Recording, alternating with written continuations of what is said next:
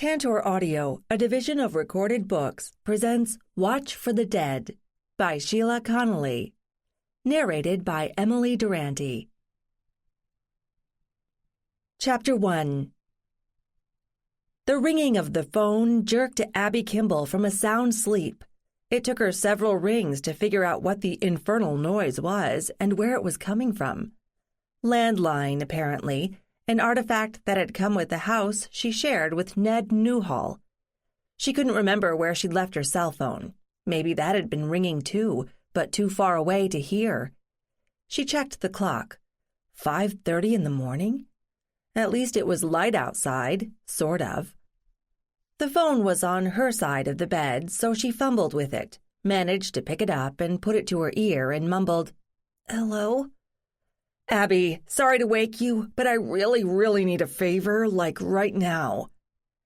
It was Leslie Walker, her former employer and one-time fiancé of Ned Newhall, who had by now raised himself up on one elbow and was watching Abby's face for clues. "Is something wrong, Leslie?" she asked. "Well, yes, kind of. George is having a gallbladder attack. He's had them before, but the last time his doctor said the gallbladder would have to come out if it happened again." "Okay," Abby said cautiously. She didn't see any role for her in Leslie's husband George's gallbladder problems. "What do you want me to do?" "Can you take Ellie for the next few days? Petey's off on a camping trip with my sister Bonnie and her family. Ellie's day camp ended last week, but school doesn't start until next week. I have no idea how George will feel when he gets back, but he could probably use some peace and quiet for a few days. Ellie likes you. Do you mind?" "Of course not. I'll be happy to keep her for as long as you like. We can find some fun things to do. Should I come pick her up?" "No, the hospital is over near you, so I can drop her off on my way. Let me call George's doctor and I can give you a time, if that's all right." "Of course it is. I didn't have any plans, and I'd be happy for Ellie's company." "You're a lifesaver, Abby. I'll get back to you." Leslie hung up abruptly. Abby wondered briefly if Leslie had told her the whole story. She'd known Leslie for nearly a year now, and she'd never heard her sound this rattled. Abby plumped up her pillow and lay back. "What?" Ned asked. "George is having gallbladder problems and will probably need surgery. Petey's off camping, but Ellie's at loose ends until school starts. Leslie asked if we could look after her." "And you told her that was fine, right?" "Of course I did. Ellie is fun to be with, and we can go play together. You want to play too?" "Maybe for a day or two, but we're in the middle of a big project at work, and I can't just duck out," Ned said. "But you're the boss," Abby protested. "Yes, and that makes me responsible. It's not like I planned it this way, but this is a whopping big project and the client wants it ASAP. I can't say no." "That's okay. I understand. Ellie and I will find some way to amuse ourselves." Abby meant it when she said she liked Ellie, and that was for more than one reason. The first was that Ellie really was a good kid, smart and funny, and old for her 8 years, which sometimes made her impatient with her classmates and friends. Second was that Ellie was Ned's biological child. He'd helped Leslie out when she and George had found they couldn't conceive, although he had played no active part in their lives until Abby had been thrust into the scene. But Leslie hadn't yet told Ellie about her link to Ned, although Abby had a suspicion that Ellie suspected something out of the ordinary was going on. Third, Abby and Ellie and Ned shared the unusual ability to see dead people. Not all dead people, and not at random, only the ones from whom they were descended, with whom there was a genetic link. But there were a lot of those in Massachusetts. Ellie had been struggling to understand and to put into words what had been happening to her until Abby had figured it out, which had precipitated the big blow-up with Leslie, who most definitely did not share this ability and didn't want to deal with it at all.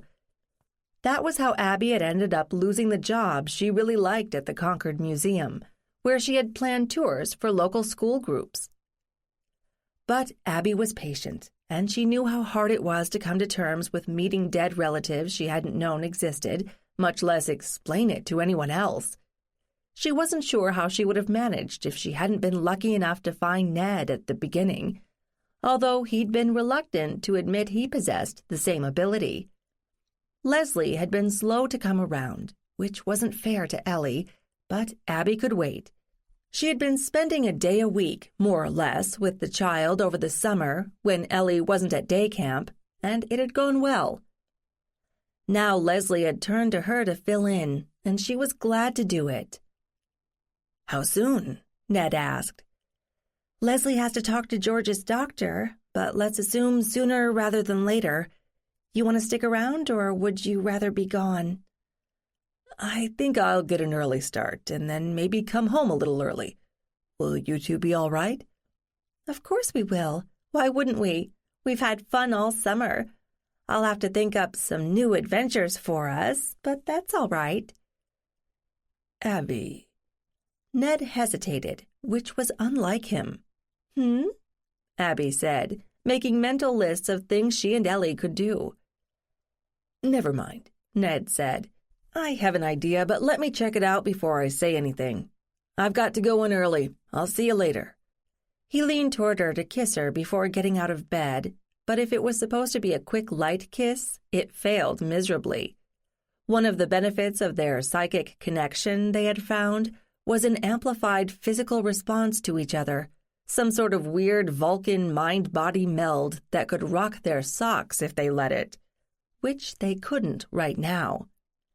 Abby broke it off first and gave him a gentle push. "See you later, love." Ned went down the stairs, and Abby heard him clattering around the kitchen before leaving. She managed to squeeze in a quick shower and was dressing when she heard a car pull up. Looking out the window, she saw that it was Leslie helping Ellie out of the car with a backpack and a small tote. Abby hurried barefoot down the stairs and greeted them at the front door. "Hi, Leslie. Hi, Ellie. What—" "Don't have time to talk. George is in the car. I'll call you when I know anything," Leslie blurted out in one breath. Then she stopped herself and took the time to inhale. "Ellie, I'll talk to you later. Be good for Abby, please." Ellie looked up at her with a preview of what her snotty teenage expression would be in a few years. "Yeah, Mom. You don't need to tell me. Take care of Daddy, will you? I'll be fine." "I know you will, Pumpkin." Leslie kissed the top of her daughter's head. "Talk later." She glanced quickly at Abby. "Thanks for doing this." "No problem. I hope George will be okay." "We've got to get there first," Leslie said, already halfway down the stairs. Abby waited, her hand on Ellie's shoulder, until Leslie's car had pulled away.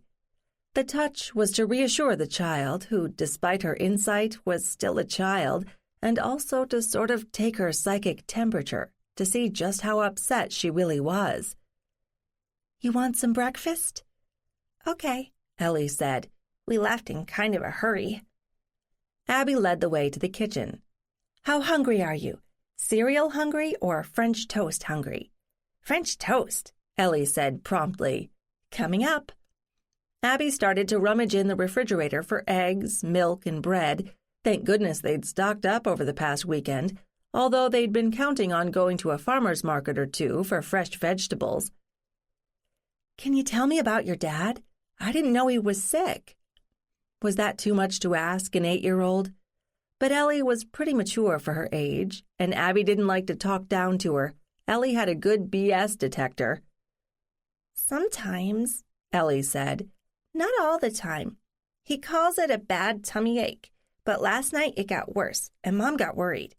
Will he be all right?" "I think so. I've had friends who had the same problem. You know what they did?" Ellie shook her head. "The doctors made a little tiny hole in his abdominal wall, and they stuck in a tube thing with a pair of scissors or something, and another tube thing with a tiny light, and they snipped the gallbladder out, all through a 1-inch incision." "Cool. Can you live without a gallbladder?" "Sure. You just have to be careful about what you eat. Not too many fatty foods." "So I don't know how long you'll be staying here. Could be just overnight. Sometimes, if it's easy surgery like I described, they'll send the patient home the same day or the next one. Or if it's more complicated, you might be here for a week. Is that okay? Ellie shrugged. Yeah, I like doing stuff with you. And Ned. Is he going to be around? Part of the time. He has to work. He works a lot, Ellie said. Yes, he does. He owns and manages the company, so he's responsible for what goes on there. But he also likes what he's doing, which is a good thing. But what does his company do? That wasn't easy to put into terms a third grader could understand. To be honest, Abby couldn't describe it very well herself. He analyzes things to see what they're made of. He works with a lot of scientists. Have you had science in school yet? I don't like school much, Ellie told her, looking mutinous. Why not? It's boring. Everybody else is so slow. They're reading like baby books. I read a lot faster than they do. As Abby beat eggs and added milk and a dash of cinnamon and a splash of vanilla, she wondered if it was time to revisit the idea of a private school. With Ned's help, Leslie and George could afford it, but Leslie had expressed a reluctance to take Ellie out of what she considered normal school. Abby could understand that viewpoint, but Ellie was somewhere beyond normal and might benefit from greater individual attention. Leslie should have a better understanding of that now. But that issue was something to discuss later, not this week, with George's problems and with school starting in a little more than a week. Maybe we need to find you some non-school activities. What do you like to do? I like computers, and I like art. That gave Abby an idea, the perfect intersection of technology and art. Do you have a camera? Only the one on my cell phone, and I'm not supposed to use the phone unless I need to get in touch with Mommy or Daddy, not just for fun. Well, maybe we could get you a basic camera, and you could experiment with it. You can upload the pictures to a computer and edit them if you want to, so you can tell how you're doing. Cool. Can we look for one today? Why not? I didn't have anything planned for today. Why not? Ellie asked her, tilting her head. Mommy has a job. Didn't you used to work at the same place? Yes, and I'll probably get a job again sometime. I like working with kids, but I'm not sure I want to be a teacher. Does Ned have a lot of money? Oh, crap, Abby thought. Another conversation she wasn't prepared to have right now. But she couldn't lie. Yes, compared to a lot of people, he does. But he's earned it all himself with his company. Some people inherit money from their families, but not him. If you're asking if he's supporting me, the answer is yes. But not forever, I hope. I like to work. It makes me feel useful. Why do you ask, Ellie? Sometimes Mommy and Daddy argue about money and how much things cost, like how they're going to pay the hospital bills and stuff. I'm sorry to hear that. And I'm pretty sure they didn't intend Ellie to hear it. But lots of people have problems with big bills like that. Things have a way of working themselves out. And I need to talk to Ned about helping them somehow, if Leslie would even consider taking anything from us, Abby added to herself. Okay, so finish up, brush your teeth, and we'll go see if we can find a camera for you. Oh, maybe we should fix up a bedroom for you. Which one do you want? The one overlooking the cemetery out back. Why was she not surprised? Chapter 2. As they made the bed in Ellie's bedroom of choice, Abby tried to figure out where to go to find a camera. She had a point-and-shoot camera that suited her, but she didn't ask much from it. She wanted to record events, not create art. Ellie was young, but she was careful with her possessions, so she should have something better than a child's camera made of pink plastic. Digital, definitely. Did anyone still make film anymore? The way Abby saw it, she had two choices. Either go to a big box store, where they'd have a reasonable selection and at reasonable prices, or take Ellie to the only true camera store that seemed to exist these days, In Newton somewhere, or so she'd heard. She was pretty sure that someone there would have the expertise to talk with Ellie and find out what she could handle. It might cost a bit more, but the advice was worth something. Abby booted up her computer and searched for directions to the store. Once they were out in the car, Ellie turned to Abby. "Where are we going? A mall? Which one?" "No, not a mall. A real camera store in a town." "Really? There is such a thing?" "Yes, a few have survived, Ellie. I want someone you can talk to about what kind of pictures you want to take and what you would need to do that." "Okay." Ellie settled into her seat and dutifully fastened her seatbelt, while Abby did the same. The camera store was no more than half an hour away. They parked on the street running alongside it and crossed the street to the entrance. Ellie reached the door first and opened it eagerly. Abby followed more slowly and paused just inside to scope things out, but it was immediately clear that the right side was where all the cameras were, more than she ever remembered seeing in one place, ranging from simple to elaborate. Ellie was already there, peering into one of the glass-fronted cases, her eyes gleaming. A guy who couldn't have been older than 20 came out from the back of the store. "What can I help you with?"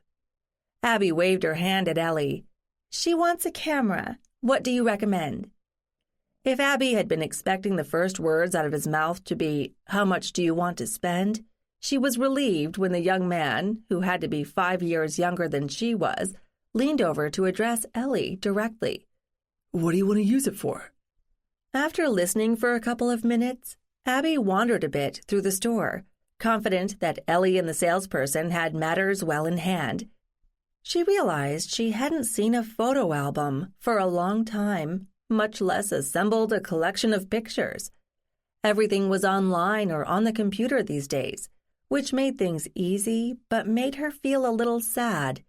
Sure, you could share your virtual album on a monitor or television screen, but it wasn't the same as snuggling with someone else and leafing through an old album together, commenting on the strange hairstyles and funny-looking cars and old pictures. She felt that those little pieces of history should be physical, something you could hold, which she realized was inconsistent because she was seeing her deceased relatives in front of her when she knew full well that they couldn't be touched, because only their images lingered, not their forms. "Abby?" Ellie was tugging on her arm. "You find something, Ellie?" "Yeah, come see." Ellie all but dragged her back to the counter. "Look at this," she said, picking up a camera about the same size and shape as Abby's, but with more buttons and dials. Ellie confidently explained what most of them did, holding the camera up now and then so Abby could look through the view screen. Abby had only a vague grasp of what Ellie was talking about, but she knew one thing: she'd come to the right place, and Ellie was more than ready to leapfrog right over a starter camera. When Ellie finally ran out of steam, she said, "Is it okay? I mean, we afford this?" "Let's find out." Abby turned to the sales clerk. "How much is it?" "All in? I mean, with a rechargeable lithium battery and a card that holds lots of pictures and a case?" When Abby nodded yes, he named a figure that made her gulp, but only once. The camera looked so deceptively simple. Maybe she could tell Leslie it cost only half the actual price, and Ellie seemed so at home with handling it. "Okay, let's do it." Abby swallowed again as she fished in her bag for her wallet and credit cards. 5 minutes later, they emerged, blinking in the bright sunlight. Thank you, Abby," Ellie said, almost bouncing with excitement.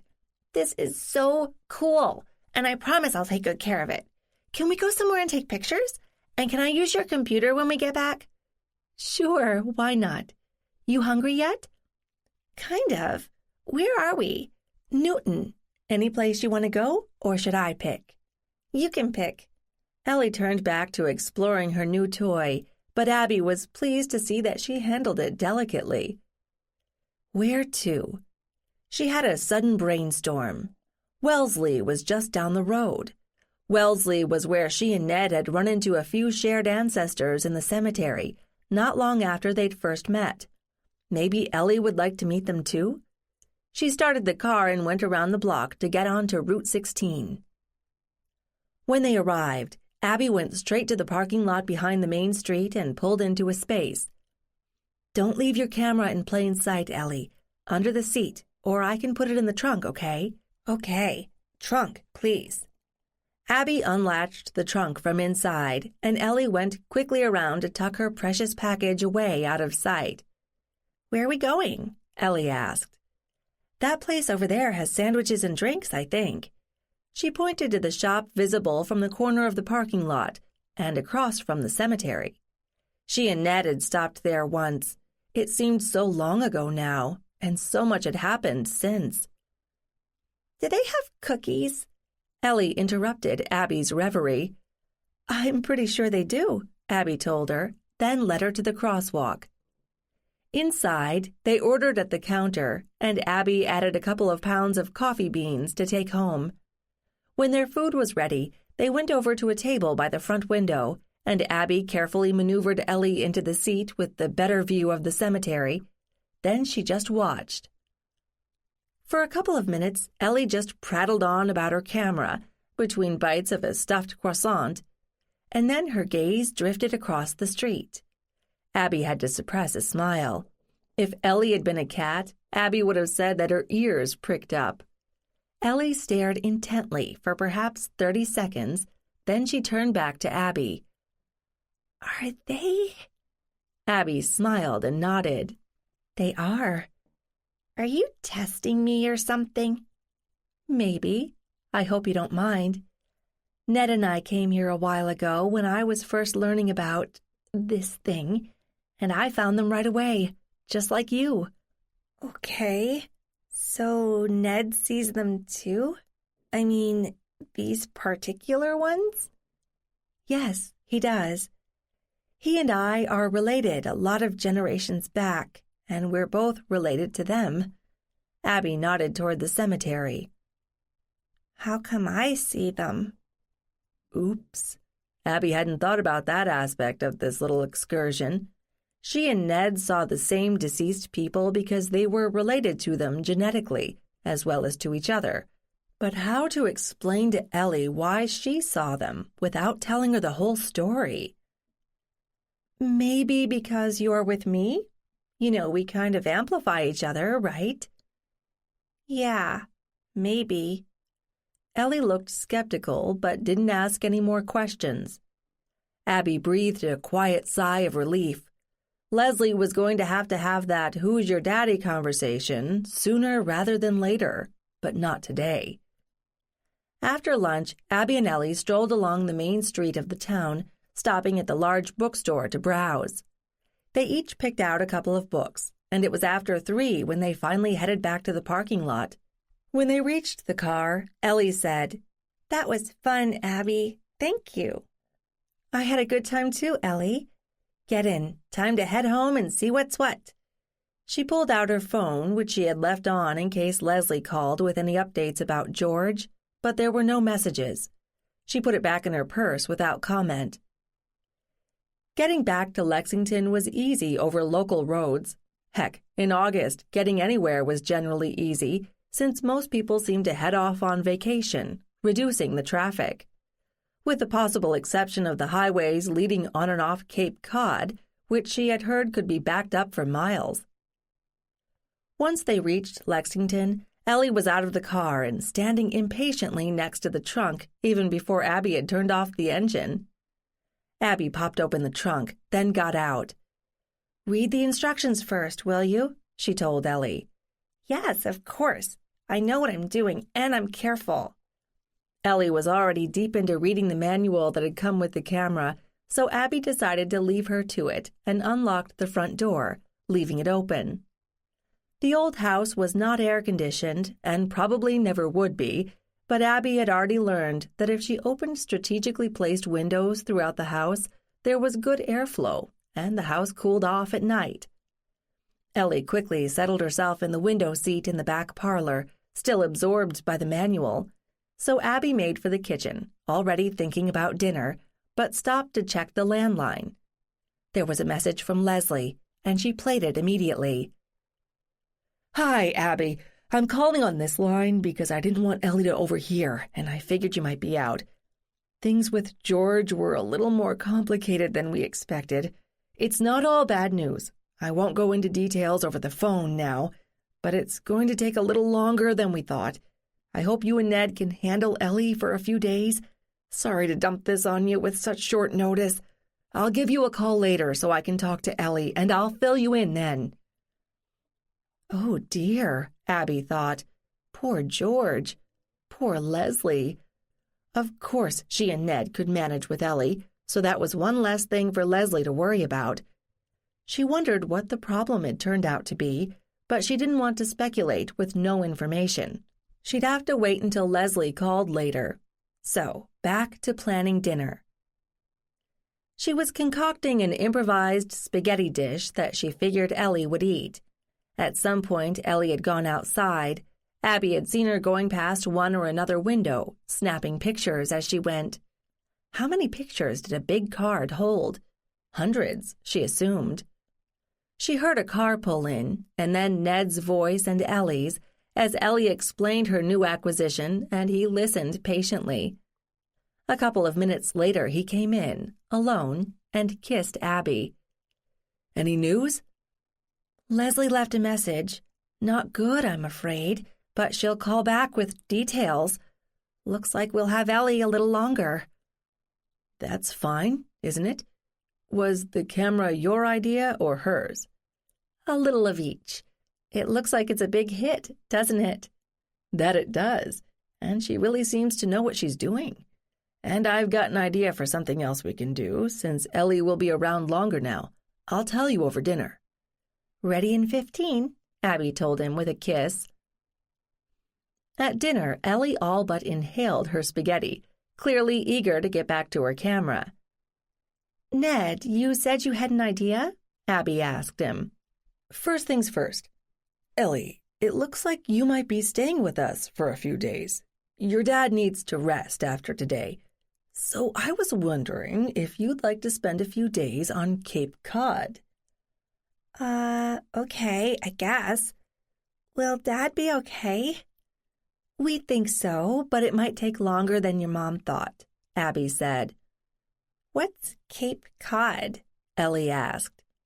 It's that funny curved piece of land that juts out into the sea at the south end of the state. It's been settled since the first colonists arrived, but now it's a popular place to take vacations. Lots of beaches and touristy things. Oh, okay, Ellie said, apparently satisfied. Abby turned to Ned. I'd always heard that everything on the Cape was booked up by January. Do you know a place? I've got a friend who has a house there, in West Falmouth, right on a harbor. You're right, usually it would be booked for all of August.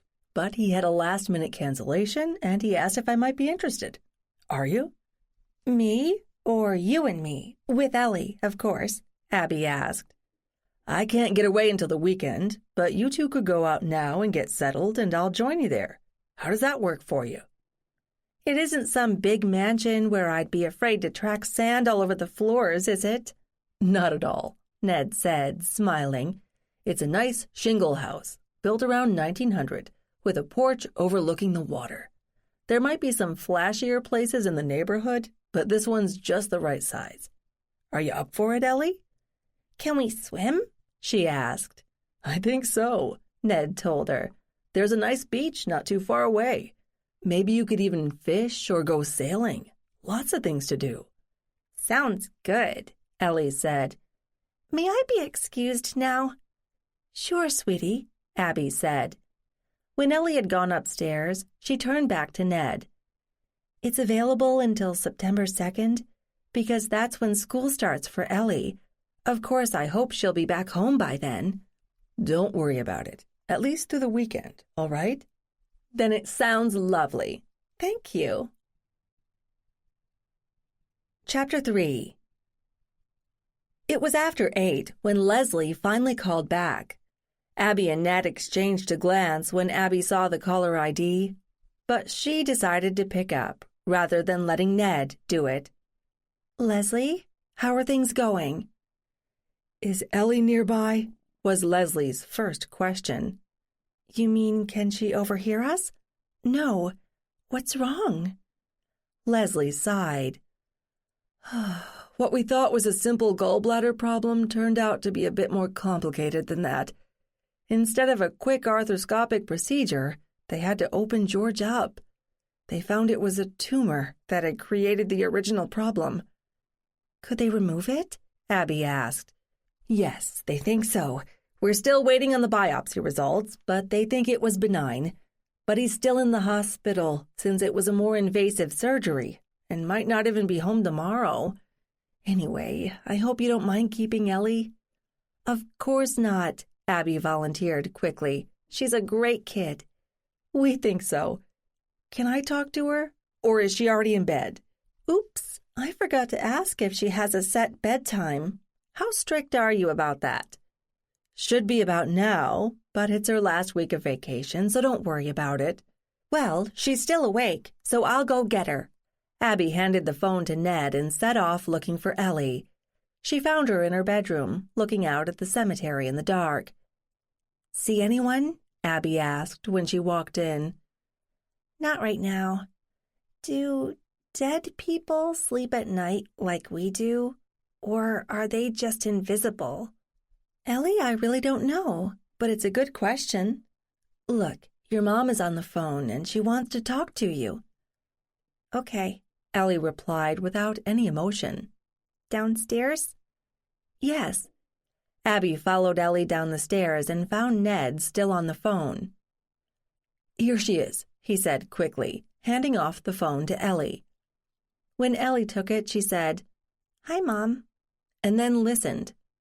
Whatever Leslie was telling her went on for quite a while. Ellie didn't ask any questions, but said, "Uh-huh," a couple of times. After a few minutes, she handed the phone back to Abby. "She wants to talk to you again." Leslie cut straight to the point. "I told her to behave herself and do what you and Ned tell her. I'll stop by in the morning with some more clothes for her on my way to the hospital." "How much did you tell her?" "About George? Only that he can't come home right away, and when he does, he's going to have to take it easy." "Okay, I'll stick to that. Anything else I need to know about her? Food allergies? She hates baths?" "Nothing important. She's not allergic to bee stings and such, and nothing like asthma. Just a normal, all-around kid, except for that thing of yours." Abby decided to ignore the dig. "Bring a bathing suit. We might find a place to swim." Abby decided not to mention the Cape, since she wasn't sure they'd actually go. "She should like that. Take sunscreen." "Of course." "Look, I've got to go. I'm exhausted, and I need to get some sleep before tomorrow morning. If I remember anything else, I'll let you know then, okay?" "Fine. I'll keep my cell on. Take care of yourself, Leslie, and let me know if you need anything else." They hung up at the same time. Ellie hadn't left the room, but was hovering around the corners, trying to look invisible. Abby took a wild guess and assumed that she wasn't buying her mother's "everything is okay" message. "You want some ice cream?" "Good job, Abby. When somebody is upset, bribe them with sugar and carbs." "Okay," Ellie said with little enthusiasm. Abby led the way to the kitchen and dragged out a gallon of ice cream. "Vanilla, I'm afraid, but we might be able to find something to add to it." "Sprinkles?" Ellie asked with a bit more interest. "We'll find out." Abby insisted on eating in the kitchen until she was sure that Ellie could handle sprinkles without spilling them all over the floor. It turned out not to be a problem. "Is Daddy really sick?" Ellie asked. Abby sighed inwardly. Clearly, Ellie picked up on signals a lot of kids her age would miss. Heck, a lot of adults Abby knew would miss them too. "Sweetie, we just don't know yet. I don't want to pretend everything is fine, but I don't want you to worry too much either. We'll just have to wait and see. But your mother or I will tell you as soon as we know anything, all right?" Ellie nodded without comment and turned her attention back to her ice cream. Ice cream consumed, Abby decided to skip the bath and put Ellie to bed. Ellie didn't object, and even brushed her teeth when Abby found her a new toothbrush. In the bedroom, Ellie said, "You have any books?" Abby laughed. "Of course I do, although I'm not sure we've unpacked a lot of them. What do you like to read?" She was pretty sure there weren't a lot of kids' books in the house, but she'd been reading well beyond her grade level at Ellie's age. "You have The Hobbit?" "In fact, I do. Have you read it?" "Yeah, a couple of times, but I like to reread things sometimes. It's a nice book." "That it is. Do you want me to read it to you?" "No, I can do it myself. It helps make me sleepy." "Then let me go find it." Abby darted down the hall to the bedroom she and Ned shared, amused that Ellie shared her affection for the book. She'd read it many times and had made a habit out of rereading the whole Tolkien set every summer since the first time, a decade before. It was easy to find. She grabbed it off the shelf and returned to Ellie's room and handed it to her. "Here you go." "Thank you, Abby. I'll be all right now. You don't have to stay." "Okay," Abby said dubiously. "Do you want me to leave the door open? Maybe leave the hall light on?" "Just a crack, please. Do you wake up early?" "Yes, I do. It's peaceful here in the morning. If you're not awake, do you want me to wake you up?" "Please, I can help you with breakfast." "Then I'll see you in the morning. Good night, Ellie." "Good night, Abby." Abby slipped out and pulled the door nearly shut, then went back downstairs. Ned was sitting in the front parlor. "Did Leslie say anything more to you?" Ned shook his head. "Not really. She was pretty distracted." "She's worried. She didn't happen to say whether there was anything we shouldn't say?" "No. She trusts us, I think." "It's just that I don't want to lie to Ellie if she asks me a direct question. Kids can always tell when you're lying." "I know, but sometimes they're afraid to ask the really big questions. They might not really want to know the answers." "I get it." Abby sat next to him on the couch. "So, what about this house on the Cape? What do we need to do?" "My pal, his name's Daniel Eldridge, uses a local rental agency to oversee the place, since he doesn't live on the Cape. He said he'd give them a call and let them know you'll be coming, and they'll let you in. Otherwise, the place was already cleaned, ready for the next tenants." "Have you been there?" "A couple of times, for parties." "Do you know the Cape?" "Not really. I drove out to Provincetown once with friends just to see it, but I've never spent any real time there." "I'm told there will be basic food supplies in the house, enough to get you two started anyway, and of course you can go shopping. I warn you, the roads can get pretty crowded in tourist season, so allow plenty of time to get where you're going." "Maybe I'll just wait for you to go sightseeing," Abby said, snuggling up against him. "If you want. You'll be close to Woods Hole, which might interest Ellie. Oh, and I should warn you, there's no television in the house." Abby recoiled in mock horror. "What about Wi-Fi?" "Yes, for good or ill. My friend is kind of an internet addict, and he can't live without it, and he assumes everyone else feels the same way. So if you get desperate, you can watch stuff on your laptop." "I'd rather not. We can take plenty of books along." "Yes, and there are a couple of good bookstores in the area." "Ned, don't worry about us. We'll be fine." "I'm sure you will," Ned said, putting his arms around her and leaning his chin on her head. "It's a nice place, off the main road, so it should be fairly quiet. There's a beach with a lifeguard a couple of miles away if you want to swim. There's another beach on a spit on the other side of the harbor, but that's kind of private property. I think you can walk on the beach there, but no swimming." "I'm sure your friend and his agency will have an extensive list of do's and don'ts waiting for us. Stop worrying." "I wish I could be there with you," he said wistfully. "So do I, but you'll be joining us, right?" "If all goes as planned." Abby thought he didn't sound very sure, but his proximity was nearly overwhelming, and she didn't want to talk anymore. The next morning, Ellie's bed was empty and neatly made when Abby checked, so she went on down the stairs to find Ellie in the kitchen taking pictures of an egg. "Hi, Abby," Ellie greeted her. "I was going to make something, but then I figured I didn't know where everything was, and I didn't want to wake you up, so I decided I could take some more pictures. It's kind of cool to take really close-ups of things, you know? Like if you get right up to the egg and take a picture, you wouldn't even guess it's an egg." "That sounds like fun. What would you like to eat?"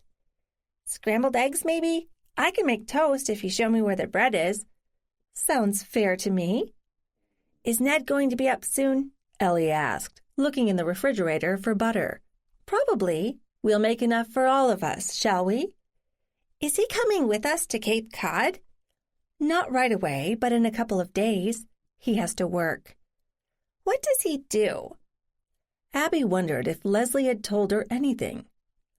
"Well, he's a scientist, and he runs a company that analyzes DNA and does chemical tests on a lot of other things. Do you know what DNA is?" "Kind of. What's he looking for?"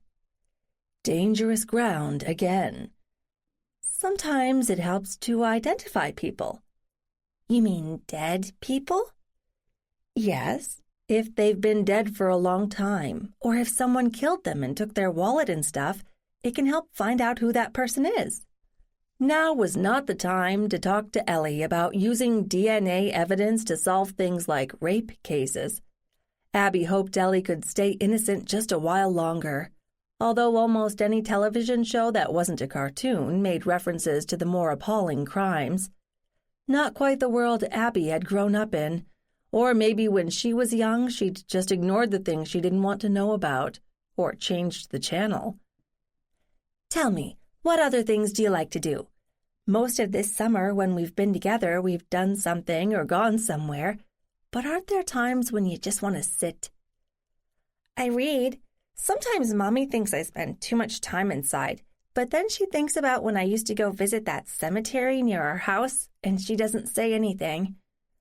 "Are there cemeteries on Cape Cod?" "Of course, love. People die everywhere." "Do you know anybody there?" Ellie asked. Abby was both amused and dismayed. She knew exactly what Ellie meant. Did Abby know any dead relatives who had died on Cape Cod? But what kind of 8-year-old asked questions like that? "Not that I know of, but I haven't been looking long. Do you really want to visit graveyards on your vacation?" Ellie shrugged. "I like them." "Well," Abby thought wryly, "at least they won't be crowded with tourists." She heard a knocking at the front door, followed quickly by the sound of Ned coming down the stairs. Shortly after that, he led Leslie into the kitchen. "Hi, baby," Leslie said, going straight to her daughter. "Hi, Mom," Ellie said. "I'm helping Abby make breakfast." "Good, good. I brought you some clothes." "How's Daddy?" Ellie asked. "He's okay. Kind of weak and tired. He's still in the hospital, but he should be coming home today or tomorrow. Don't worry about him, okay? You just have fun with Abby and Ned, and I'll see you in a couple of days. And I'll call you and talk to you. Come on, give me a hug." Ellie got out of her chair and hugged her mother, but it was Leslie who hung on longer. Finally, when she let go, Leslie said, "You have your phone, right? You can call me if you need me." "Yes, Mom, I have my phone. You take care of Daddy." "I'll do that." Leslie straightened up and turned to Abby and Ned. "Thanks again. I'll let you know when I know anything more.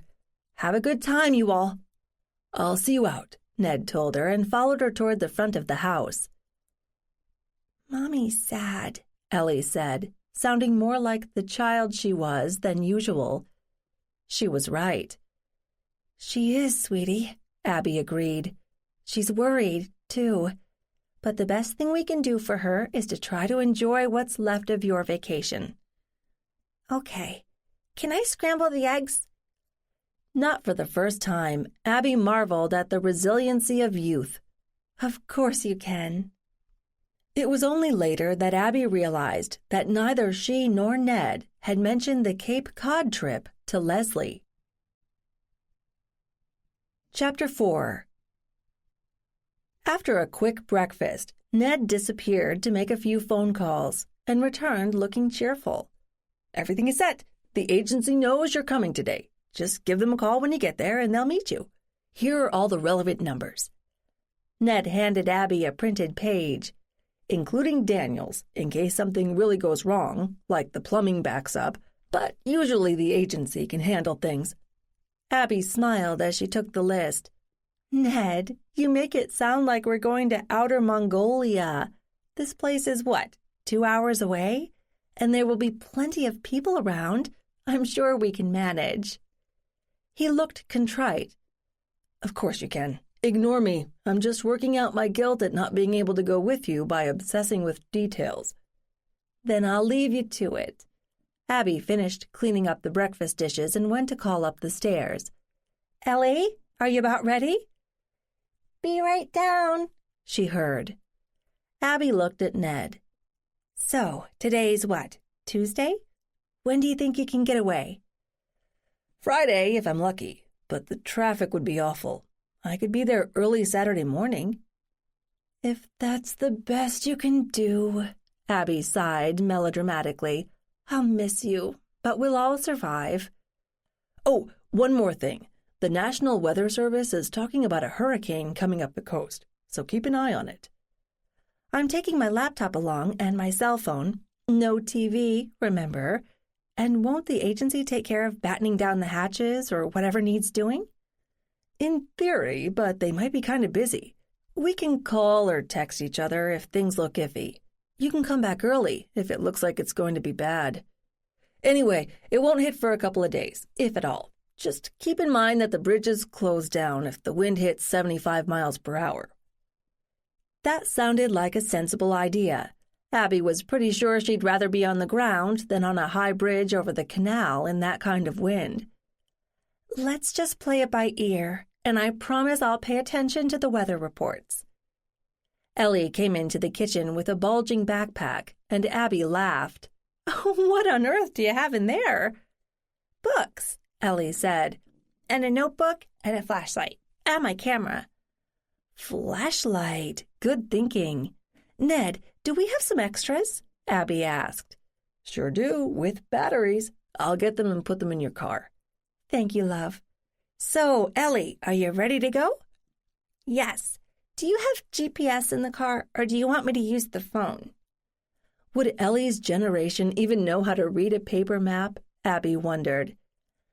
"No to the GPS, because my car is not real new, but I do have a map, whichever works for you. Where we're going is less than 2 hours away, so we've got plenty of time, even if we get lost." "Are you renting a house?" Ellie asked. "No, just borrowing one. I've never seen it." "You have seen the ocean, right, Ellie?" "Yeah, sure. Sometimes Mommy and Daddy and Petey and me, we go to the beach for a day, but we've never stayed over." "Well, this should be fun. Let's go." Abby led the way to the front door. Ned had just finished stowing their stuff in her car. Not that there was much. She had a large tote with very casual clothes, her only bathing suit, several years old, a sweatshirt she'd thrown in at the last minute, plus some books and her laptop with its charger cord. Not exactly roughing it, since they were going to a comfortable furnished house with a view, which someone else had cleaned and stocked. Abby tried to remember the last time she had taken a real vacation, one of those where your only goal was to relax and have fun, and came up blank. How sad was that? Now she'd been presented with the perfect opportunity, thanks to George's unexpected illness. And then she immediately felt guilty. She liked George, and he was a good father to his kids. He didn't deserve to have a serious medical problem. It was clear that Leslie was worried, although she wasn't about to say as much, especially not in front of Ellie. But the very fact that she had entrusted Ellie to Abby's care said volumes. Leslie had been cautious from the beginning about leaving Ellie with Abby, and Abby could understand why. She and Ellie shared something rare that Leslie could never be part of. It wasn't her fault, and if it hadn't been for a series of coincidences, Abby might never have met Leslie, much less her daughter, and discovered that Ellie and she were linked in more than one way. But now they all knew, and Abby continued to believe that Ellie would be better off with someone like herself in her life to shepherd Ellie through dealing with this peculiar seeing ability, though Abby was still trying to explore it herself. It was complicated, even without adding Ned to the mix, and she didn't know anybody else to ask. She hadn't exactly been broadcasting for people with this thing. Abby kissed Ned goodbye, then added, "I'll call you when we get there. Ellie, in you go." They both climbed into the car, and Abby checked how much gas she had. It should be enough. Now for the open road. "Ellie, what do we do first?" "Go out the driveway?" Ellie looked slyly at Abby, and Abby laughed. "Good, can't forget that." It was, by anybody's standard, a beautiful New England day. There had been some hot spells in July, but as usual, August brought cooler nights. Of course, August also brought storms, and that risk could last as late as November. That had always been true, but it seemed that since people had started talking about global warming, the storms had gotten worse, bigger and longer lasting, and more destructive. Still, Cape Cod had been standing up to ocean storms for centuries now, and most of its old houses had survived. The old carpenters had built them to last. "What do you know about Cape Cod, Ellie?" Abby asked once they were pointed in the right direction. "It looks like a bent arm," Ellie said. "It does. It's easy to find on maps, isn't it? Or aerial photographs." "You have to take a bridge to get there now, right?" "Yes, there are two, not counting the railroad bridge. There have been bridges there for a long time, but the ones that are there now date from the 1930s. We are taking the southern one, called the Bourne Bridge." "Are they safe?" Ellie asked nervously. "Because they're kind of old." "Sure they're safe, or the state wouldn't let people use them. Although they might have a riot on their hands if they shut down one or the other bridge." "You know what the bridge goes over?" "Water?" Abby had to check if Ellie was joking. It appeared she was. "Yes, of course. It's the Cape Cod Canal, which was built by people, although there was always some kind of waterway there. Did you know that the water flowing through the canal changes direction when the tide changes?" "No, Abby, I did not know that," Ellie said patiently. "Are we going to talk about stuff like this for days? You sound like my teachers." "I'll take that as a compliment. But no, we're going to have fun. What do you want to do?" "You asked me that before, and I still don't know what there is to do. I like to collect shells on beaches. I don't much like to swim in the ocean because it keeps moving and there are things under the water."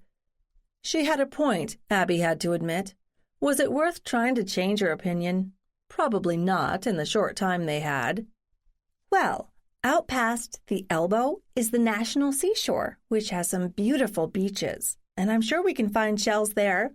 There's at least one lighthouse, at Chatham, I think, and there's a glass-blowing place in Sandwich that gives tours.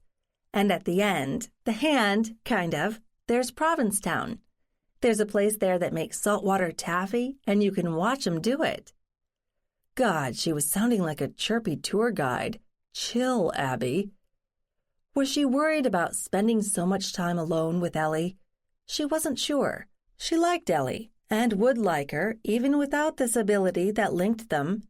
But she wasn't sure what effect being together for so long would have on that link.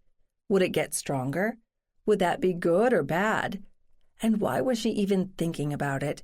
To the best of her knowledge, neither she nor Ned had any relatives on Cape Cod, living or dead, so they weren't likely to run into any residual visitors. "And I think there's a seaweed museum, too," Abby added as an afterthought. Ellie looked at her incredulously, then burst out laughing. "You made that up."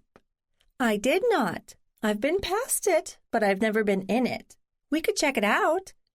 They made silly talk for the next hour or so as Abby navigated the highways. Finally, they came to the Bourne Bridge. "The bridge," Abby said. "Yup," Ellie replied. After a few more seconds, she said, "The canal." "Yup," Abby said. "That about covers it." Now we look for Route 28, which used to be called the Cranberry Highway. One roundabout and then another, and Route 28 became narrower until it became a 2-lane local road. "You have the instructions that Ned gave us?" Abby asked Ellie. "Right here." Ellie held up the now crumpled page. "You're supposed to go like 3 miles after the road narrows and look for a road on the right called something like that. And then you turn right pretty quick onto something called Nashawatsis. Then take the first road on the left, which is Swift, and then right, and we'll be there," Ellie finished triumphantly. Close enough, Abby thought. Besides, there weren't that many roads along here. She knew the town of Falmouth was still a few miles ahead, but here it was less commercial and prettier. She found Chapahooses with no problem, catching a glimpse of the water straight ahead as she turned, and as Ellie had said, the next right was Nashawatsis. If she remembered the map correctly, they were on a little bulge of land that was surrounded on 2 sides by a harbor. A couple of the houses were large, opulent Victorians, albeit covered with weathered shingles, but the majority were smaller summer homes, not primary homes. She hadn't given it any thought, but she realized that Ned could afford a place here, or maybe anywhere else if that's what they wanted. Did they? "Left, Abby," Ellie reminded her. "Then right." Abby followed directions, which could be measured in feet, and pulled up behind a modest shingled house facing the water. The number painted on a plaque attached to the wall matched the one Ned had given her. They had arrived. Ellie was already out of the car, eager to explore. Abby followed more slowly, rummaging in her bag for her cell phone. "Ellie, you have that piece of paper?" "On the seat," Ellie called back over her shoulder. Abby retrieved the paper, then stood a moment, taking in the scene. The sun was almost directly overhead, but there was a nice breeze coming from the water, bringing with it scents of salt and seaweed and maybe some dead fish. There was no one else around. Like Ellie, she was drawn toward the water and the other side of the house. The back didn't look like much, but when she came around the corner of the building, she realized why. The water side was the front. As Ned had said, it had a deep porch, supported by pillars, that ran across the entire front of the building, with a door in the center. The house was set a couple of feet off the ground, and there were steps leading up to the porch. There were plenty of windows across the ground floor, and above, 3 sets of 2 windows. How many bedrooms had Ned told her? Maybe he hadn't, but she'd bet on at least 4. A wood plank walkway led from the porch steps to a breakwater or bulkhead or something like that, and ended at the water. There were a couple of Adirondack chairs placed just behind the bulkhead for those people who preferred to sit in the sun rather than under the sheltering porch. Ellie had apparently made the circuit of the house. "Where's the beach?" she demanded. Abby looked around. I don't know. Ned said there was one nearby, back the way we came, and maybe one across the harbor there," she pointed, "on that spit of land. Let me call the agency so we can get into the house and get settled, and then we'll go exploring, okay?" "Okay." Ellie dropped into one of the chairs, and Abby wondered if maybe she should get her a hat. Otherwise, she might look like a boiled lobster after a couple of days in the sun. Abby retreated to the porch, where there were several shabby white wicker chairs, and sat before calling the number Ned had given her. Someone answered immediately, and Abby explained who she was and where she was, and was told that someone would be there in a few minutes and would meet her at the back of the house. She shut off her phone and rejoined Ellie in the sun, where she spent a few minutes basking, feeling a bit like a lizard soaking up the warmth. Ellie broke into her reverie. It's pretty here. Are the people coming to let us in? They said they would. I agree. It's nice. Peaceful. When she heard the sound of a car on the unpaved sandy road, she stood up and dusted the sand off her pants. Let's go around and meet them, okay? Sure.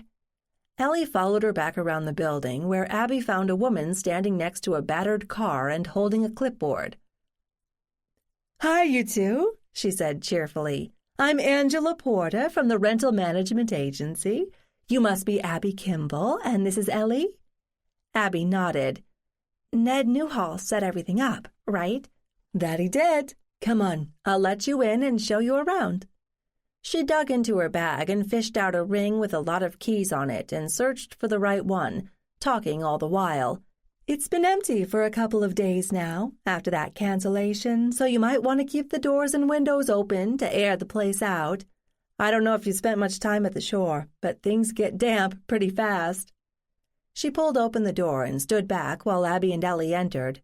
The back door led straight into a smallish kitchen. Abby paused for a moment on the threshold. There was something... But Angela kept talking relentlessly, drowning everything else out. There's basics in the fridge here to get you started. The pantry is right next door, and that's where most of the china and glassware is. There's enough here to serve an army. Dining room straight ahead, then the center hall and stairs, and living room on the other side. Sunroom beyond that. But if you got the porch, why would you need that? Angela gave a tinkling laugh. Follow me. Abby had little choice, and Ellie tailed after her.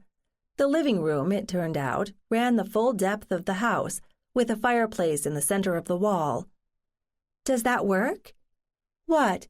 Oh, the fireplace? Yes, but I don't know where you'll find wood. Check if there's a flue to open if you try anything.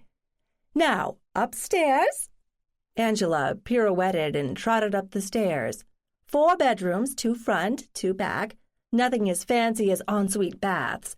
The main one is in the back between the bedrooms. Towels and linens all laid out.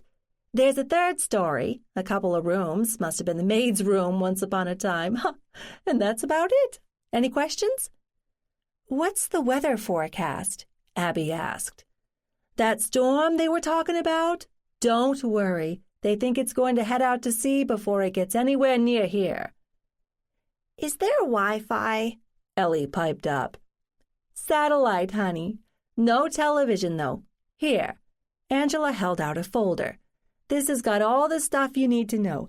Nearest grocery store, pharmacy, gas station, good restaurants, fun things to do. And if anything goes wrong, you can always call us. Our office is right down the street, and someone is there 24/7. Oh, and here are your keys. Angela handed Abby a key ring with a handful of keys. Must be for the front and back doors. Abby was feeling a bit overwhelmed by this relentlessly cheery person, although that was unreasonable since she was only trying to do her job. Thank you. I think we've got all the information we need. We'll give you a call if we need help.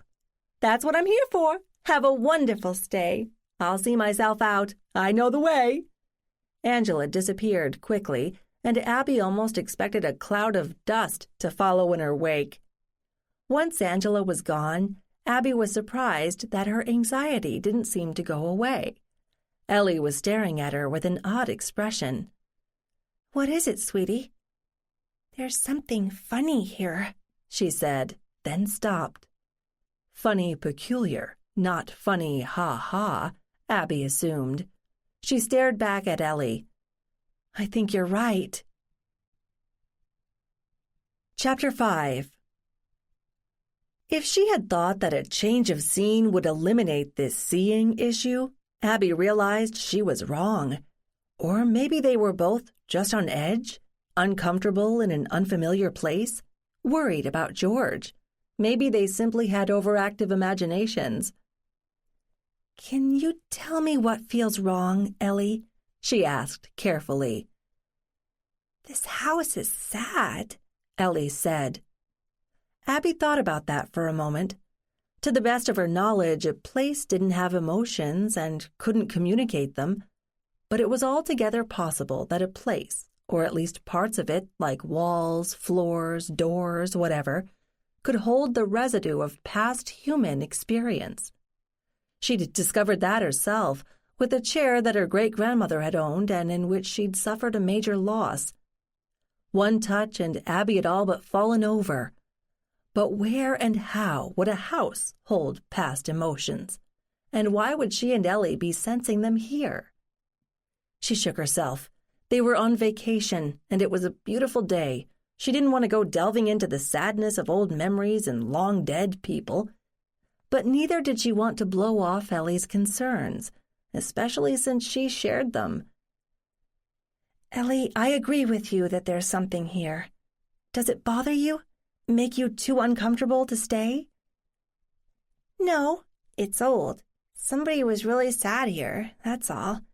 Maybe for a while. But we can stay. It's okay.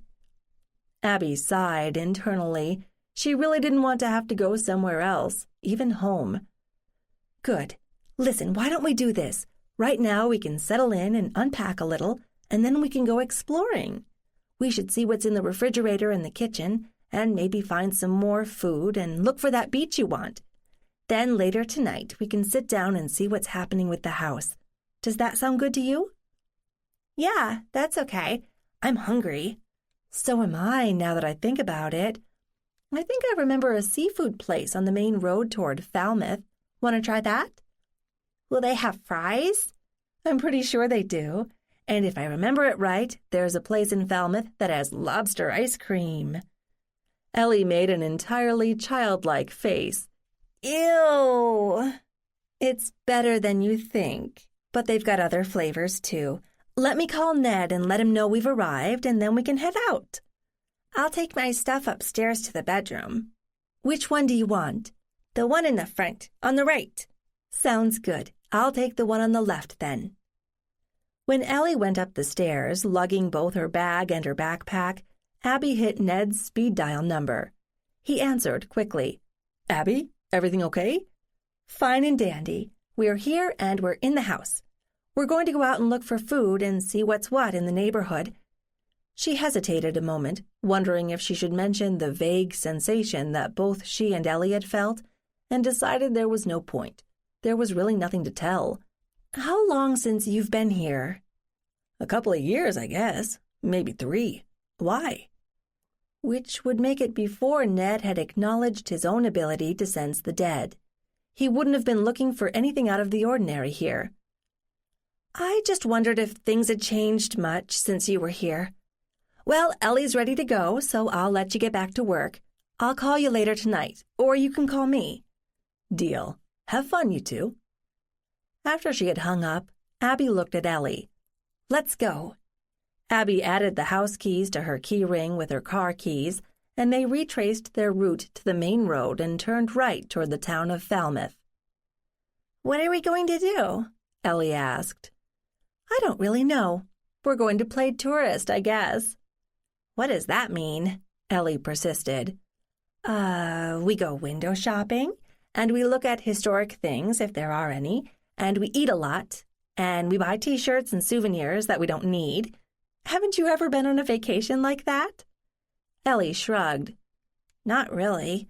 Mommy and Daddy are always busy, and Petey's been kind of little, and Mommy doesn't like to waste money on useless junk. Abby could hear Leslie saying that in her head. That was so Leslie, no patience with sentimental stuff. Abby admitted a fondness for souvenirs, some tackier than others, although she tried to keep them small to save space. Well, we're going to try being tourists. If you don't like it, we won't do it again. Deal, Ellie told her. Their afternoon was lovely, untouched by any lingering spirits. They had lunch at Seafood Sam's down the road, where Ellie pronounced battered cod as good as fish sticks. Then they went into Falmouth and parked at the far end near the library. Before they left the parking lot, Abby pointed at a statue that she thought she remembered from her sole excursion to the Cape. Let's go look at that. It's a historic statue, and you can tell your mother all about it. Who is it? Ellie said, less than enthusiastically. Catherine Lee Bates.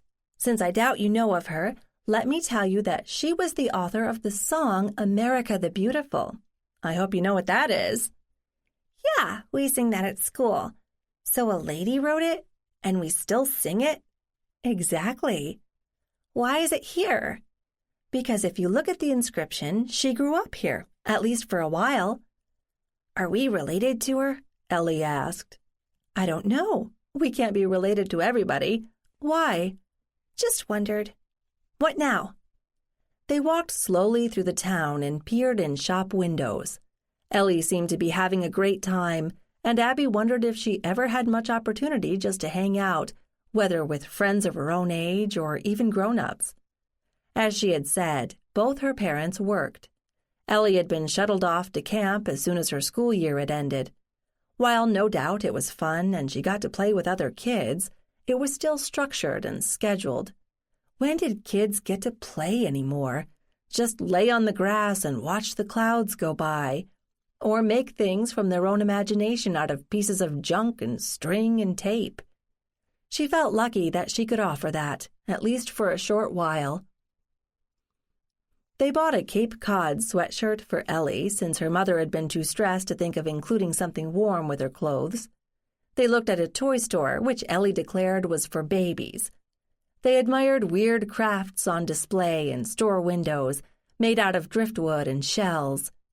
They walked as far as the triangular town green, surrounded by elegant captains' houses. Abby pointed toward the far corner. Woods Hole Oceanographic Institute is down that way a couple of miles. Would you be interested in seeing it? Ellie shrugged. Maybe. We can look up their website on the computer, and you can decide later. Okay. That seemed to cheer Ellie up. Look, there's a bookstore. They spent an enjoyable half hour at the bookstore. Abby strongly believed that it was impossible to have too many books, and emerged with their purchases. There's the place with the lobster ice cream down the block. I'm going to have some, and you can try it. You can get whatever you want otherwise. Okay, Ellie said dubiously. She ended up choosing something called salted turtle, while, as she had promised, Abby chose the lobster. Outside on the street, Abby offered Ellie a taste of her cone. Ellie took a cautious lick and said, It's okay, but I like mine better. Do you like real lobster? To eat, I mean? Ellie shook her head. They look like big bugs to me. Abby laughed. You may have a point, but I grew up eating them, so I don't think about it. Uh-huh, Ellie said darkly. We can eat other things while we're here, can't we? Of course we can. And we'd better get to the market, or we won't eat at all. The only market she had seen was close to the library where they had parked, so they stopped in there to stock up. Abby had barely glanced in the refrigerator, but she assumed they'd need something to make real meals. Ellie proved to be a helpful companion and didn't complain about most of Abby's choices. It looked like they'd be eating a lot of chicken and hamburgers over the next few days, since Ellie more or less vetoed seafood. Did you notice if there was an outdoor grill at the house? Abby asked. Yes, in the back, the side toward the road, outside the kitchen. Okay, then we can grill. Maybe there's a farmer's market somewhere nearby where we could get corn and stuff. We can look it up and find out when it's open. Okay, we done yet? Just about. What do you want to drink? Abby hoped Ellie wouldn't name some sugary soda because she had no idea what Leslie thought about that, but she was relieved when Ellie said, Juice, cranberry, there are all kinds now. Then pick out a couple and we can check out. It was after 5 when they returned to the house.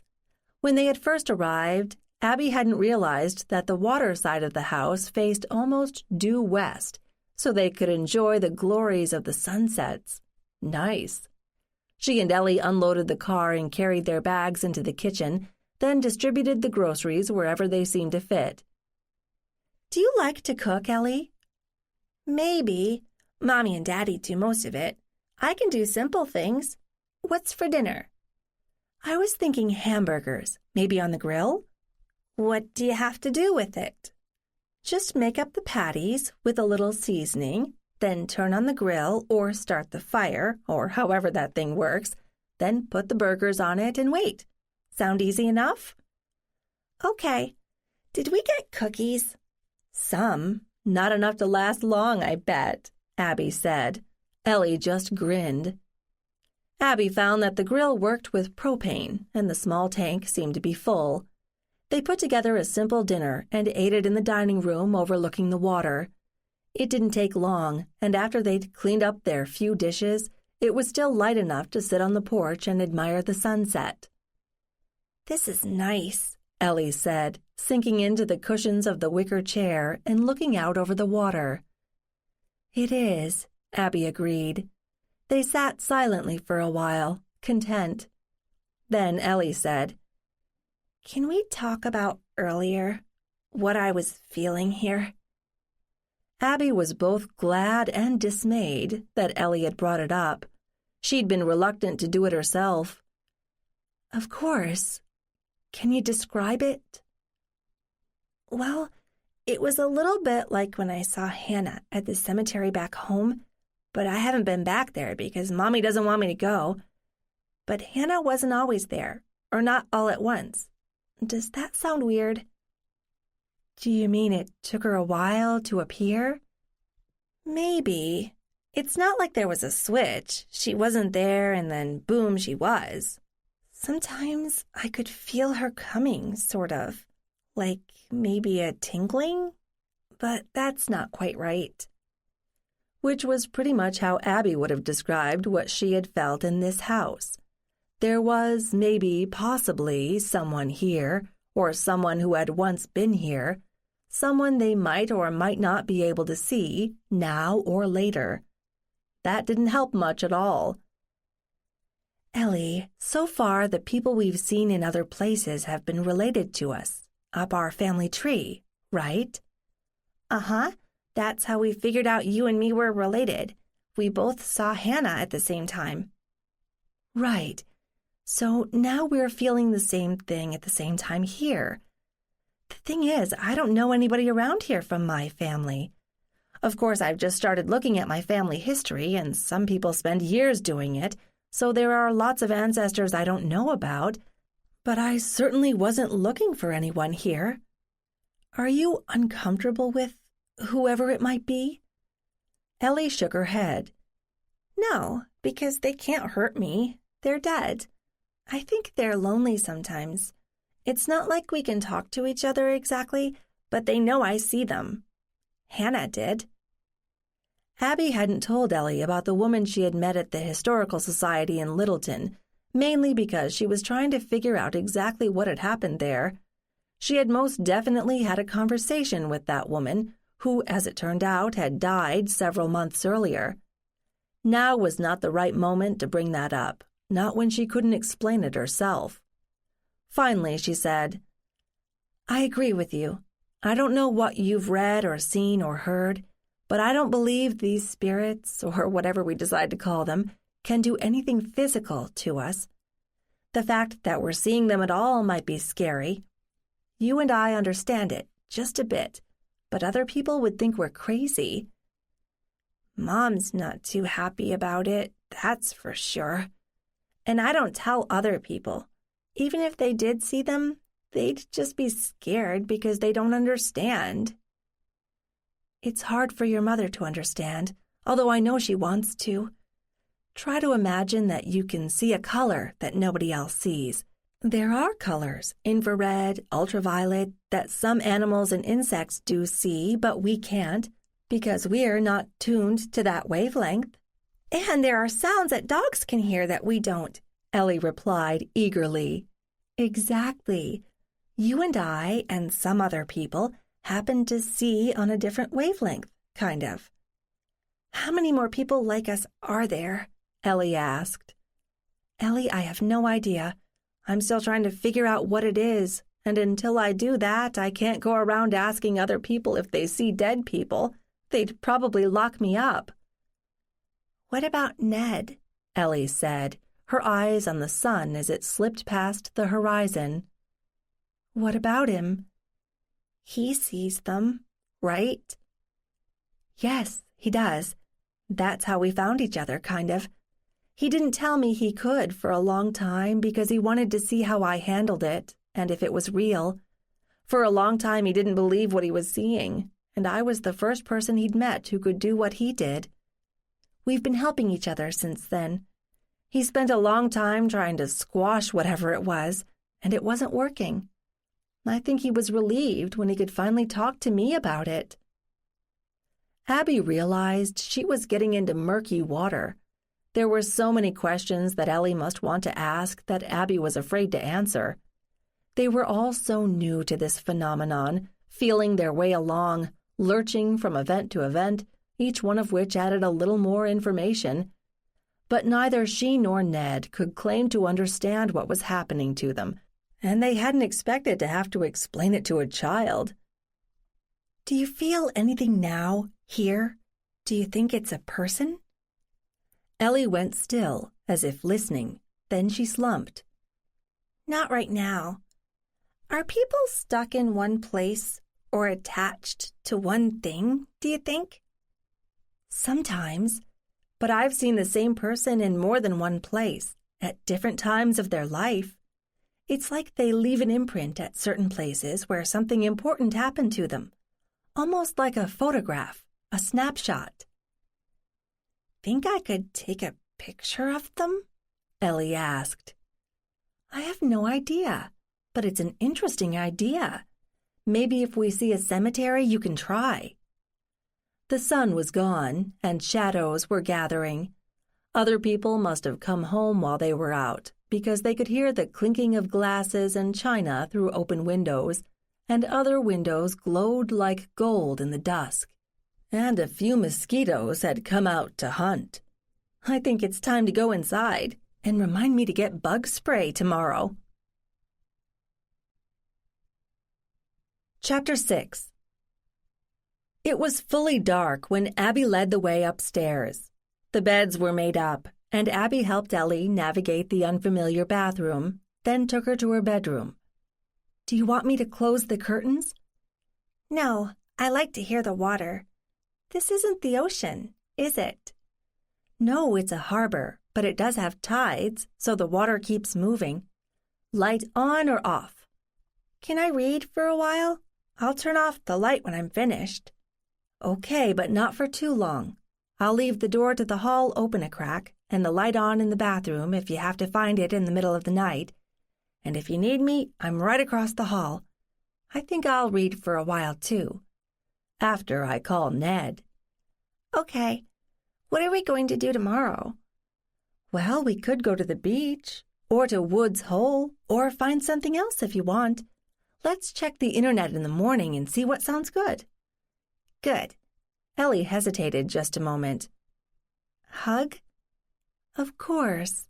Abby sat on the bed and gathered the girl's light body against her. Was Ellie really so brave, or was she trying to put on a good front?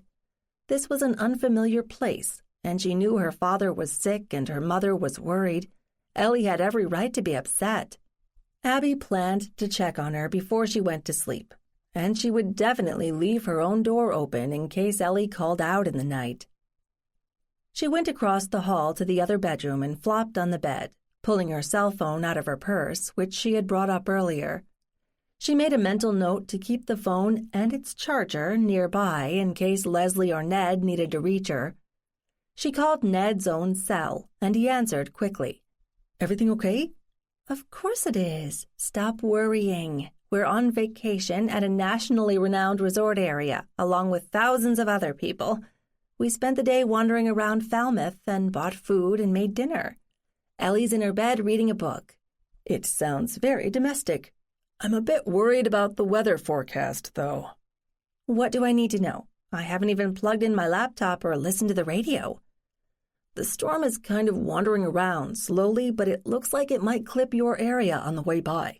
Lots of wind and rain, if nothing else. If it looks bad, will you clear out?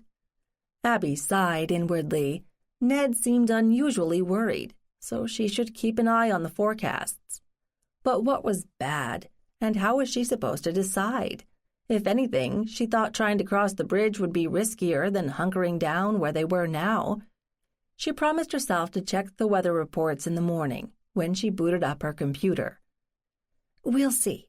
Any word from Leslie?" she asked. "No, and no phone messages. She probably has her hands full. How are you and Ellie getting along?" "Fine. She's a good kid. Where was that beach you mentioned? Because we're not exactly on the water here."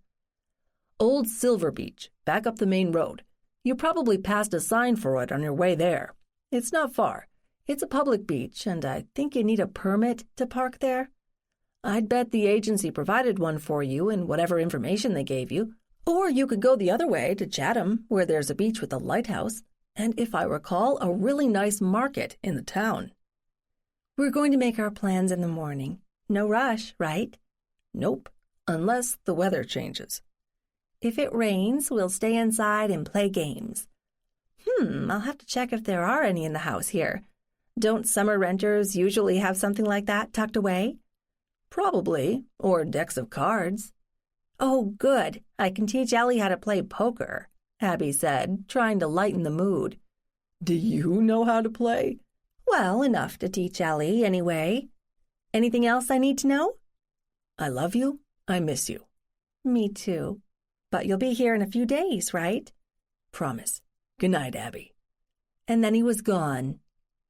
Abby changed into a nightgown and brushed her teeth, then peeked into Ellie's room where the light was off, before returning to her own room and burrowing into her bed with a book.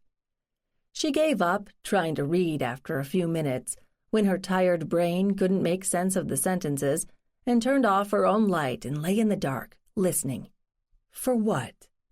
The lapping of wavelets against the bulkhead, the creak of the house as small gusts of wind hit it. And a person from the past? What sound would he or she make, if any? She fell asleep quickly and slept through until morning. When Abby opened her eyes early in the morning, she lay still for a while. From what she could see, the sun was shining, but the light was kind of milky. Should she be worried about a storm that was still a couple of 100 miles away? Weather forecasters had gotten a lot better at their jobs than they used to be, or maybe the technology had improved and was doing all their work for them, so there were seldom major surprises. But storms could be unpredictable because there were so many factors to consider. She had promised Ned to keep an eye on the weather, and if things looked bad, she should be responsible and leave the Cape while she still could. With only 2 narrow bridges, traffic could be backed up for miles even under good conditions. If everybody panicked and fled, it could be a nightmare. On the other hand, people had paid serious money for their rentals on the Cape for a week or two, and they wouldn't give up easily. On the third hand, out-of-towners might not be familiar with the severity of coastal storms and could underestimate the dangers. If it had been only her, she might choose to wait it out, but now she had Ellie to consider. Speaking of whom, Abby heard the creak of a door and the padding of bare feet down the hall to the bathroom. Time to get the day started.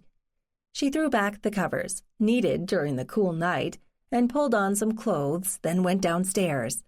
Ellie was already in the kitchen, poking around.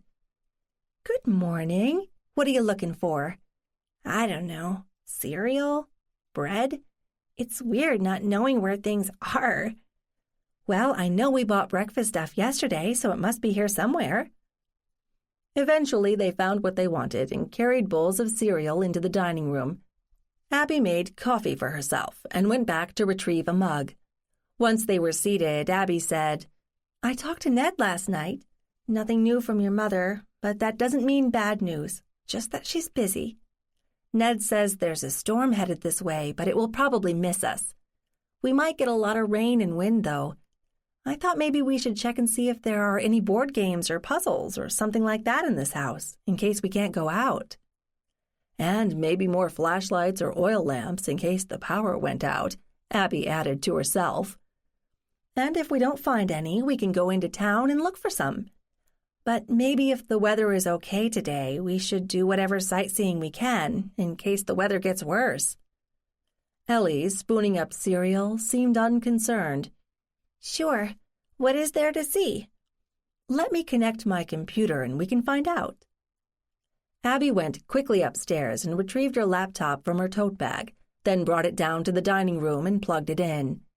She breathed a sigh of relief when she logged herself in and found an internet connection, as promised.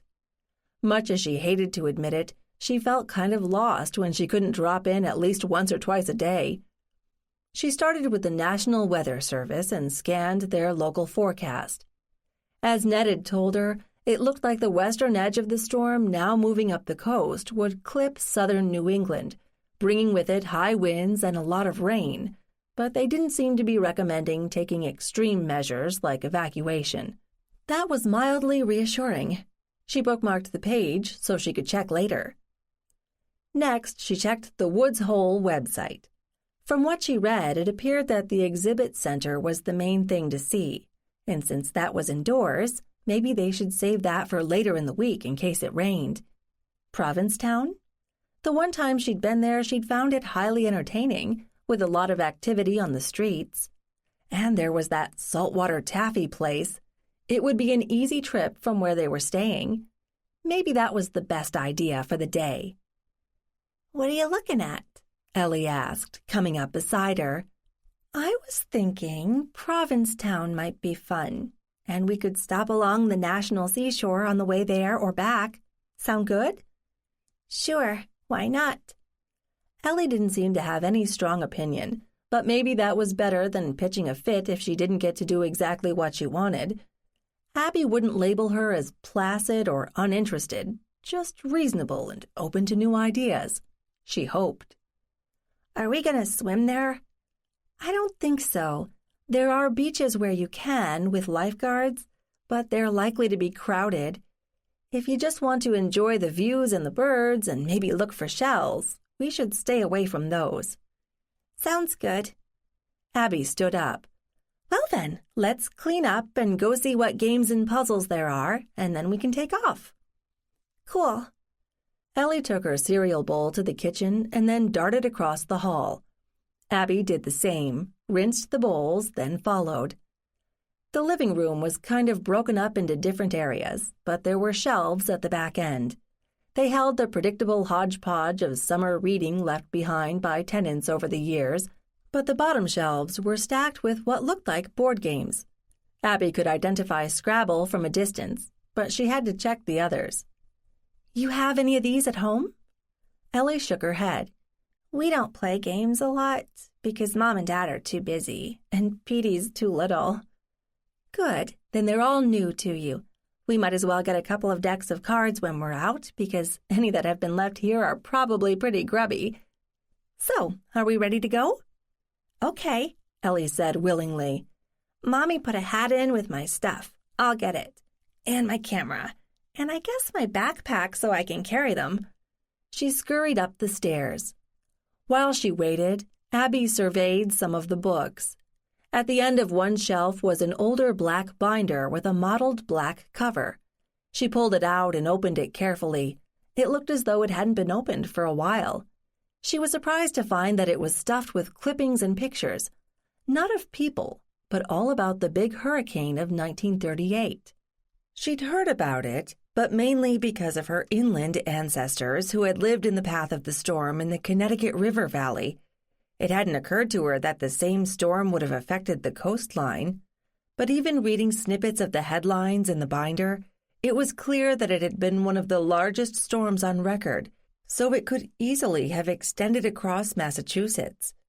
She closed it again and carried it into the dining room, laying it on the table next to her computer to look at later. Ellie came bounding into the room, clutching the straps of her backpack. Ready, let's go. Once again, Abby passed through Falmouth, reminding herself that it was still early in the day and might be more crowded later. Following Route 28 was easy, and it would take her as far as she wanted to go, although it might not be the fastest way. But that was fine. There was no need to hurry. The Chatham Lighthouse was only slightly off the main road, so Abby made a quick detour to it. More so that she could tell Ellie they were at the elbow of Cape Cod than because it was a spectacular lighthouse, which it wasn't. They were early enough to find a parking space, and they admired the view. Ellie took pictures of the lighthouse, although it was impossible to get very close because it belonged to the Navy, and they liked their fences. Then they walked down to the beach, which wasn't yet too crowded, especially if they wandered over to the spit of land on the right end. Sparse picking for shells, though. Maybe if there was a storm, more shells would be washed up. They didn't spend long in Chatham because Abby wanted to reach Provincetown in time for lunch. They stopped only one more time along the way, at a beach that was not marked for swimming.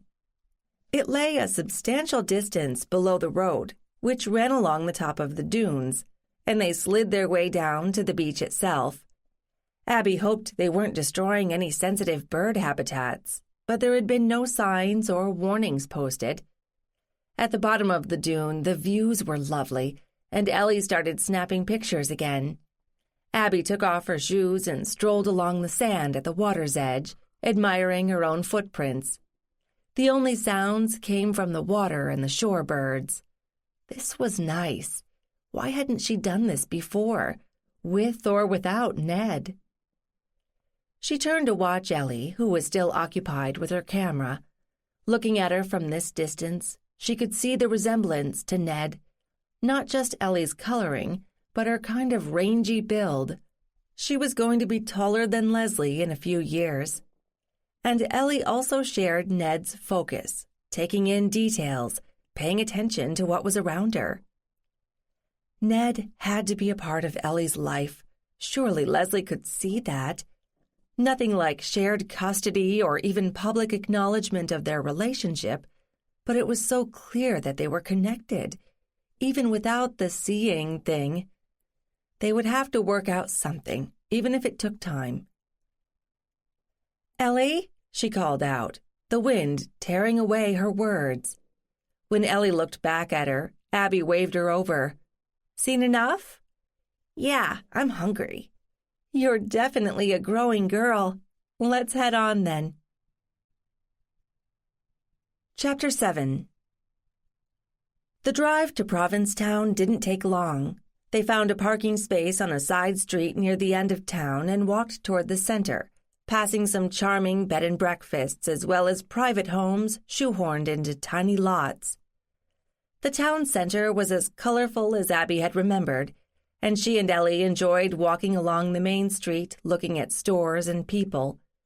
They stopped to eat at the Lobster Pot, and Abby pointed out the live lobsters in tanks at the entrance. "You really eat those?"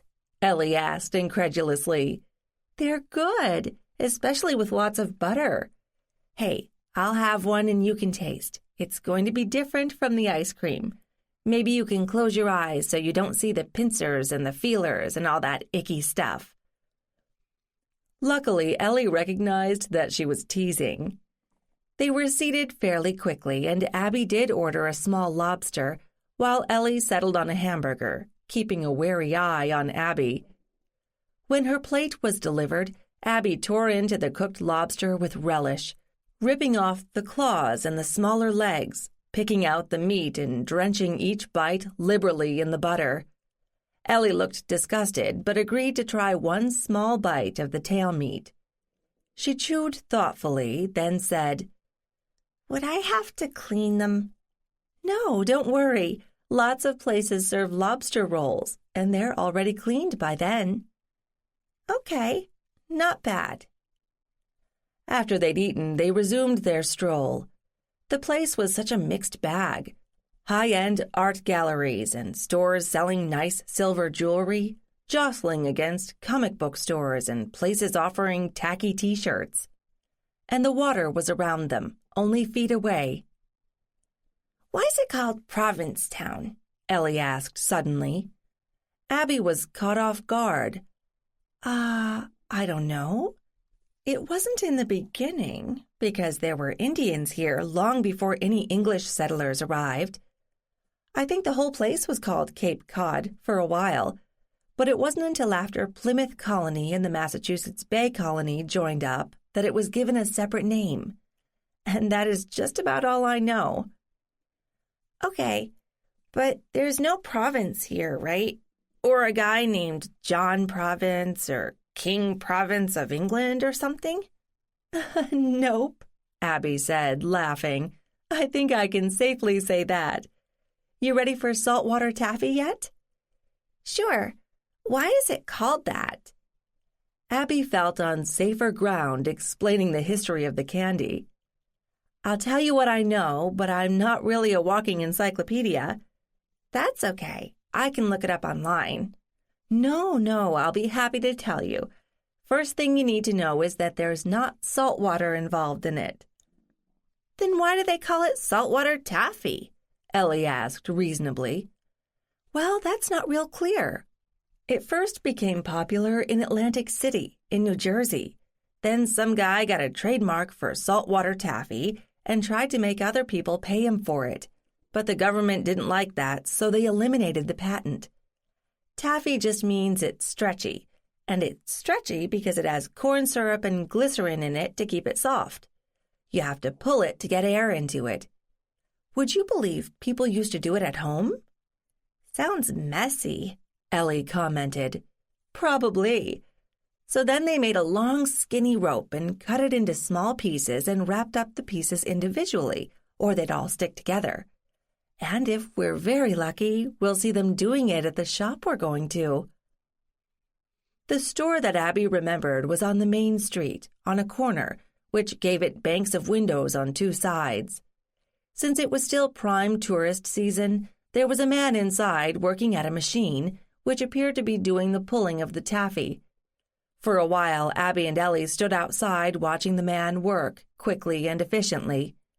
Finally, Abby said, "Let's get some to take back for Ned. For your mom and dad, too, if you want." "Can I pick which colors?" Ellie asked, pointing to the staggering array of choices inside the store. "Of course you can." They spent a happy half-hour trying to choose and ended up filling 2 one-pound boxes with an assortment. After paying, they walked slowly back to where Abby had parked. Ellie fell asleep on the ride back to West Falmouth, worn out from sun and candy and walking and seeing so much. Abby wished she could pull over and take a nap too, but she was the grown-up here. They'd had a good day, just like 2 normal people who didn't see ghosts. As she drove, Abby wondered idly just how many of her ancestors she was likely to run into throughout Massachusetts. From what little research she had done, it was clear that her families, up the tree, had landed and then spread widely across the state of Massachusetts, with a few excursions into neighboring states, so an encounter could happen anywhere in theory. But there was one apparent restriction. Those ancestors she could see had to be in a place and under great stress to leave a mark that she could perceive. Certainly fleeing a pack of angry Indians shooting arrows at you would be stressful, but unless you stopped to face your pursuers and clung to a tree while they filled you with arrows, you wouldn't leave a mark.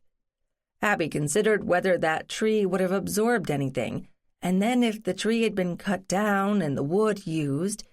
She shook herself. She didn't need to go that far to find those ancestors. It had been bad enough in Salem, where the anxiety level across the town had been extraordinary when her ancestors lived there centuries before. If she walked the streets of Plymouth, would she find crowds of worried ancestors? They'd certainly had some hard times when they first arrived. It seemed absurd, but there wasn't much she had been able to rule out so far. How could she help Ellie deal with this? She herself had been lucky as a child, growing up in New Jersey, since apparently none of her ancestors had lived, or died or suffered, where she had grown up. Of course, that hadn't prepared her at all to run into them when she moved to Massachusetts. There was no one to blame, since her mother didn't possess this ability and so couldn't have warned her. Ellie was here, and there were plenty of family ties for her. But she was still a child, which meant she was open to a lot of experiences and impressions that people generally filtered out as they got older. And what would happen when she reached puberty? Better or worse? These thoughts kept her occupied and awake all the way back to Falmouth. She was relieved when she pulled up behind their house and parked. When the car stopped moving, Ellie roused herself. "Are we there?" she said sleepily. "Yes, we are. You had a good sleep. You hungry yet, or would you rather take a walk?" "Let's walk. You think there's a path to the beach?" "Maybe, but I don't know how far it is. But that's okay. If we don't find it in a couple of minutes, we'll just turn around and come back. Deal?" "Deal." Ellie set off at a good pace, and Abby marveled at Ellie's energy. Give her a short nap, and she was off again like a wind-up toy. Not that Abby felt old, or only when around children. There was what looked like an informal path, but either the beach was farther than they'd hoped, or the path didn't lead anywhere. "Ellie," Abby called out to her since she'd forged ahead. "Let's save this for another day, okay?" Ellie turned to look at her, then trudged more slowly back. "Okay. Tomorrow? Let's see what the weather looks like. What do you feel like eating for dinner?" "Not lobster," Ellie said, grinning. They turned around and went back the way they had come, this time looking more carefully at the houses along the way. Most of them looked like they dated from around 1900, or not much earlier. Funny to think of this prime piece of real estate being no more than a windswept spit of land a century before. Still, most of the houses were not pretentious, although a couple were, or had once been, kind of over the top. Fancy gingerbread probably wouldn't stand up too well to the winds and salt spray here, which made the houses seem plainer, less fanciful. It was still too early to cook when they reached their cottage. Abby poured drinks and they went out to sit on the porch to admire the view. Ellie got bored with that quickly and went down to the bulkhead to peer into the water. "I see a crab," she called out, excited. "It's swimming sideways." "That's what they do, I think. You want to catch one?" "For a pet?" "No, for dinner." Ellie shook her head vigorously. Abby relaxed into her chair. There was something about the weather that felt different. The light was still kind of, she struggled for a word, diluted, like there was a lot of moisture in the air. Or maybe there were very thin clouds very high up that signaled the leading edge of the storm. She jumped up to retrieve her cell phone, where she had loaded a weather app, and checked what was going to happen. She read through the local forecast without learning much she didn't already know. She would describe the entries for the next few days as cautiously pessimistic. Yes, there would be rain, that much was clear. There would be winds, and they might be strong, or not.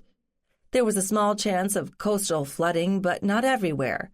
Abby had no idea whether her current location was prone to flooding. She checked for messages and found that Ned had texted briefly. "Storm getting stronger."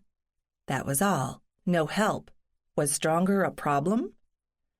Suddenly, she remembered the binder she had found earlier, with all the first-hand local reports of the hurricane of 1938, which was still one of the benchmarks for New England storms. Would it scare Ellie to read through it? Heck, would it scare her? She decided to stroll around the perimeter of the house just to see what was what. No nearby trees to fall on the house, that was good. There were in fact wooden shutters for the windows, and they looked original, which meant they were over a century old. How well would they stand up to a storm? On closer inspection, Abby determined that they had been well maintained, but they were still old. If worse came to worst, it would probably be better to close them than not, because closed, they might provide some protection, but open, they might fly away and bash somebody else's property. Ned hadn't come out and said that he wanted them to head home before the storm. He'd left it up to her. The Weather Service was not crying disaster. For now, she was content to stay put and wait and see, which one could argue might make it too late to change plans. Did she really want Ned to call her and demand that she leave immediately? He was not the kind of man who would do that. He trusted her intelligence and judgment. but she had pitifully little experience with major storms. What to do? Make dinner. That she could handle. Ellie, you want to help me cook? Ellie came scampering back. Okay, I saw another crab. The water's not real deep right there. Depends on the tide, I guess. Do you know about tides? Some. The tide kind of follows the moon, right? That discussion carried them through the making and eating of a simple dinner of grilled sausages, Abby's compromise to Ellie's suggestion of hot dogs, fresh corn, and local lettuce. When they were clearing the table, Abby asked, "Do you remember any big storms, Ellie? Like the snow last year?" Kind of, although winter storms and summer storms aren't exactly the same. What do you remember? Mostly it kept snowing and snowing, and it was so cold that the wind blew it all around. So every time Daddy shoveled, the path got covered up again. It went on for a long time. That it did. Anyway, I was asking because we might be getting a big storm here, and I'm trying to decide if it's safe to stay in this house or if it might be smarter if we left before it started. This is an old house, right? Ellie asked. It is, probably over 100 years old. Why? Then it must have been through plenty of storms, and it seems to be in pretty good shape. You're right. In fact, it came through the biggest storm of the last century pretty well, I think. Do you remember that one? Ellie asked. Abby laughed. No, I'd have to be ancient. That one took place in 1938, long before I was born. There's a book of newspaper articles about it in the living room that somebody collected. We could look at that, if you promise it won't scare you. Ellie looked out the window. Doesn't look like there's a storm, does it? No, it's still far away, but it's big, and it can move fast. Depends on a lot of things. Can we wait until morning before we decide? Ellie asked. I think that's okay. I'll talk to Ned and see what he thinks. Okay. Can I see that book? Fine, you can look at that, and I'll talk to Ned. They adjourned to the living room, and Abby located the old binder that she had set on the dining room table earlier and handed it to Ellie, who sat down on a faded couch and started leafing through it. Abby took her phone out to the porch. The sun was setting, and the sky looked kind of bleached out. The sun was not red, anyway. What was the old saying? Red sky at night, sailors delight. Red sky at morning, sailors take warning. She hit Ned's number. Hey there, he answered quickly. How are you holding up? We're fine. We spent the day looking at a lighthouse and a nice empty beach and Provincetown. I made Ellie taste a bite of lobster, and we watched saltwater taffy being made. Think I've warped her for life? Abby joked. I doubt it. Listen, about the weather. What? Abby said. It looks like it's heading out to sea, but you're pretty exposed there. Are you comfortable with that? Ned, I've never known you to worry like this. I'm not playing ostrich here, you know. From the weather reports I've just looked at, all we'll get is wet, with some wind. This house is sturdy and well-maintained. We've got real shutters, not just those glue-on plastic ones. I checked. We can close those. We've got flashlights and batteries if the power goes out. It's just a storm. Oh, and Ellie and I are going to look at the album about the last big hurricane, which was truly awful. That should make this weather look like a little sprinkle. So could you maybe back off? Ned sighed, but didn't argue. All right. I'll try to get away Friday if I can. Saturday, definitely. Call me if you've got trouble. I will. Abby refrained from saying that if they got into trouble on the Cape, there was no way Ned could get to them. But the thought that he wanted to was comforting. By the way, you might want to nail down a few bits on our house before you leave. I wouldn't want anybody to get whacked by a piece of flying gingerbread. Oh, right, if I have time. Love you. Abby signed off in a pensive mood, trying to figure out why Ned's anxiety level was so high. Normally he was fairly laid back. Of course, he'd been working hard lately, so maybe he was more tired than usual. And now Ellie was here on the Cape, and if anything happened to her, not that that was likely, then he'd take the blame. So he was being cautious, right? Overprotective? Was there really anything worth worrying about? Then Ellie called out, "Hey, come see this!" Chapter 8. The yellowed clippings in the old album and the grainy images they contained seemed somehow unreal, like they'd been fabricated. The descriptions of the Great New England hurricane were mind-boggling.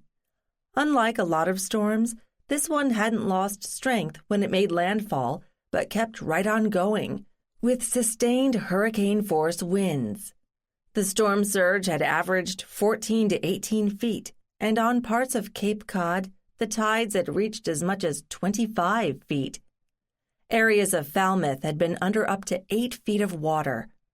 Some areas of the state had received as much as 6 inches of rain, which of course had resulted in a lot of flooding. Nearly 9,000 homes had been destroyed, and almost twice as many damaged. The fishing fleets of southern New England were all but wiped out. At least 500 people had died. Some estimates put it closer to 800. Abby kept shaking her head in disbelief. One of the worst aspects of it all was that at least one member of the then United States Weather Bureau had seen what was coming and tried to warn people, but he had been overruled by older and wiser heads.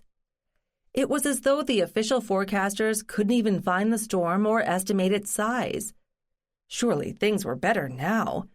There were all sorts of tracking systems and satellites. It couldn't happen again, could it? Abby checked the weather forecast on her phone again. Still no sense of urgency, but it seemed to her that the estimates of wind speed and rainfall accumulation had both increased. Dusk had fallen. It was probably too late to go knocking on the neighbors' doors and asking what their opinion of the coming storm was. If they were renters, they probably didn't know any more than she did. Did her woo-woo powers predict weather? Abby stilled for a moment to see if she could sense anything, then laughed. No, ridiculous. She saw human experiences, but she couldn't follow giant weather patterns. "It's getting late, Ellie. How about a bath?" "Do I have to?" Ellie whined, sounding like every other kid Abby had ever babysat for. "Yes, look at your feet. They're gray."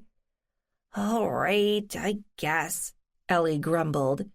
She followed Abby up the stairs, where they experimented with the vintage bathtub until they could make the spigots produce hot water.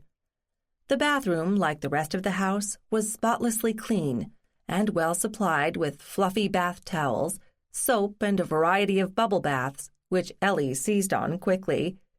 It didn't take long to fill the tub, with more bubbles than water.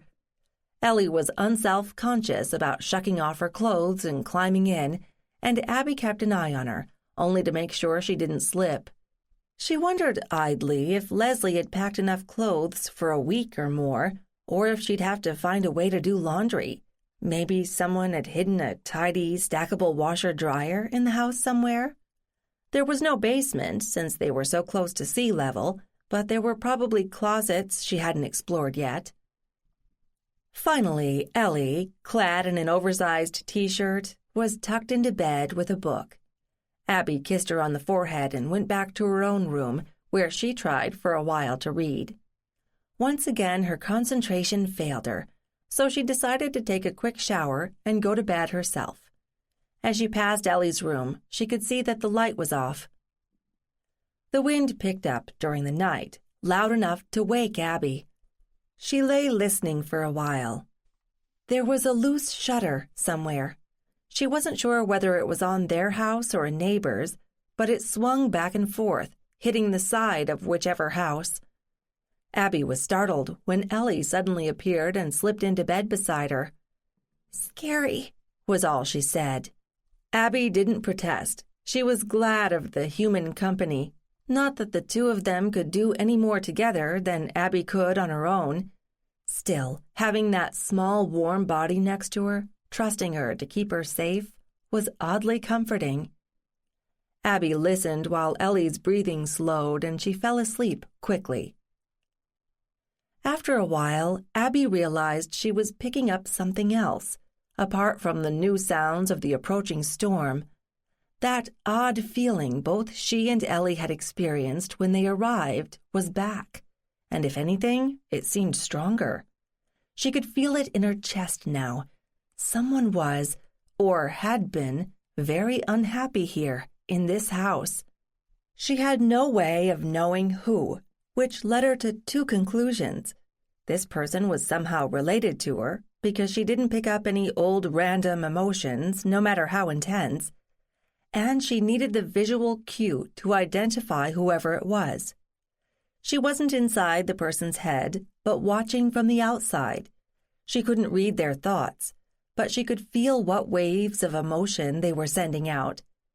There was another odd sound, and it took a moment for Abby to realize that it could be a sob from a woman.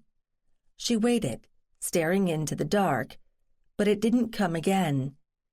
There was no point in getting up and searching for the source. It was dark, and besides, she'd have to disturb Ellie, and she didn't want to do that.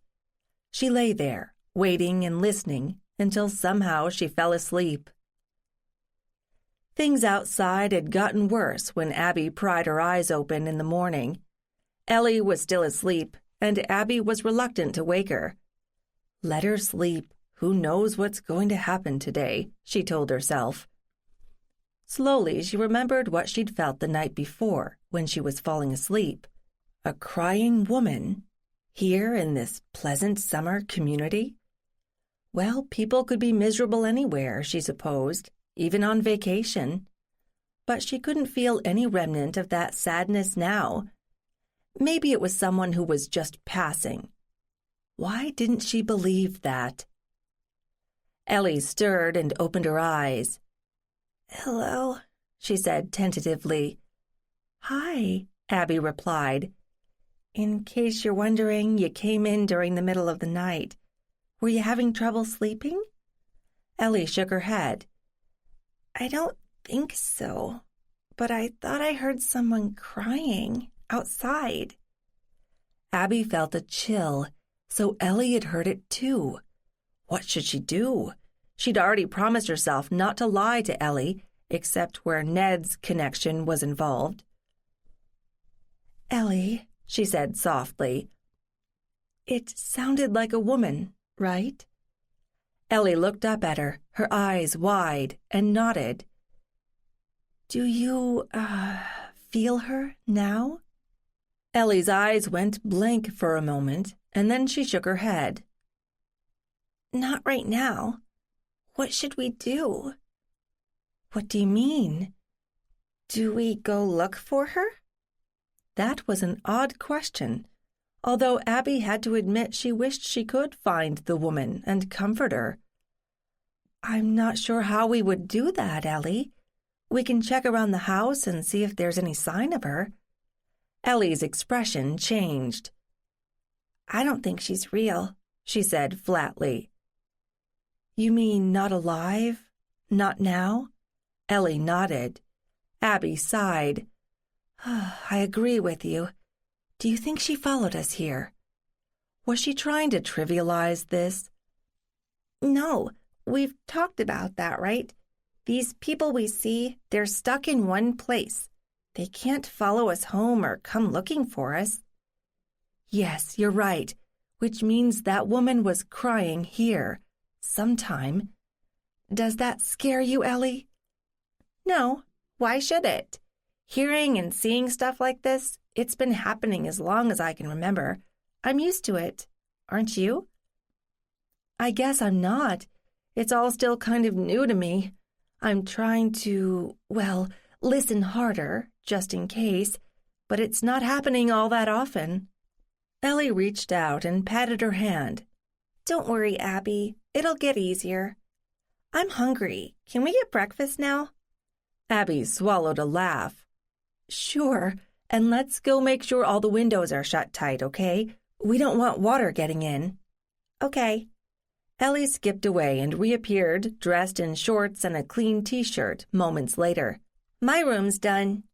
Abby pried herself out of bed and pulled on similar clothes and checked her windows. Relatively new, double-glazed, solidly seated in the older frames. She felt a sense of relief. Those windows weren't going anywhere fast. All secure here. Let's go find breakfast.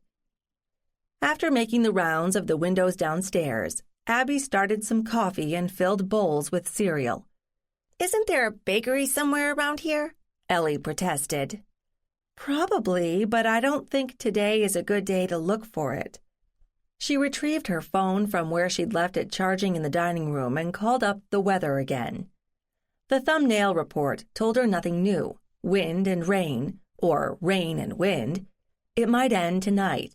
It was not, repeat, not, a hurricane, just a bad storm. Okay, she could live with that. They had plenty to do without leaving the house. If it didn't look too bad outside, maybe they could go walk on a beach in the rain. At least it wouldn't be crowded. No message from Ned. He must be at work by now.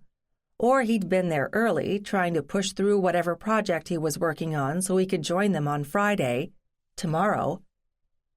When Abby went back to the kitchen, Ellie was sitting very still with her head cocked. You hear something? Abby asked. I think so. No, not one of them. There, you hear that? All Abby could hear was the wind tearing around the corners of the house. She shook her head. No, I can't hear anything over the storm. What is it, do you think? It sounds like a kitten. I'm going to go look. She leaped out of her chair and headed for the back door. Ellie, wait! Abby cried out, but not in time to stop her from opening the inner door and then the screen door, which was nearly ripped out of her hand by the force of the wind. Abby got there in time to grab it before it slammed against the railing on the steps. They stood in the doorway, listening for a moment, and this time Abby thought she heard a mewling, although it could have been a distant seagull calling. Ellie bounded down the stairs and turned in a circle, watching and listening.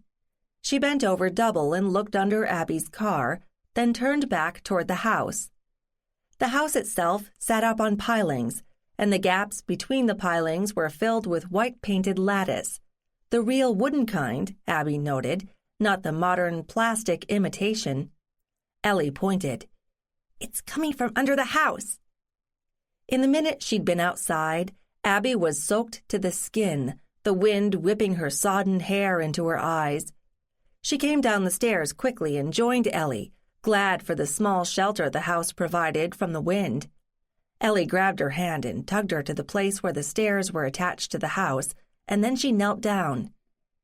Hey, kitty, she said, her tone delighted. Look, Abby. Abby knelt down beside Ellie and peered into the gloom beneath the house. Yes, it was indeed a kitten. A very small one, Abby noted. Was it even old enough to be away from its mother? It was as wet as they were, so wet that Abby couldn't even tell what color it was. It opened its tiny mouth, revealing pink gums and sharp little teeth, and mewed again, sounding pitiful, but not afraid. Ellie extended her hand to the bedraggled little creature, and the kitten came to her immediately. Abby didn't have time to worry whether Ellie knew how to handle an animal that small. Ellie picked her up and cuddled her against her chest. She's hungry. So now Ellie was a cat whisperer, too? Then we'd better get her inside and feed her. They battled their way against the wind and in through the back door, shutting it firmly behind them. Ellie was still cradling the kitten, who didn't seem to mind at all. The little creature stared curiously at Abby. Abby stared back. Now what? Get the kitten dry. That meant a towel. Upstairs.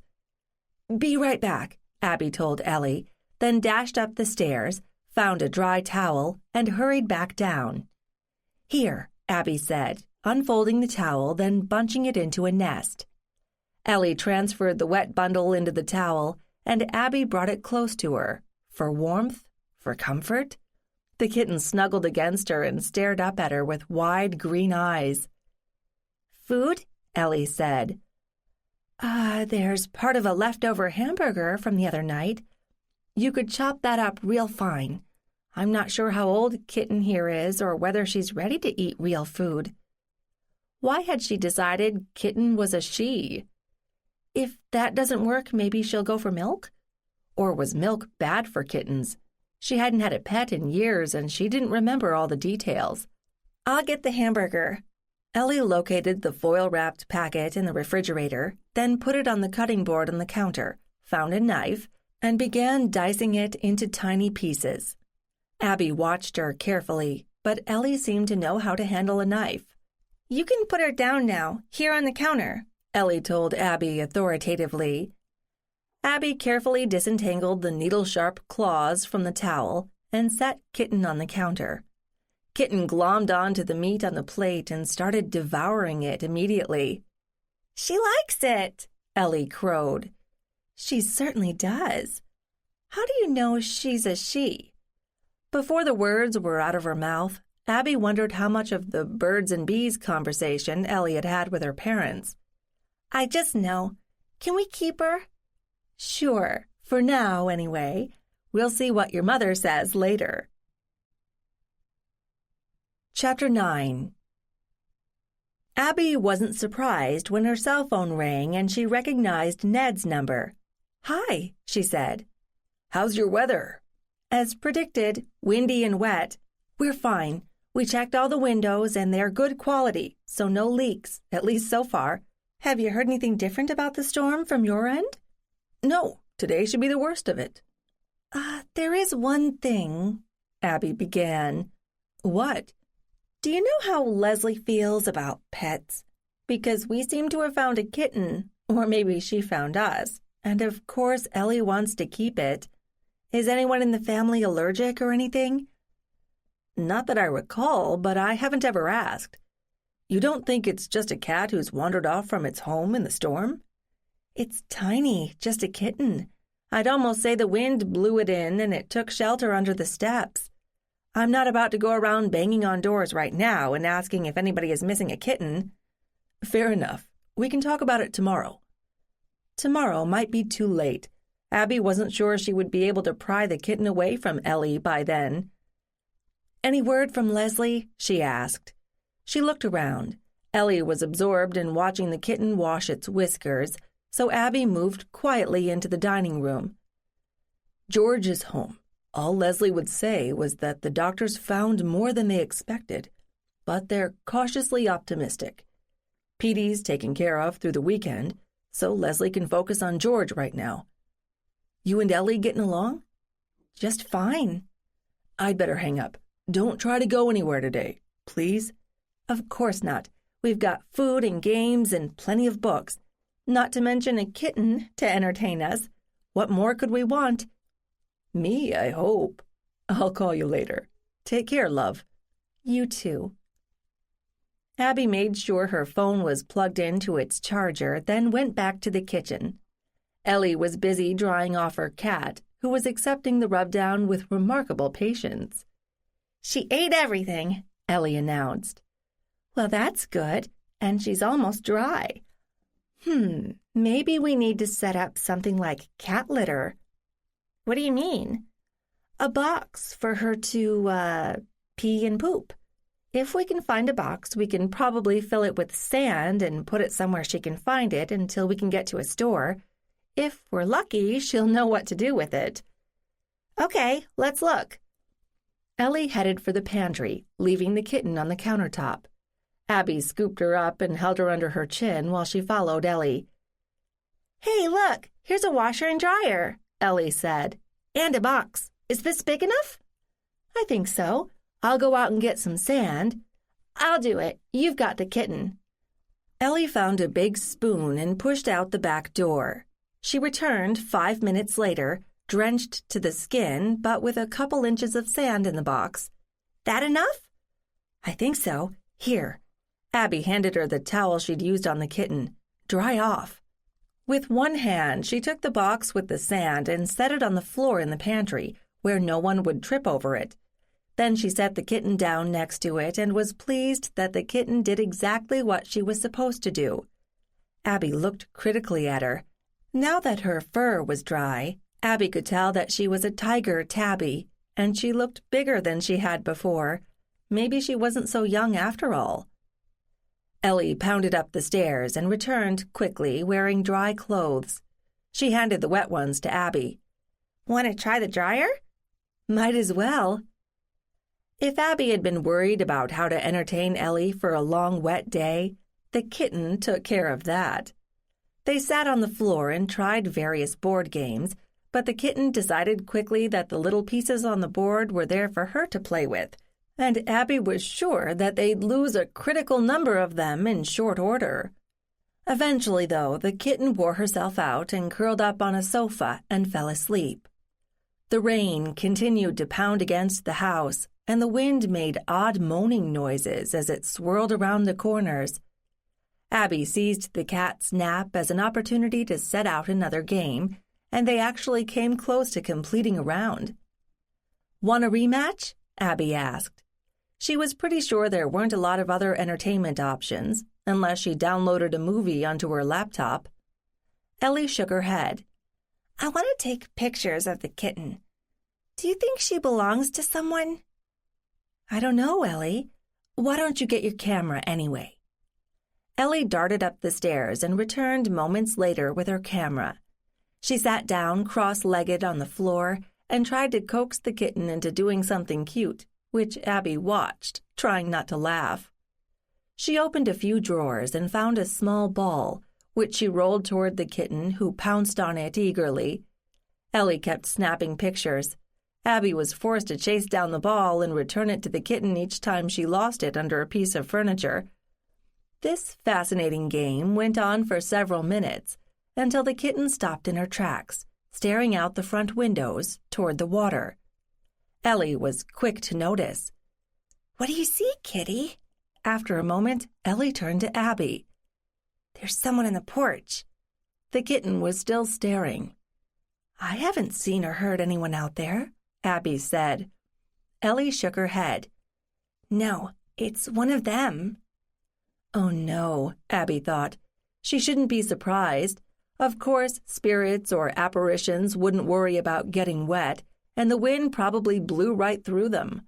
And now Kitten was seeing them too? This was getting weirder and weirder. Stop it, Abby. If this is real, or as real as this phenomenon gets, see if you can sense anyone on the porch. She shut her eyes for a moment, then opened them again. Yes, there was something. Someone. The crying woman? Had that been real or a half-waking dream? One way to find out. Go look. Abby didn't feel afraid. Ellie was watching her, waiting for guidance. The kitten was still staring. Abby scrambled to her feet and walked carefully to the door to the porch. She took a deep breath and pulled the door open, then stepped out into the gale. In the corner to her right, she saw a woman, seated in one of the wicker chairs, huddled in a corner, with a shawl or blanket wrapped around her shoulders. She was looking out at the water and didn't react to Abby's presence. Abby studied her, definitely older, 60-ish, silvery hair, now wet. But the water dripping down her face did not come from the storm, or not the one raging at the moment. The woman was crying, silently. Abby wanted to comfort her somehow, but how could she?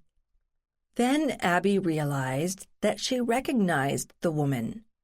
She moved slowly toward the front of the porch, ignoring the blowing rain that drenched her.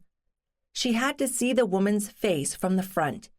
She edged closer to the woman in her chair, who couldn't see her anyway, and then she stopped. Olivia? Abby said it out loud, not that she expected an answer. Olivia couldn't hear her, because she had been dead since 1940. Olivia was her great-great-grandmother, who she had first seen in Waltham, back before she had known it was even possible. Olivia and her family, who had somehow set off this whole thing, across a century or more, That Olivia had been much younger, but this woman in front of her was clearly Olivia. Abby felt frozen. Should she go inside? But at the same time, she didn't want to walk away from Olivia. Was she always there? Had she been there since they'd arrived? Or had the storm somehow brought her out? Why? And why on earth here? Nobody in her family, or in the records she had seen, had ever mentioned Cape Cod. Why was Olivia here? Or had she finally gone around the bend and started hallucinating? Abby was startled when she realized that Ellie had somehow managed to come out without Abby noticing and was now standing beside her. "Who's she?" Ellie asked. Abby felt weak in the knees. Well, at least she'd answered one of her own questions. If Ellie saw Olivia, then this wasn't only in Abby's head. "You see her too?" Ellie nodded. "She's crying." "Yes, she is." Abby's mind whirled like a roulette wheel until the ball fell into place. Multiple balls, actually. Olivia, Abby's great-great-grandmother, had been the daughter of Elizabeth Reed. Ned was descended from an earlier Reed. There were Reeds in the cemetery in Wellesley where Ellie had seen them, and Ellie shared Ned's ancestors. Of course Ellie could see Olivia. If Ned was around, he would see her too. Why the kitten could, Abby decided to leave for another time. "She can't hear us?" Ellie looked up at Abby. "I don't think so." "Do you know her?" "Yes, I'm pretty sure I do. But I don't know what she's doing here." When Abby looked away from Ellie, Olivia was gone, and she and Ellie were left standing on the porch, dripping wet. At least the kitten had been smart enough to stay in the house. "We'd better go inside before we drown." When they were back in the living room, the kitten had curled up in a chair and fallen asleep. Ellie faced Abby squarely. "What's happening?" How much could Ellie understand? How much did she dare say? "Let's sit down. This might take a while." On the steps, since we don't want to get the furniture wet. "You know how we've talked before about seeing these people?" "Uh-huh," Ellie said. "And how we figured out that we don't see everybody, just the ones who are part of our own family tree?" "Yeah, I get that, I think." "Now, these people don't just float around, following us and popping up when they feel like it. They're attached to a place." "Abby, we already talked about this. Who was that lady?" She couldn't tell Ellie the truth. Not yet. Not like this. "She's my great-great-grandmother, and her name was Olivia Flagg. Olivia Ellenwood, after she married. I met her in a house she had lived in with her parents in Waltham. That was the first time I realized I could see these people." "But this is a different place," Ellie stated. "Yes, and when I first saw Olivia, she was a lot younger, like in her 20s. Here she's about 60, but I still recognized her. So I guess I have to say that these were two separate experiences for her." "Why is she so sad?" "Ellie, honestly, I don't know. We've talked about genealogy, right?" When Ellie nodded, Abby went on. "So you understand about looking up people from the past, when they were born and died, where they lived, that kind of thing. I know a lot of that for Olivia since she was my first. I know she married and had one child, my great-grandmother. I know Olivia outlived her husband by quite a few years. I know she was rich because her father was successful and left her money. To her, not to her husband. But really, that's about all I know. Facts." "And you don't know what she was like? I mean, did she leave a diary or something? Do you have pictures of her?" "I have a couple of pictures. No diary. I get the feeling nobody in that line of my family was interested in writing or using a camera, which is too bad. Or maybe if there was a diary or pictures, somebody threw them out a long time ago. I know I don't have any of those, and I don't think my mother does either. It's too late to do much about that." "So why is Olivia here?" Ellie asked. "That's one thing I don't know, and I don't know why she was so sad later in her life." "Do you want to know?" I kind of do, only because now I've met her twice. It makes her more real to me, and I do think that to carry over the years, whatever she was feeling must have been very strong, or it wouldn't have lasted. We wouldn't be able to see it now." Abby hesitated. "You did see her, right?" Ellie nodded vigorously. "I saw her before you did. Am I related to her?" And now they'd looped back to Ned again. No, she was not going to go there yet. "If you are, it has to be a lot of generations back, 6 or 7 at least, and that's a lot of people to look up. I just haven't had the time to do it. We can certainly look into it if you want." "I do. She might be my great-great something or other, too." "Yes, she might." Ellie glanced over at the kitten, who was still asleep. "She saw her, too, didn't she?" "I think so." "What does that mean?" "I'm not sure. Remember what we talked about earlier, when I said that dogs can hear sounds that we can't, or smell much more than we can? Insects see colors we don't? Well, I think the kitten fits there somewhere. She's just tuned to a different wavelength. She didn't look scared, did she?" "Nope, just kind of interested. She knew there was something there, but she didn't know what." "That sounds about right." "Abby, can I keep her?" "Ellie, that's something for you and your parents to decide. You haven't had a pet before, have you?" Ellie shook her head. "Do animals make anyone in your family sneeze or break out in spots or anything like that?" "No, I don't think so. I've been asking for a pet for a while. Mommy says we can't have a dog because nobody would be around to walk him. And besides, dogs like company, somebody to play with. But cats are easier, aren't they?" "I think so, Ellie, but it's not up to me. Right now we'll keep her and take care of her, and maybe when it stops raining we can ask if she belongs to anyone around here. If she doesn't, then we can ask your mother and father about bringing her home, okay?" "So it's maybe, but not no." "That's right." "Okay. What's for dinner?" Chapter 10. Dinner and the rest of the evening were peaceful, despite the kitten chasing anything that looked interesting. She was a cutie, no question, and seemed completely comfortable with people. And, apparently, ghosts, aware of their presence but not intimidated, which was more than could be said of most humans, Abby conceded. Were those ghosts always there, a kind of infinite loop waiting for someone to see them? Kind of like an online movie service, where endless numbers of movies waited for someone to call them up and watch. Why, after nearly a year, had she failed to come up with a title for them? Ghosts sounded wrong. Most people thought of ghosts as interactive and aware, and occasionally malevolent.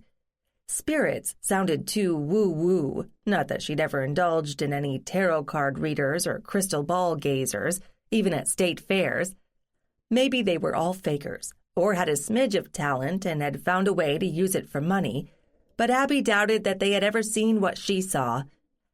Ancestors was an accurate label, but kind of dry, and dead ancestors sounded unkind. And now she and Ellie had been reduced to calling them or one of them. That was their shorthand, but it didn't explain anything. It was past 9, after several games, when Abby said, "You about ready for bed?" "I guess. Can the kitten sleep with me?" Abby smiled. "That's kind of up to the kitten, but if she's okay with it, I don't mind. But you'll have to leave your door open so she can get to her box if she needs it." Abby was about to ask what Ellie wanted to call the fur ball, but realized that once Kitten had a name, it would be harder still to give her up, and that decision hadn't been made yet. "Will the weather be nice tomorrow?" Ellie asked. "Let me check my phone and see what the weather report is." Abby retrieved the phone from the dining room and called up the appropriate app. Looks like the storm will be pretty much over by tomorrow. If not by morning, then by midday. We'll need to get some more food, since Ned may be coming tomorrow. And we need kitten food and kitty litter. Okay, Ellie said. Will she be back? Olivia? Might as well call her by her name. I don't know. We've seen her at the height of the storm. Maybe that was her only shot, and she's exhausted her batteries, if that makes any sense. Or maybe she shows up only during the worst weather, but never on sunny days. Maybe there's something special about rain or storms. Why? Ellie asked. I don't know, sweetie. There's a lot I don't know about all this, but there are things we can find out. We've got who and where and an approximate when, and that's enough to get started. Sounds good. Do I have to take a bath? No, you can go to bed. I'll come up with you. Abby made the circuit of the house, making sure all the windows were secure and the doors were locked. It was still wet and windy outside, so she didn't expect any prowlers would be out and about. At the front window, she paused for a moment. All right, she admitted, looking for Olivia. It was hard to see out into the darkness, but she didn't sense Olivia's presence on the porch or anywhere else. She turned back to Ellie. Upstairs now. The kitten scampered halfway up, then turned to wait for them. Abby thought she was grinning. That wasn't possible, was it? The next morning, Abby woke early. It was still cloudy, but there was no wind. The storm had indeed passed, as promised. Ned might be here today or tomorrow at the latest. Ellie had a kitten, and they'd both seen Olivia. Yesterday had been quite a day. So today, find a beach for Ellie to explore, stock up on supplies, particularly for the kitten, definitely find a bakery. Were there boat trips, excursions? Wasn't there an Indian reservation somewhere nearby? Would there be anything to see there? Any other museums? Maybe Ned would have some ideas whenever he arrived. No sound from Ellie's room, and when she peeked in, the kitten was curled up in a compact ball nestled against the girl. Abby tiptoed down the hall to take a quick shower. She was downstairs sipping her first cup of coffee when the kitten bounded into the kitchen, heralding Ellie's arrival. Hi, kitten. Hi, Ellie. What the heck are we going to feed the little one now? You bought tuna fish, right? Yes, I did. Brilliant. Abby hunted down the can of tuna fish and scooped out half of it onto a plate, setting it on the floor. How about you? French toast? Ellie said hopefully. Well, I've got bread and eggs, but no syrup. Would you settle for it with jelly? Sure, sounds good. Look, kitten is already finished. Ellie pointed. Is Ned coming today? He said he'd try. He's been here before, so maybe he has some ideas about what to do around here. How'd you sleep? Fine. I don't think Olivia is still here. Maybe she'll come back? I don't feel her either, Ellie. Like I said, maybe it was a one-time thing. Which was kind of unfair of Olivia, Abby thought, to show up without explanation and then disappear again, possibly forever. But she had no control over Olivia. The sound of a car pulling up behind the house startled her, and when she went to the kitchen door, she was amazed to see Ned. He looked tired but triumphant, which wasn't an easy expression to pull off. Abby skipped down the steps. You must have left at dawn, she said, pulling him close. He kissed her thoroughly. I didn't bother to sleep. At least I missed the traffic. What on earth is so urgent that one day makes a difference? Abby asked, tugging him toward the kitchen. I suppose you haven't eaten? No to the latter, and I'll explain the other thing later. Hi, Ellie. Who's that? Ned said, pointing to the kitten, who was sitting on the counter in the kitchen, observing him eagerly. Hi, Ned. I'm still thinking about names. What do you think about Spooky, or maybe Shadow? She looks far too self-possessed for either of those. Keep working on it. Ned extended a hand to the kitten, who butted her head against it, purring. "You said something about food, Abby?" "French toast, coming up. But unless you brought your own syrup, you'll have to make do with jelly. Coffee?" "Please." Ned dropped into a chair and accepted the coffee mug that Abby handed him. He looked exhausted. She felt a small shiver of worry. Was there something he wasn't telling her? Something wrong at work? One of his parents was sick? Or maybe he hadn't told her the full story about Leslie and George, and it was worse than she thought. Was Ned wondering how to tell Ellie? Ellie seemed oblivious to whatever was going on with Ned, or so Abby thought, until she noticed the sidelong glances Ellie kept throwing his way. Ellie knew something wasn't right. Damn, having all these psychic links made even ordinary conversations difficult, because there were currents under the surface. Abby helped herself to more coffee and sat at the table. Ellie had found something. Was that really a toilet paper roll? And was tossing it around the floor for the kitten to chase. "How bad was the storm inland?" Abby asked. "Not very. All bluster, but no real force. It looked okay driving down this way, too. A few limbs down, but no real damage." "We were lucky. I found a really interesting binder of clippings about the hurricane of 1938. That really was a disaster." "You know, I think Daniel mentioned something about that the first time I was here. If you look at the outside, there's a very faint change in color on one side, which is where the high water line was back then." "Wow, that is a lot of water." "I saw some crabs yesterday," Ellie exclaimed, "swimming in the water just out there." She pointed toward the bay. "We were thinking about looking for Old Silver Beach today. I bet a lot of shells washed up in the storm." "Could be," Ned said, finishing his breakfast. "Unless you'd rather take a nap first?" Abby asked anxiously. "I think I'd feel better if I got out and moved around for a while. Maybe a nap this afternoon?" "Okay, Ellie and I can go food shopping while you're asleep, and you can take care of Kitten there." "Well then, Ellie, you'd better wear her out," he said, half laughing. He turned back to Abby. "You want to go now?" "Okay, it may be crowded later, right?" "And all the good shells will be gone," Ellie added. Ned smiled at her eagerness. "Then let me dump my stuff upstairs, and I'll show you how to get to the beach, okay?" "Do we need swim stuff?" Ellie asked. "No, but you do need sunscreen," Abby told her. "The water may still be rough. We can all go swimming tomorrow, okay?" They were sorted out quickly, and after checking that everything was closed up tight, against what, Abby wondered, they headed back up the highway and turned off at the next exit. The beach was, as Ned had promised, easy to find. This early in the morning, it was barely past 9, there were few people there, and those were mostly older people without children who enjoyed a peaceful stroll along the sand, alone. "This is nice," Abby said.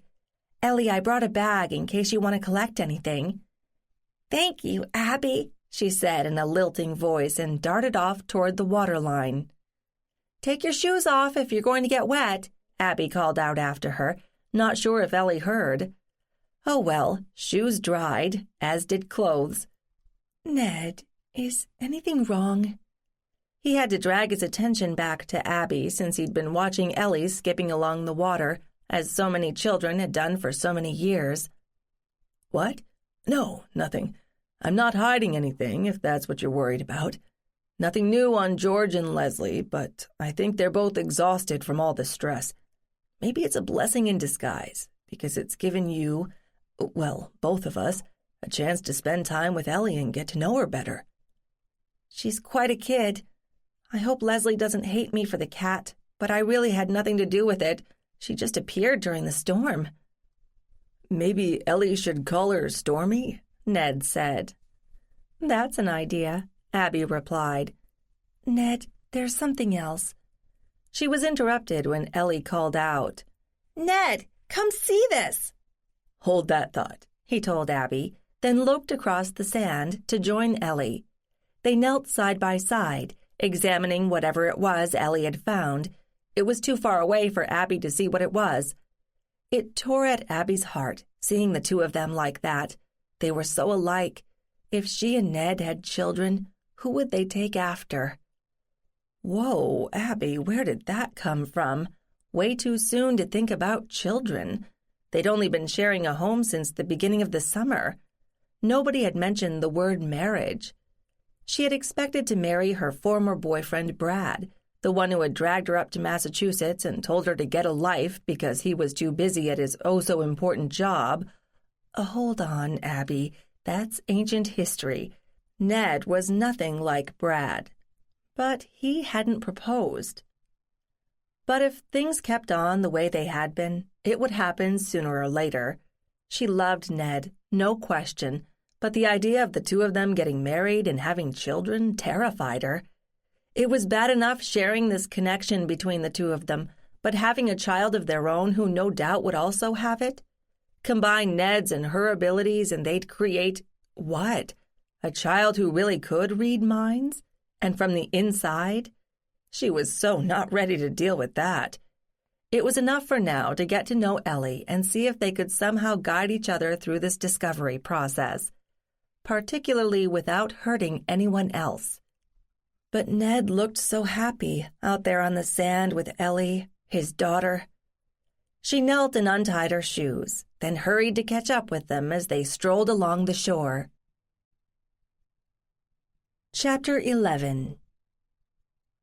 Ellie collected a bag full of shells and miscellaneous beach detritus, which she spent much of the afternoon sorting through and categorizing, after they'd gone to Woods Hole to look at the Oceanographic Institute and had lunch at a funky, small restaurant. Watching her both at the exhibits there and while sorting her shells, Abby wondered if Ellie might have a real scientific leaning. Of course, she hadn't seen her writing or drawing, so maybe she had multiple talents. It would be nice if she had an analytical and curious mind, because that would equip her to deal with her seeing ability as she grew older. And, of course, it would most likely mean that she took after Ned rather than Leslie, who was much more of a people person, one of those who liked giving orders and getting things done. Good or bad? Abby thought that it would be helpful to get Ellie together with Ned's mother, Sarah, and then get Sarah's take on how Ellie compared to Ned at that age. Sarah and Ellie hadn't met yet, but Sarah knew that Ellie was Ned's child.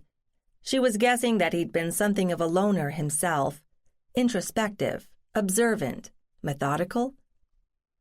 How would Ellie react if she learned that George wasn't her biological father? Abby had almost slipped and said real father to herself, and that wasn't fair. Parenthood was about a lot more than biology, and George had always been there for Ellie. From what little she had seen of them together, Abby thought they had a good relationship. But then it got complicated. Did Ellie feel something unusual when she was with Ned? Socially, she wasn't ready to jump to the conclusions that adults might, but surely there was some unspoken awareness? Even as she was thinking this, Abby watched the pair as Ellie slipped on some wet seaweed and Ned put out a hand to steady her. At that moment of contact, they froze for a millisecond, looking at each other, and Abby could almost see a spark fly between them. Oh, dear. Well, she wasn't about to tackle that question now, not without clearing it with Leslie. And Leslie was busy with George at the moment, and no way was Abby going to add to her problems. She and Ned and Ellie were going to have a brief, happy vacation, playing in the sun, dabbling their toes in the water, eating whatever they wanted to, and getting to know each other better, without asking or answering any awkward questions. Well, personal ones, anyway. Ned's energy started flagging by mid-afternoon, so Abby dropped him off at the house, and then she and Ellie went back to Falmouth to pick up more groceries. "What do you want for dinner tonight?" Abby asked. "I don't know. Daddy makes sausages on the grill sometimes, with buns and stuff." "Well, that's easy. We should hurry up because today's Friday, and from what I've heard, half of Boston decides they have to be on the Cape for the weekend, and half of those will be buying groceries. It means a lot of traffic. You have enough books to keep you busy?" Yeah, there are more in the house, right? Probably. Is Ned your boyfriend? Where had that come from? Yes. Are you going to marry him? We haven't talked about it. Maybe. Why? Mommy said she knew Ned a long time ago, and they almost got married. Yes, Ned told me that. They're still friends. I like him. He doesn't treat me like a dumb kid. Do other people? Sometimes. Well, they shouldn't. We should all pay attention and not jump to conclusions about the people we meet. And children aren't stupid, just less experienced. You can't just lump them all into one big pile labeled children. Ellie gave a snort of laughter. Could we make 2 piles? One for smart and one for stupid? How could she avoid sounding like a preachy teacher? She'd often felt the same way when she was a kid. Just don't tell the stupid ones that they're stupid, okay? Let them figure it out on their own. What if they don't, ever? Then don't hang out with them, but be kind. Yeah, right, Ellie muttered, and Abby wondered if she was having problems at school. It was hard, the way she remembered it, always knowing the right answer before most of the class. It sure didn't make you popular. Okay, we're getting food. Don't forget we need stuff for breakfast, too. And cat food, she reminded herself. Maple syrup, Ellie crowed, and they dove into the market. An hour later, they were back at the house. Abby unpacked the groceries and stowed them away, trying to be quiet, then said to Ellie, "Can you find something to do for a bit? I want to check if Ned's awake." "See if Kitten is with him, okay?" "I'll do that. I'll tell her to come down and play with you." Abby climbed the stairs quietly, then peeked into the front bedroom. Ned was sprawled out on the bed, and Kitten was mimicking his position, snuggled against the front of him. For a moment, Abby wished she had a camera to capture the moment. Even though she had been all but silent, Ned opened his eyes, as if sensing her presence. "Hi," he said. "What time is it?" "About 5. You two look happy." Ned looked down, as if startled to find he had grown a cat attachment. "I didn't even notice her. So, what's up next?" Abby lay down beside him on the bed. Kitten didn't move. "Nothing much. This is a vacation, remember?" "I don't think I know what that is." "Is George really going to be okay?" "Leslie didn't tell me anything different. But I might have failed to mention to Leslie that you and Ellie were spending time here on the Cape. We had never talked about going somewhere outside of Lexington. I figured she'd worry, and she's got enough on her plate already. You and Ellie haven't talked about, you know." For intelligent people, we're having a heck of a time coming up with the right vocabulary for this. To answer your question, no and yes. Ned shifted, plumping a pillow behind him so he could look at Abby, dislodging the kitten in the process. She strolled off into the hallway and disappeared down the stairs. "What does that mean?" "No, because we haven't had a heart-to-heart about our special shared abilities, other than some offhand comments. Yes, because we saw someone." "What, here?" "Yes, and it's someone you know, too. Olivia Flagg." "From Waltham? What was she doing here?" "I can't begin to tell you. I don't think she followed me, which kind of means that she was here, when she was alive, that is. But that's the first I've heard of any Cape Cod connection." "Wow," Ned said, almost to himself. "And you say Ellie saw her too?" Abby nodded. "So did Kitten. You want the details?" "Is Ellie going to interrupt us?" "I don't think so. But like I said, she saw Olivia too, at the same time I did. So the cat's kind of out of the bag. I told her who Olivia was and how I was related to her, but I had to say I didn't know how she and Olivia might be connected. I wanted to check with you first." "Give me the short version. What did you see?" "It was at the height of the storm yesterday. dark, pouring rain, wind blowing every which way. Ellie noticed something on the porch, or maybe Kitten did first. So we went out onto the porch to look, and there she was, sitting in a chair in the corner, looking out to sea. Did she see you? No, not that I could tell. And she was older. Remember she was around 20 when I saw her in Waltham? Well, yesterday she looked around 60. Oh, and she was crying. In fact, I wondered if I heard crying on Wednesday night before the storm really got started. Ellie was asleep then. But later she told me she thought she'd heard someone crying too. How did Ellie react? Do you know, I think she's used to seeing these people, although she doesn't know who they are. She wasn't upset. It's happened before, probably for most of her life, although I doubt she could put it into words at first. Actually, I think we both sensed something the moment we walked into the house days ago. The place felt sad. Ned lay back and stared up at the ceiling.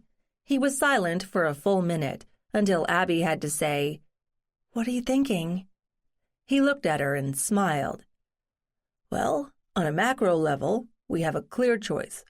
1, we forget about seeing Olivia and have a normal, happy vacation. Or 2, we try to figure out what she's doing here. Which do you think would be better for Ellie? Why do I get the hard question? I don't have a quick answer. She saw Olivia, and she knows the kitten did too. What's she going to think if we refuse to talk about it and babble on about sightseeing? That we have something to hide? Or should I say something else? From what little I've seen and what you've told me, children know when you're lying to them or being condescending. I agree. Can we explore what Olivia is doing here without giving away too much? Up to a point. I'm pretty sure nothing in my genealogy program mentions the Flags and Cape Cod together. So we start from scratch, Ned replied, with this house. That friend of yours, Daniel, did he buy it, or has it been in his family for a while? I know his parents owned it, but it could go back further than that. The land records are in Barnstable, but I'd bet they're online, too. And if Olivia was a guest rather than the owner? Then we're out of luck. Unless, of course, you go through the newspaper archives in Falmouth, where they often reported who was visiting whom during the season. Well, for people of a certain class. But I'm betting Olivia would have fit. They're at the library. Why do you know about this? Abby demanded. I've done a little digging myself. Not for the Flags, but for other families. Nothing that overlaps with me? Not that I know of, but we haven't hunted down all those links. But let's stick to this place for now, okay? Hey, when's dinner? Ellie's voice came echoing up the stairs. Kitten is hungry. Then we'd better go do something about that. Be right down, she called out to Ellie. The kitten was sitting on the counter when Abby and Ned arrived in the kitchen, and she managed to look pathetic as though she hadn't eaten in days. Well, Abby reflected, she might have missed a few meals when she was wandering around in the storm. We did get some dry kitten chow, you know, Abby told Ellie. We could leave some of that down for her. She likes the stuff in the cans better, Ellie replied. Why am I not surprised? Abby popped open a can and put half of it on a plate, then set the plate on the floor in a corner out of the way. The kitten headed straight for it. By the way, this cat is not going to eat on the counter. There isn't enough room, and it's not a very clean habit. So, dinner? For some reason, both Ellie and Abby turned to Ned expectantly. What, it's up to me? He asked, laughing. Hey, we went out and slew the chicken, Abby told him. You can go all caveman and grill it. The grill's in the back, and it takes turning one switch to make it hot. Think you can handle it? I'll manage. After dinner, they sat out on the porch admiring the sunset. There were a couple of boats out beyond the spit of land that cut off most of the harbor, but none near the houses.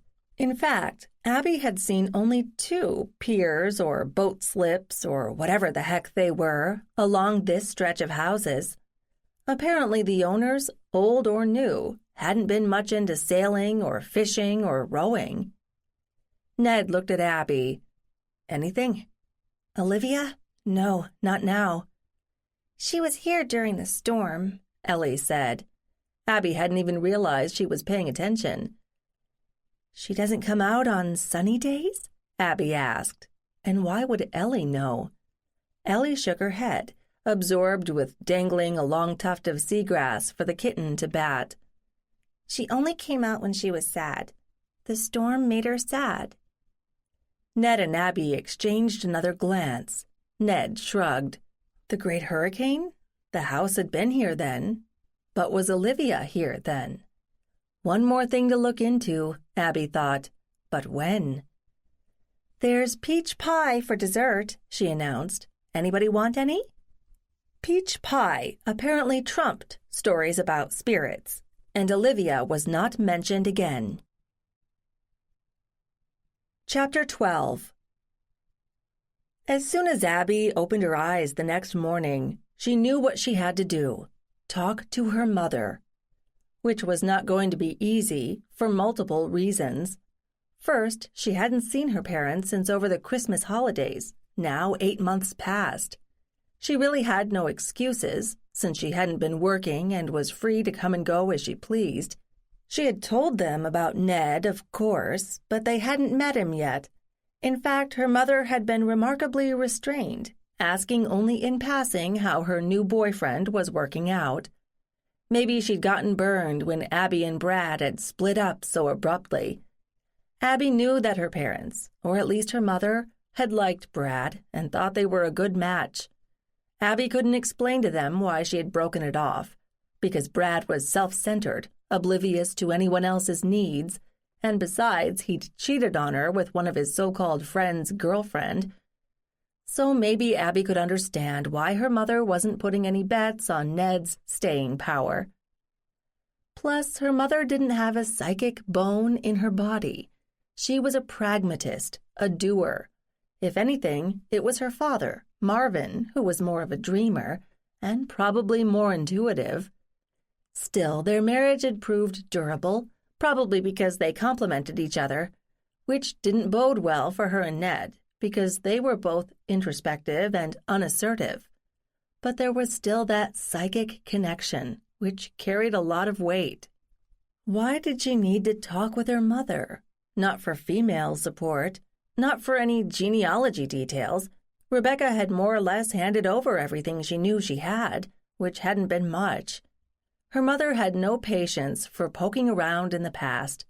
She knew the bare bones of her own family tree only because it had been a rather odd one. Her grandmother's husband had run off at the height of the Depression, leaving his wife, Ruth, with a small child to raise on her own. Luckily, Ruth had had some grit, because she had reverted to her maiden name and made her own way, and refused to talk about her husband after that, although she had verified years later that he was dead. She'd had only the one child, Abby's grandmother, Patience, who had died when Abby was too young to remember her.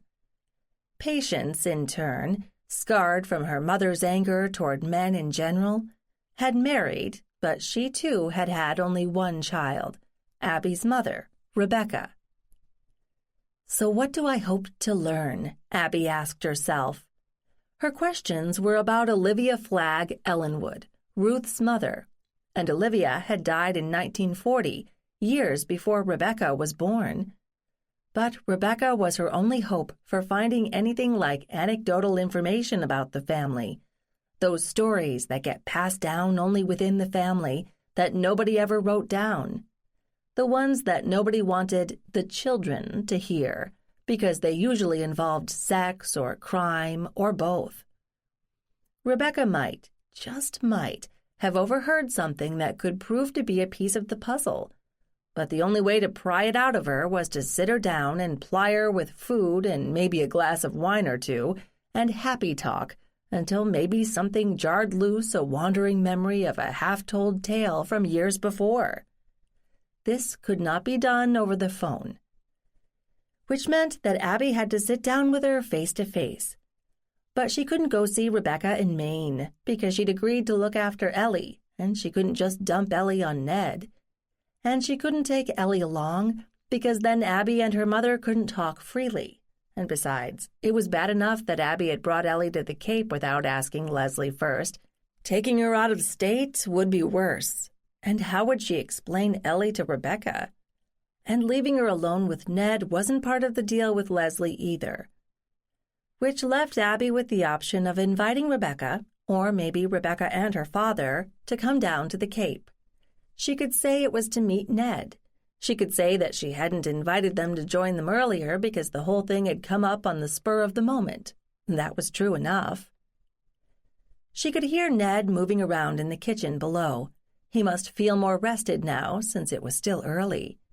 She heard his footsteps on the stairs, and then he walked into the bedroom with a cup of coffee for her. "Good morning," he said, smiling as he sat down on the bed. "Hey, you look better." "I feel better. I was wiped out yesterday, but that was my own fault. I was trying to finish up 6 things at once so I could get here sooner." "That was sweet of you."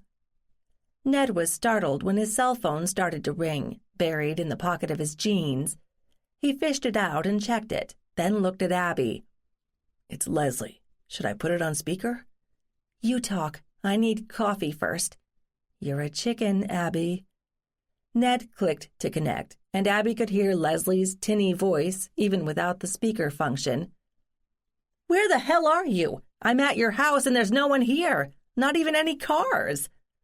"Calm down, Leslie. Daniel Eldridge offered us the use of his house on the Cape. He had an unexpected cancellation, so it was available on short notice, and I jumped at it. Abby came out with Ellie a couple of days ago, and I joined them yesterday. We're only 2 hours away, not in Egypt. Is anything wrong?" "Here? Not much, except that you kidnapped my daughter without asking me." "Leslie, we didn't want to bother you. You had enough to handle. You can talk to Ellie if you like, or do you want to talk to Abby?" "Put Abby on," Leslie all but snarled. Ned grimaced and handed the phone to Abby, who hitched herself up higher in the bed. "Leslie, I'm so sorry we didn't tell you, but we figured you wouldn't want to be disturbed. How's George doing?" "As well as can be expected. But you could at least have told me where to find my daughter. I had to go out to get some food and stuff, and I thought I'd stop by and say hello to her, and then there was no one there." And no doubt she had freaked out, Abby thought. "Again, I'm really sorry. This whole trip came up at the last minute and we grabbed it." "Yeah, well, I guess it's all right, since you're already there. When are you coming back?" "We haven't really talked about it. Ellie starts school on Wednesday, right? So Monday or Tuesday, whichever you prefer. If that's all right with you?" "I guess," Leslie sighed. "I'm sorry I jumped all over you, but it's been a hard week." "When's your son going to be back?" "Probably Monday." "Can George handle it, having the kids around?" "I think so. No heavy lifting for a while, so no picking up kids. Not that Ellie is small enough to pick up anymore. Is she okay with you?" "Yes, we're having a good time. We've been to the beach, and we saw a lighthouse, and went to Provincetown and Woods Hole, and I'm making sure she uses sunscreen." Abby rejected the idea of mentioning the kitten. That could wait. Leslie had enough on her plate for now. "Can I talk to her? Is she awake?" Abby looked up to see Ellie leaning against the doorframe. "She is, and she's right here." Abby held out the phone to her. "Ellie, it's your mother." Ellie took the phone and said, "Hi, Mommy. How's Daddy?" She wandered out into the hallway, and Abby realized she hadn't warned Ellie not to talk about Olivia. Leslie didn't need to know that Ellie was seeing ghosts in more places. But Ellie could probably figure that out for herself. Ditto with the kitten. But maybe Ellie would be smart enough to keep quiet about that, too. She glanced at Ned, who shrugged silently. Ellie wandered back into the room. "Okay, Mommy, I will. Say hi to Daddy and tell him to get better. See you soon. Love you." She clicked off and handed the phone back to Ned. "Did you tell her about—" Abby began. "Nope. Not about Kitten either. Abby felt a guilty relief. She didn't want to condone lying, even by omission, but it was simpler not to get into all this with Leslie right now. She'll find out soon enough, at least about the kitten. Abby glanced between Ned and Ellie. I was thinking of calling my parents and asking them if they'd like to come down for the day, or maybe overnight, like tomorrow. Is that okay? Ned raised an eyebrow. They know about us, right? Of course they do, for months now. I'm sorry we haven't had the chance to get together. What about me? Ellie said. This was trickier. Ellie, they don't know that we're babysitting you. And before you ask, my mother doesn't have this thing of ours. But Olivia was her great-grandmother, and I'm wondering if she heard any stories from anyone else in the family that might explain anything. It's pretty much a long shot, but you never know. Don't worry, she and my dad are really nice, and we can just hang out, maybe barbecue. Where is it they live? Ned asked. Maine. Actually, it's a summer place that my dad inherited from his side of the family. I never lived there, but they've been there for years now, and they seem to like it. Even the winters. They did beef up the insulation and get a better furnace. Anyway, I think it's only a couple of hours from here by car, so it wouldn't be too much of a drive for them. Everybody okay with it? Up to you, Ned said. He and Ellie shrugged in unison, and Abby had to suppress a laugh. Okay, I'll call. Mom's a morning person, so I'll try her now. You two can go figure out breakfast. When Ellie and Ned had trundled down the stairs, followed by Kitten, Abby found her phone and called her mother. Her mother answered on the second ring. Why, Abigail Kimball, I thought you had been kidnapped by aliens. How long has it been? Too long, Mom. Sorry. Their calls always seem to start the same way, with an apology. And how's that young man of yours? He's just fine. We're just fine. That's kind of why I called. Something important? Like a wedding? No, not yet. A friend of his loaned us a beach house on Cape Cod at the last minute, and we were wondering if you'd like to come down for a day. Or you could spend the night. We've got lots of room. Her mother was silent for a moment. What a lovely idea. Let me check with your father. Can you hang on? Without waiting for an answer, Rebecca Kimball covered the phone with her hand, but Abby could hear her yelling, Marvin? And then the rumble of her father's voice. They conferred briefly, then her mother was back on the line. Today okay with you? He says it's a 2-hour drive, so no problem. We can stay over or not, up to you. Abby gulped. That would be great, Mom. I'm so glad you can make it. We'll see you later today. Lunchtime, maybe? Here, let me give you directions. Just take 95 south from where you are, and then get on Route 495 and keep going till you get to Cape Cod. Then, when Abby had wound down, she added, And if you get lost, just call, okay? We'll be here. When she had hung up, Abby felt quite virtuous. She hadn't meant to keep Ned and her parents apart, but there had always been something in the way. Ned's work, or spending a day a week with Ellie, or working on Ned's tumble-down Victorian house. And she would have to work out how to explain Ellie in a way that made sense. What could explain why the woman who had fired her from her job months earlier would be entrusting her with her daughter now? They'd have to come up with a story, and maybe Ned could get a sense of her mother and why she seemed totally devoid of any extra-normal empathy. Downstairs, Ellie and Ned were clanging pots around and generally making a mess. What's for breakfast? Abby asked when she walked into the kitchen.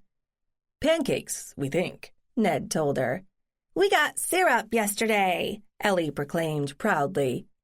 What did your mother say? Ned asked.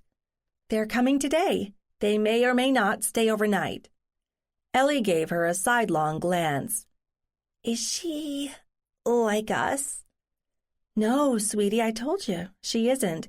She gets along really well with people, living ones, that is, but she doesn't see the others. Did she outgrow it? Ellie asked. I never really thought about that, but it seems more likely that it was never there. I don't know why, but she'll like you. What'll we do? I don't know if they've seen the Cape, but mostly I want them to get to know Ned. They haven't met him, so maybe we'll just hang out. Is there something else you want to do? We still have Sunday and maybe Monday to do touristy stuff. We should check the neighbors and see if anyone's misplaced a kitten, Ned reminded her. Ellie pouted. I know, you're right, Abby admitted. I really don't think she could have wandered far since she's so little, so can we limit our hunt to right around here? That's fair. Ellie, I'm sorry, but you can imagine how some other kid would feel if they had lost the kitten, Ned said. Ellie wouldn't look at him. Yeah, I know, but she likes us. That she does. We'll see what happens. We'll go right out after breakfast, okay? I guess. Are you going to go, or Abby? Ned, I think you should go, Abby said. Let him be responsible if Ellie has to give up the kitten. I've got to clean up here and make sure there are sheets on the other beds and stuff. That's fine. Eat up, Ellie. Chapter 13. Rebecca and Marvin Kimball pulled into the sandy parking space behind the house less than 3 hours later. Abby had scurried around, tidying, not that they had had much time to make a mess, and it had been pretty much spotless when they arrived. But there was always sand, which seemed to end up everywhere. As she walked out the back door to greet her parents, Abby wondered whether they had kept a go bag waiting by the door in case Abby had made just such an offhand invitation. She came down the steps and hugged each of them as they emerged from the car. Ned and Ellie had heard the car approaching, but hung back to let Abby greet them. They had made the rounds of the houses within half a mile, but most people were, as Abby had predicted, renters, and no one had brought a litter of young kittens along with them. It seemed absurd to push the search any farther, with posters on electric poles or an ad in the local paper. Anyone who could misplace a tiny kitten didn't deserve to have it anyway. The only odd thing was that the kitten was so friendly, so it was clearly accustomed to being around people. In any event, Ellie was over the moon about having clear title to the little creature. They could worry about Leslie's reaction later, after this odd weekend was over. We made really good time, Rebecca burbled. Not much traffic anywhere. I guess whoever was coming down here for the weekend or week was already here. Yes, I'm told the highway backs up for miles starting on Thursday afternoon. Please, come in. Ned held the door for them. Ellie hung back in a corner of the kitchen, unsure of her welcome. Not surprisingly, Rebecca made a beeline for Ned. So you must be Abby's new... Heck, I don't know what you kids call each other these days. You must be Ned. She's told us about you, but not enough. She never said you were so good-looking. Isn't he, Marvin? Marvin glanced at Abby and shrugged, smiling, as if to say, "What can I do?" Hello, Ned. Good to meet you. This looks like a nice place. Abby said it belongs to a friend of yours. Yes, it does, sir. It's been in his family for quite a while, but he doesn't spend a lot of time down here. Most people on the Cape tend to rent out their places during the summer, which is how they afford to live here the rest of the year. Rebecca had finally spotted Ellie, who was watching the greetings with a carefully neutral expression. And who's this? I didn't get a chance to tell you, Mom. This is Ellie. Her parents are friends of Ned's, and her dad had to have emergency surgery, so we said we'd look after her for a few days while he recuperates. I didn't have time to explain on the phone. Ellie, come say hello to my mom and dad. Ellie stepped forward and extended her hand to Rebecca. It's nice to meet you, Mrs. Kimball. Abby almost held her breath, wondering if there would be any connection between them. Maybe her mother had been hiding her abilities all of her life, and they would suddenly burst forth now with Ellie. Their hands touched, and Ellie cast a quick glance toward Abby. Nothing. Well, it wasn't a surprise. Please call me Rebecca, if that's okay with Abby. I know kids are pretty informal these days, not like when Marvin and I were young. but Mrs. Kimball sounds so stuffy. Okay, Ellie said. Nice to meet you too, Marvin. Marvin Kimball bent down and shook hands formally with Ellie. The same goes for me. So, you been having a good time here on the Cape? Yes, sir. It's pretty, and there's a nice bookstore not too far away. And I got a kitten. Well, isn't that nice? Can you introduce me to your kitten? Marvin asked, then looked at Abby and winked. Sure. She's taking a nap upstairs. Come with me. Ellie took his hand and led him out of the kitchen. The kitten was kind of unplanned, Abby explained. Ellie doesn't have any pets at home, but the kitten showed up during a bad storm and we couldn't just leave her outside. She's a real sweetie and still very young. I understand. Well, since Marvin gets to meet the cat, why don't you give me the grand tour of the place? When you said a house on the Cape, I didn't know if I should picture a shack on the beach or a Victorian mansion. This is kind of somewhere in between, Abby said. I think it was built around 1900, and it's on the harbor, not the ocean. Let me show you. You coming, Ned? Sure, although I can't add much information about the house. I hadn't been here for years, and all I remember is some sort of wild weekends when we were all a lot younger. They walked through the house, which didn't take long. They ended up on the porch. My, this is lovely, Rebecca said, and she sounded like she meant it. Which way does the sun set? Right out there, Abby pointed.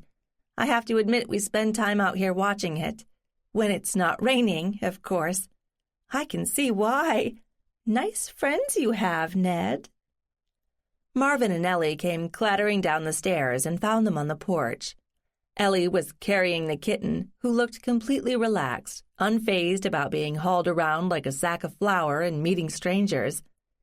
This is the kitten, Ellie said. We couldn't find anybody who owned her, so now she's mine. She is adorable, Rebecca said. What's her name? We haven't decided yet. Well, I'm sure you'll find a good one that fits her. So, Abby began, what would you like to do today? Cape Cod's not all that big. You can reach Provincetown on the far end in an hour or so, assuming you don't stop along the way. Do you want to see beaches? Stores? We came to see you, dear, Rebecca said, smiling. And Ned, of course. But I have heard there are some glass-blowing places around here. I love hand-blown glass, and I've never seen it made. Do you think we could find one of those? Of course we can, and we should probably pick up some more food. Why don't we eat lunch out and we can grill at dinner? Are you staying overnight? If we're welcome, Rebecca told her. Of course you are. Abby breathed an inward sigh of relief. She really wanted some quiet time to poke around her mother's buried memories, if there were any, and that would be possible only if they sat down and relaxed together, rather than rushing from place to place. Why don't I go check the internet for those glass places? Ned offered.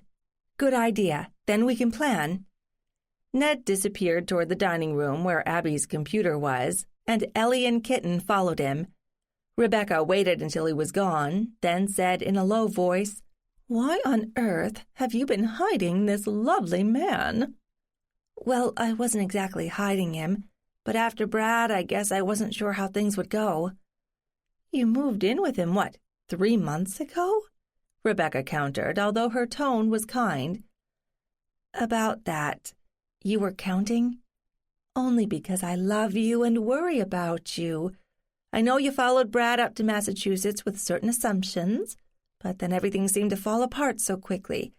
I wasn't sure how you were coping, and I also wasn't sure that this Ned of yours wasn't just someone you grabbed on the rebound. No, Mom, he isn't. And I can see that. So I'll stop worrying about you, at least for now. And I won't ask you about jobs or what you think you're doing with the rest of your life. We can just enjoy this time together. Thank you. I'd really like that. Abby glanced at her father, who typically was silent, not detached. He just seemed to like to watch his womenfolk when they were happy. Ned returned quickly. There are a few choices. One is sandwich glass, which is the oldest and biggest, but also the most commercial. There are a couple of smaller places with 1 or 2 craftspersons that you might find more interesting. Which would you prefer?" "Oh, the second kind, definitely," Rebecca said, beaming at him.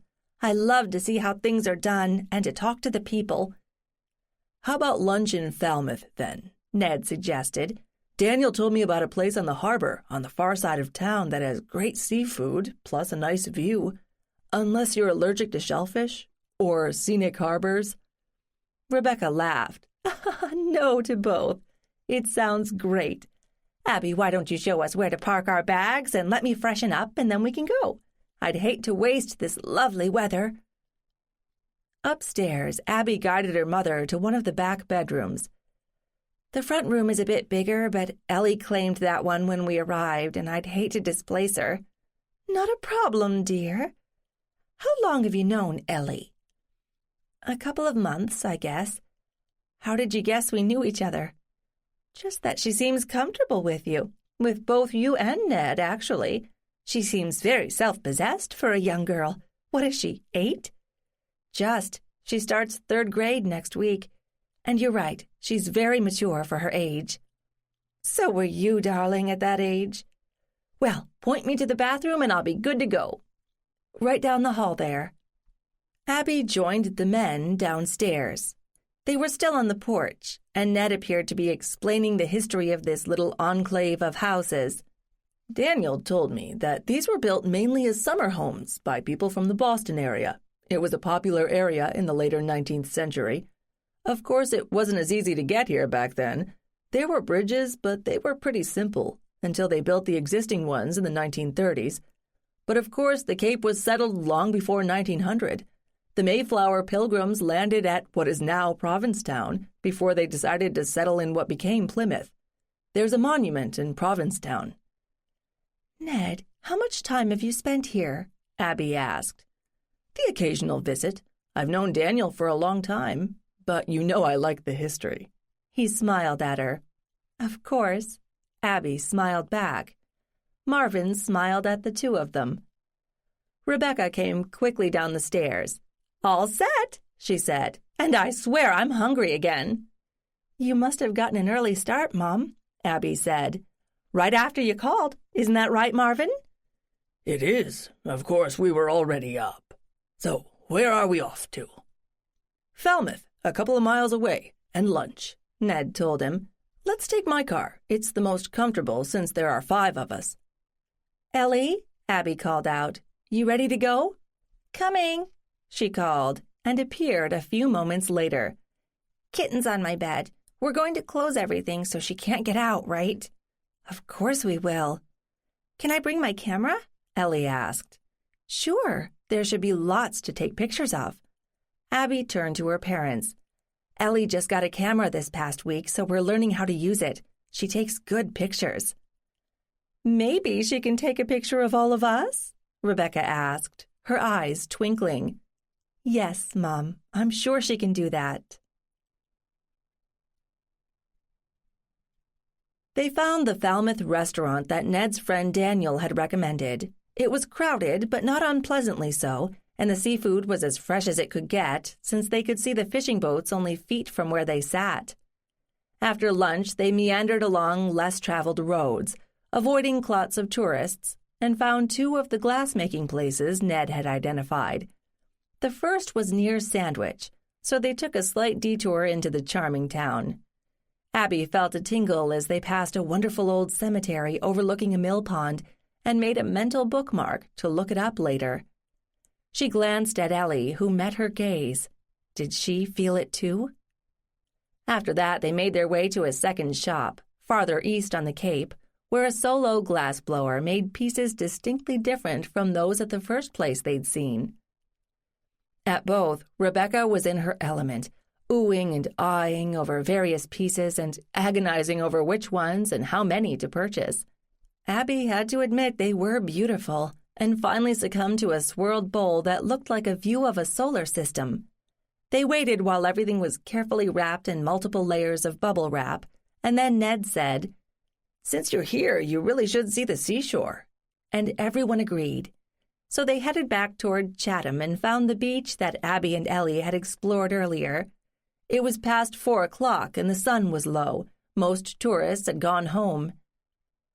Abby and her mother fell behind as they strolled along the tide line, picking up odds and ends.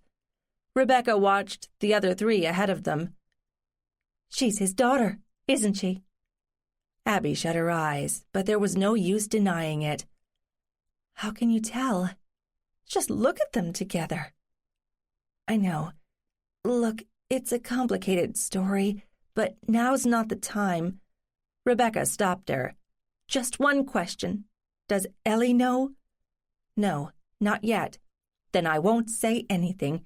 But I'd bet Ellie figures it out, sooner rather than later." "I'm afraid you're right." "For more reasons than you can imagine." Chapter 14. On the way back from the beach, they found the market Ned had mentioned and stocked up on all sorts of goodies, then drove slowly back to West Falmouth, replete with sun and food. They parked behind the house and gathered their bundles. At the door, Ellie was bouncing with impatience as Ned unlocked it, and she dashed in before him to go find Kitten. The adults followed more slowly. "Wine? Something else?" Abby offered her parents. "Then we can sit and admire the sun on the water." "Why don't I start dinner?" Ned volunteered, "and you and your parents can talk." "Why don't I give you a hand?" Marvin said quickly. Abby stifled a smile because how many hands did it take to grill meat and make a salad? But her father was not one for small talk, much less girl talk, and Abby welcomed the chance to talk to her mother alone. Luckily, Ellie had followed the kitten upstairs and hadn't returned. "Wine sounds lovely, especially since we don't have to drive anywhere," Rebecca said. "It was such a lovely afternoon." "I'm glad you enjoyed it," Abby said, accepting 2 filled wine glasses from Ned, their sides already beaded with condensation. "Follow me." Abby led her mother to the bay side of the house, opening the door and holding the screen door to let Rebecca pass. Was it coincidence that Rebecca turned and sat in the wicker chair that Olivia had occupied? Probably. Abby took the adjoining chair and they clinked glasses. "I'm so glad you could come visit," Abby said. "I like your Ned," Rebecca said after a leisurely pause. Abby sipped her wine, cool and smooth. "So do I." "Any plans?" "As in marriage?" "I was wondering how long it would be before you'd ask." "No, not yet, but I'd say it's a strong possibility. But we're not in a hurry." There was so much that Abby wished she could say, but how could she explain a psychic connection to someone who had never experienced one? "Mom, I know you don't know a lot of details about your family going back, but did anyone ever mention Cape Cod?" Rebecca pivoted to look more directly at Abby. "Why do you ask?" Should she lie? "Well, I'm interested in our family history. It's just that since I've been here, it seems kind of, I don't know, familiar. Like I've been here before. Does that make sense?" Lame, Abby, lame, and not exactly true. "You mean like past lives, reincarnation, that kind of thing?" "Maybe. I don't know how to explain it." That much was certainly true. Rebecca thought for a moment. There was lots that my family didn't talk about, like when my grandfather disappeared and my grandmother refused to mention him ever." "Wasn't your mother ever curious?" "I don't think so, or if she was, she never shared it with me. I think her mother had put the fear of God into her early on, and her father, Samuel Pendleton, was a kind of bogey man, never to be spoken of. Although looking back at him now, I think he was just a weak man and kind of overwhelmed by circumstances. He took the easy way out." "And his wife was angry. I can understand that. But did your mother never talk about her parents? I mean, she would have been around 30 when her mother died. She must have known her." Rebecca sipped her wine and stared out over the water, where the light of the sun sparkled off the little wavelets. You know, her own father died when she was only 12, so she never really knew him. Her mother was widowed for a long time, something like 20 years, but she never remarried. I'd guess, well, I don't think it was a happy marriage. Did you know that my mother wasn't born until they'd been married for almost 20 years? Ruth's mother, what was her name, was nearly 40 by then. That was kind of unheard of in those days. It must have been something of a shock to her. Olivia, that was her name. Right. I know you love this genealogy stuff. Does Ned care about it too? He does, thank goodness. It takes one to know one. So why do you say that Olivia's marriage wasn't happy? Hints here and there. Listen to me. It feels like I'm sharing gossip, even though everybody involved is long dead. Mother, I don't think they'll mind. And I asked. I don't want to speak ill of the dead or make you think less of them, Rebecca protested. I won't, I promise. Please share? Rebecca leaned forward in her wicker chair, which creaked as her weight shifted. Well, there was one story. I think Olivia's husband was a drinker. Why do you say that? I forget how it came up. Maybe when my grandmother was complaining about how badly men treated their wives. I think she forgot I was there. But Olivia's husband, Samuel, I think he was, wasn't a particularly pleasant man. He had plenty of money, thanks to his wife, but I think you'll find she kept pretty close control over it. When she died, her daughter Ruth found that their house had always been in Olivia's name, not his, and not shared. Again, kind of unusual for the time and place. What about the story? Abby prompted. If I remember it right, Samuel decided to get into local politics and ran for mayor of the town. Hang on, this was Westfield? In New Jersey? Abby interrupted. Yes, that's right.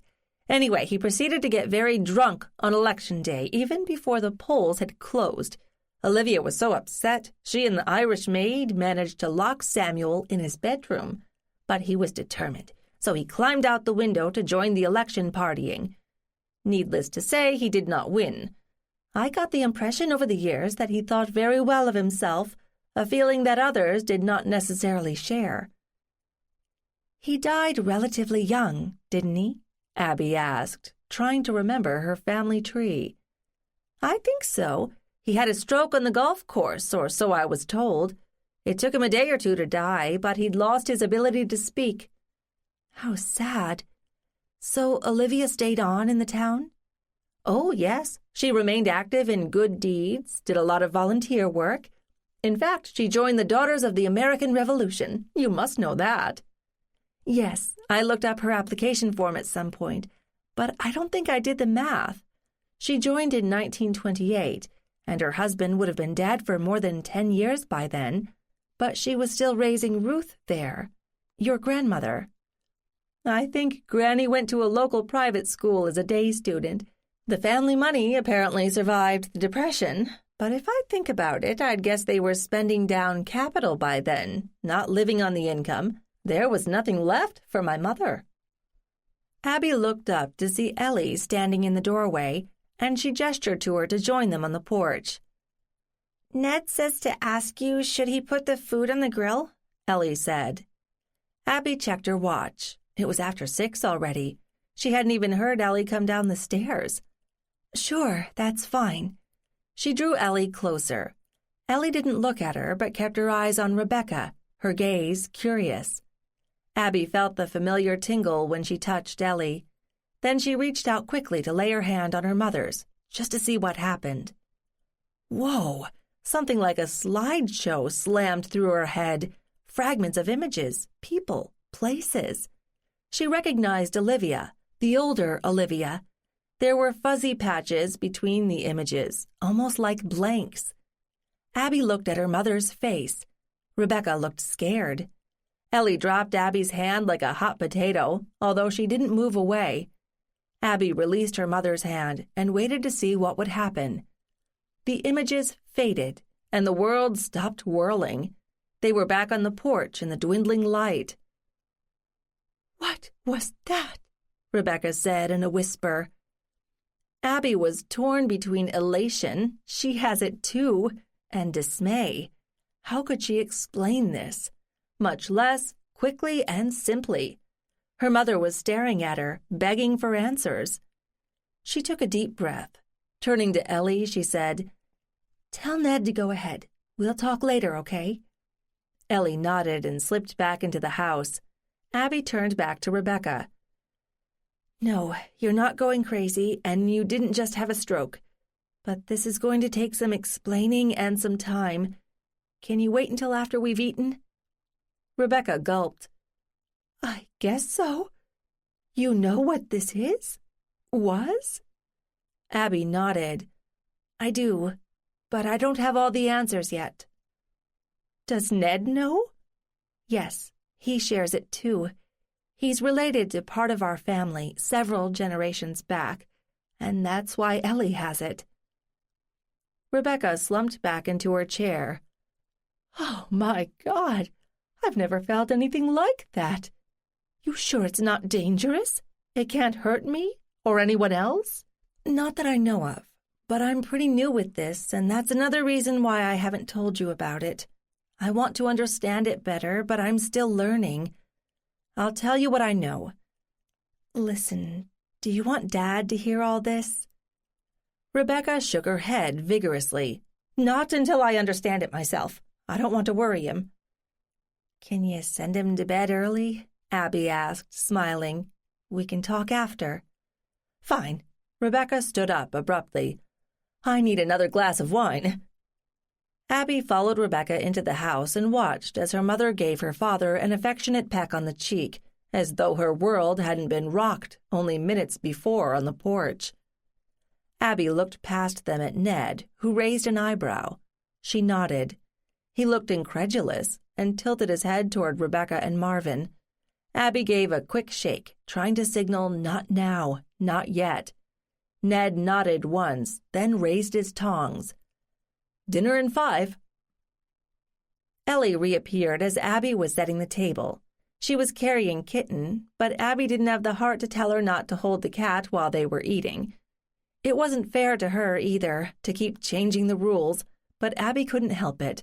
She hadn't planned to test her mother.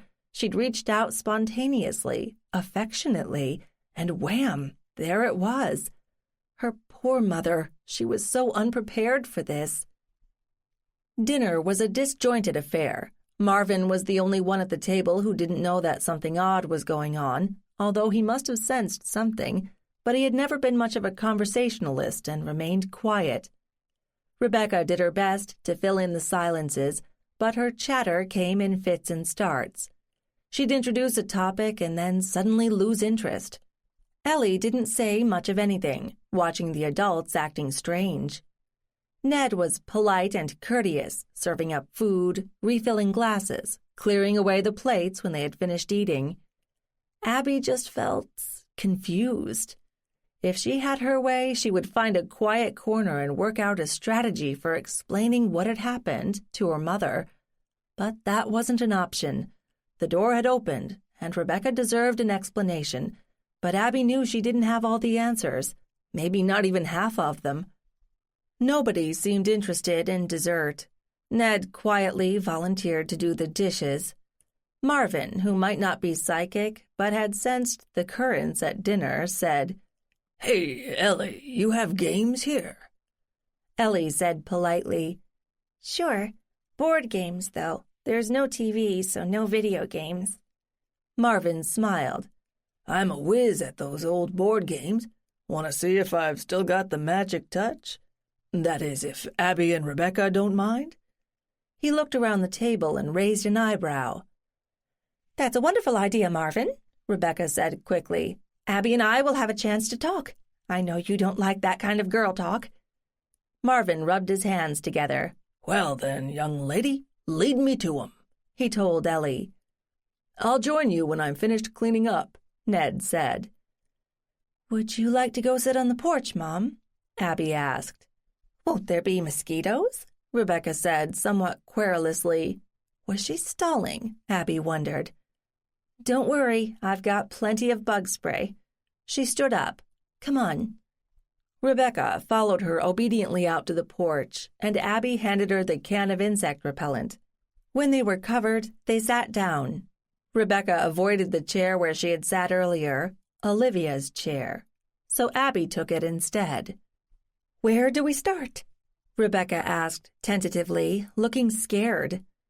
I think we should start with How I Met Ned, which was my first episode. Chapter 15. Alone on the porch, Rebecca looked warily at Abby. You know, I feel that I don't know you anymore. I thought everything between you and Brad was fine until you told me that you moved out just like that. And now you lay this thing on me.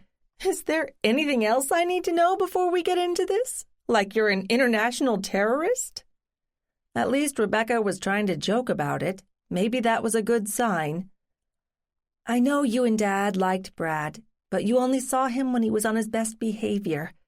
When it was just the two of us, he more or less ignored me, except when he wanted a meal or his laundry done. And that was before he cheated on me. Oh, Rebecca said, I didn't know. Because I didn't tell you. It wasn't your problem. It was mine. I made a poor choice. I fixed it. And Ned? Ned started out as a friend. When I was still with Brad, he helped me find a job. He didn't do anything more until I told him Brad was out of the picture, and even then, I found myself someplace to live on my own. I didn't want to jump right into something else without some time to think. Rebecca nodded. I can understand that. I wish I could have helped, but I suppose this was something you had to work out for yourself. I only want you to be happy, you know. I know, Mom. Abby paused to gather her thoughts. I told you this thing started with Ned, the first day I met him, back in Waltham. And she launched into the story of their first encounter, when she'd seen Olivia and her parents at the open house in their former home, and then she'd seen Elizabeth again at the cemetery, and more people in the Wellesley Cemetery, and the house in Weston, and then in Charlestown. As she laid out the timeline for her mother, she realized that she should have been keeping better records of all these encounters, although she hadn't realized how significant they were at the beginning. She reached the point where Ned had finally admitted that he possessed the same ability, and they'd worked out that they shared some genetic connection that had persisted through the generations. Abby stopped short of trying to explain how she'd managed to run into a relative from the Revolutionary War, not to mention a Salem witch. She studied Rebecca's expression, which was a peculiar mix of sympathy and fear. Abby was surprised by Rebecca's first comment. So he didn't tell you that he saw dead people for a while? For quite a while, it sounds like. Okay, I was kind of pissed off when I found that out, but Ned's a scientist. He founded a company that does chemical analyses, including DNA testing. He didn't want to prejudice me, which would have changed my responses. And I have to add, he'd spent most of his life denying that he saw anything unusual. I guess guys react differently. His mother had it too, and the two of them never even talked about it until very recently. Who knows how many other people have this ability, whether or not they recognize it? But nobody talks about it. They can't, because someone would have them locked up. What, you hear voices and you see dead people? You must be nuts. And where does Ellie fit? Was, or heaven forbid, is Ned married? No, it's more complicated than that. A married friend of his was having trouble conceiving, so she asked Ned for a donation, and he complied. He hasn't been involved in Ellie's life until after we got together. By the way, there's a second child, a boy, but he's younger, and we don't know if he shares this thing. But how did you meet Ellie and realize that she was seeing what you're seeing? I was kind of babysitting her one day while her mother was working, and Ellie wanted to walk through a cemetery nearby. Okay, that seemed a little weird, because I thought I was the only person who liked visiting cemeteries, but I went along with it. And then she told me she saw someone there. I couldn't see him, but I didn't want to tell her to stop imagining things. It wasn't until a while later that we saw the same person at the same time. Someone we were both related to, as it turned out. But Ned and I had already kind of figured out that there was a genetic component, something that gets passed down. I apologize, but I thought it had kind of skipped you. You've always been so practical.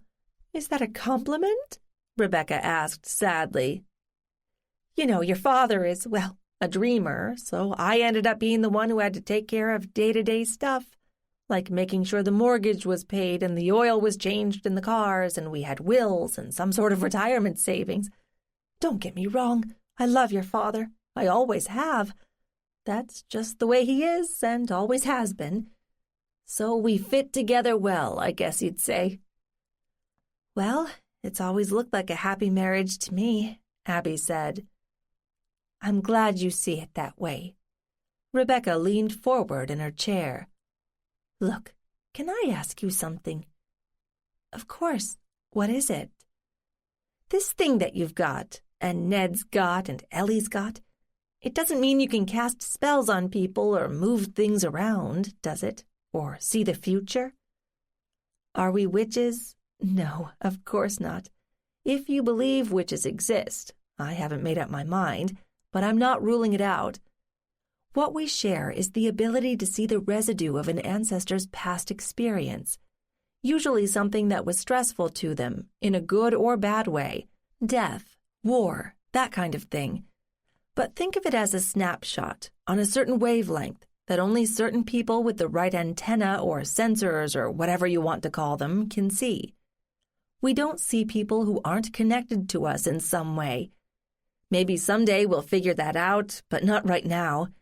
And things might get kind of crowded if we start seeing a lot more dead people. Rebecca was silent for a while. Abby waited, then asked softly, What are you thinking? Rebecca shrugged. A lot of different things, I guess. For one, that I never noticed you had anything like this. Probably because we didn't have any ancestors around when I was growing up. Ned did. His first encounter was in his own home, which had belonged to an ancestor. He was still a kid, and then he saw another boy who had died a couple of centuries earlier. He didn't think about it. They sort of played together. Rebecca nodded. All right, I can buy that. So then I have to wonder, how much have I missed seeing in my own life? Were there things like this that I ignored or poo-pooed? I'm going to have to haul out a lot of memories and take a hard look at them. Only if you want to, Mom. There's no requirement that you pay attention to any of this, and no penalty if you don't. You may not want to. Like I said, a lot of what I see can be sad because the people were in pain or angry. But they can't reach us. We can only see them. We can't change the past, but we can understand it a little better. Oh, there is one other thing I should mention.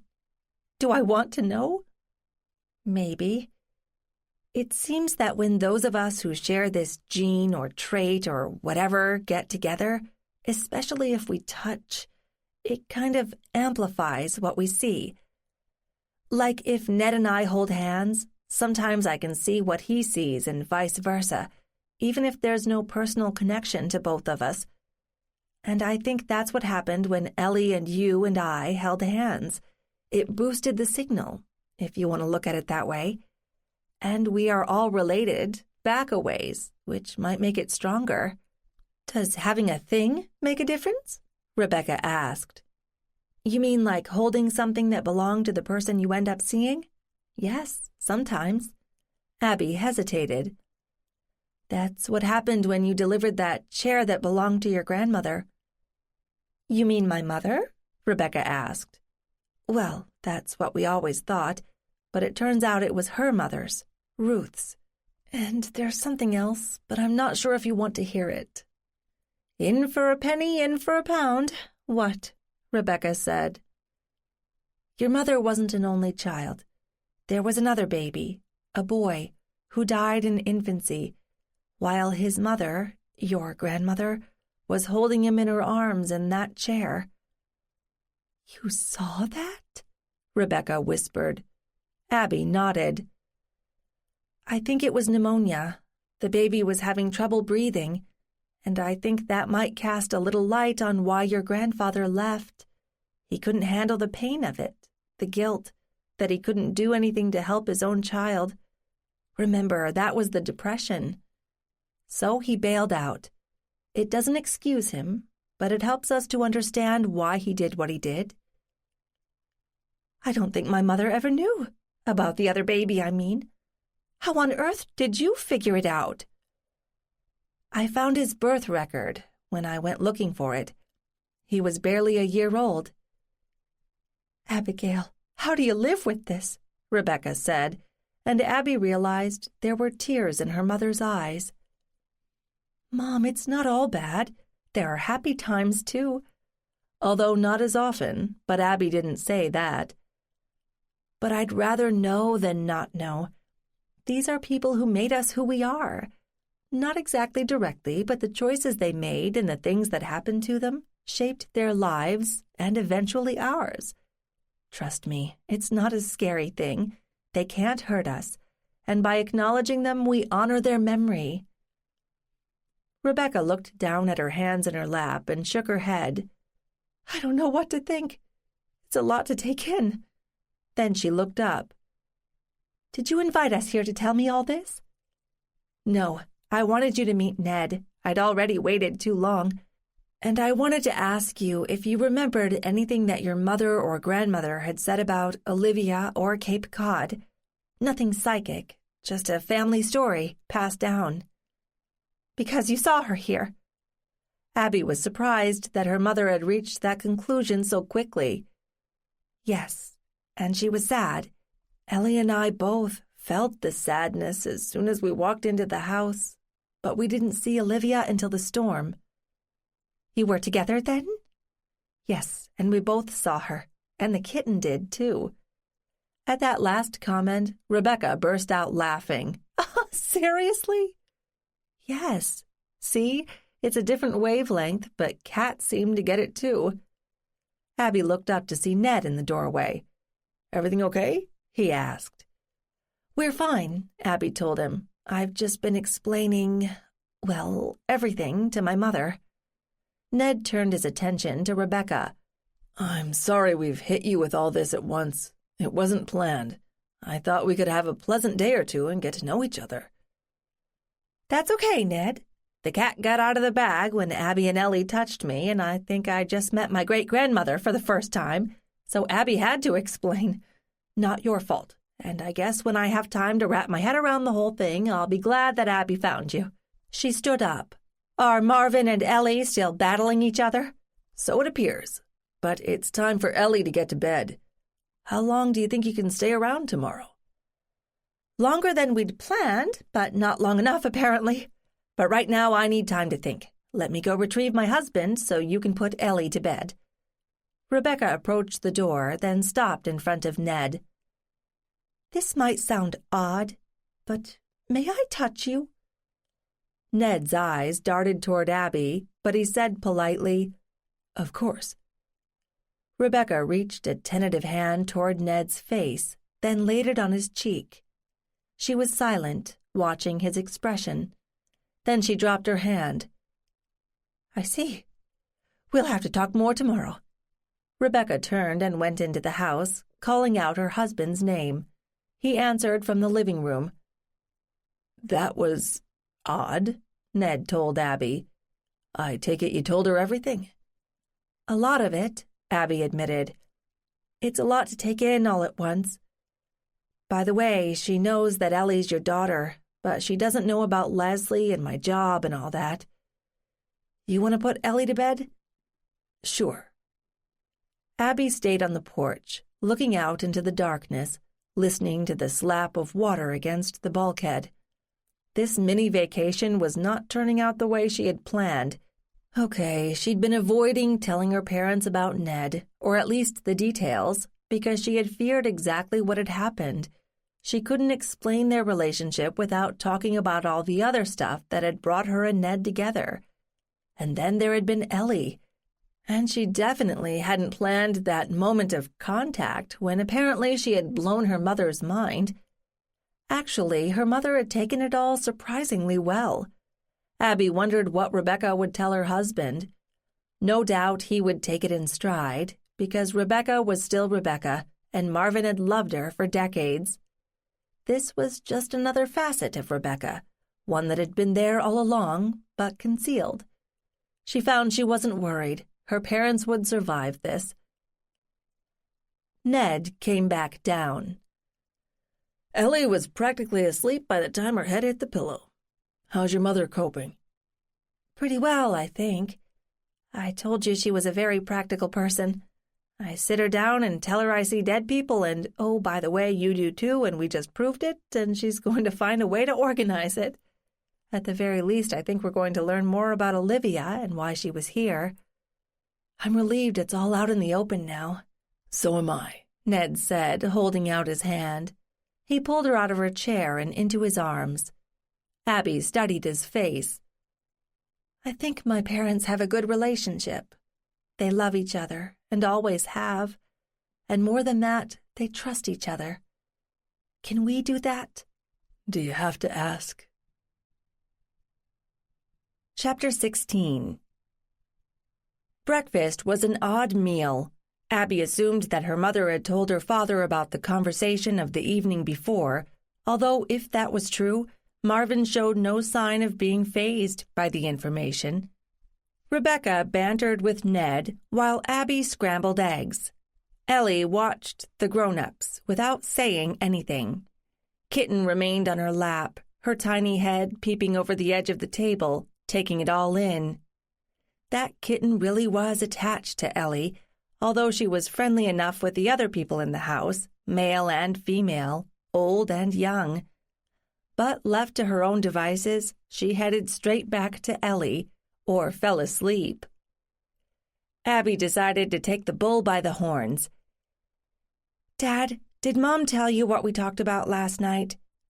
Ned looked startled by her question. Marvin nodded. She did. Interesting stuff, he said, and did not expand on that. Abby was not content to let it go. Yes, it is. Can you think of any examples over the years that Mom might not have recognized? Well, I have come upon her staring into space with a dreamy expression on her face, but I figured she was thinking about some actor. Paul Newman, maybe? Certainly not me. Marvin smiled at Rebecca. Rebecca swatted his hand, then smiled back. Nope, Daniel Craig these days. He's hot. No help there, Abby thought. Of course, she had to admit she might have missed a lot of clues before she knew what was what, whatever it was. Was there anything you wanted to do today before you head back to Maine? Ned asked, changing the subject.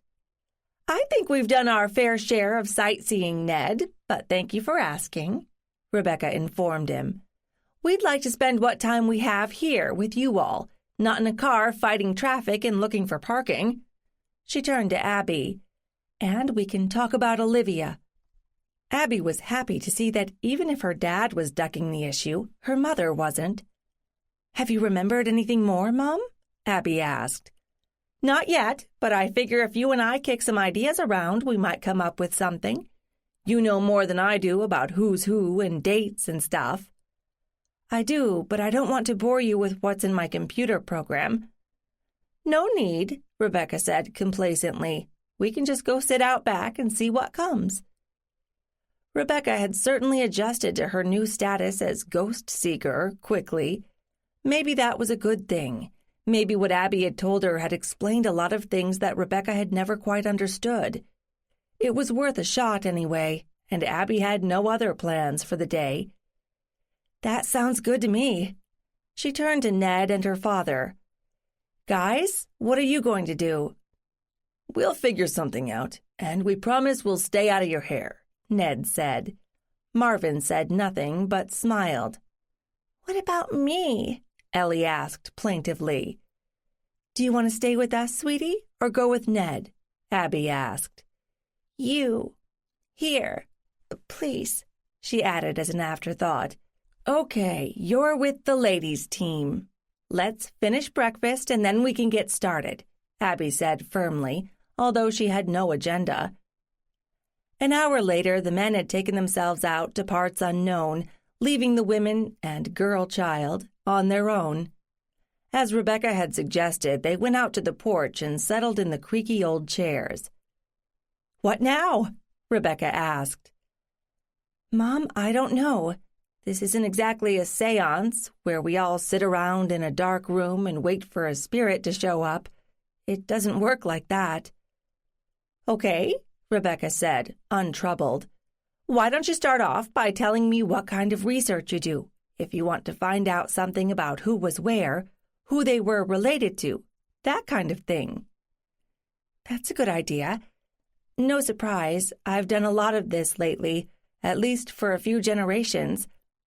I used censuses, local histories published in the 19th century, city directories for the more recent people, wills, public records like birth and death certificates.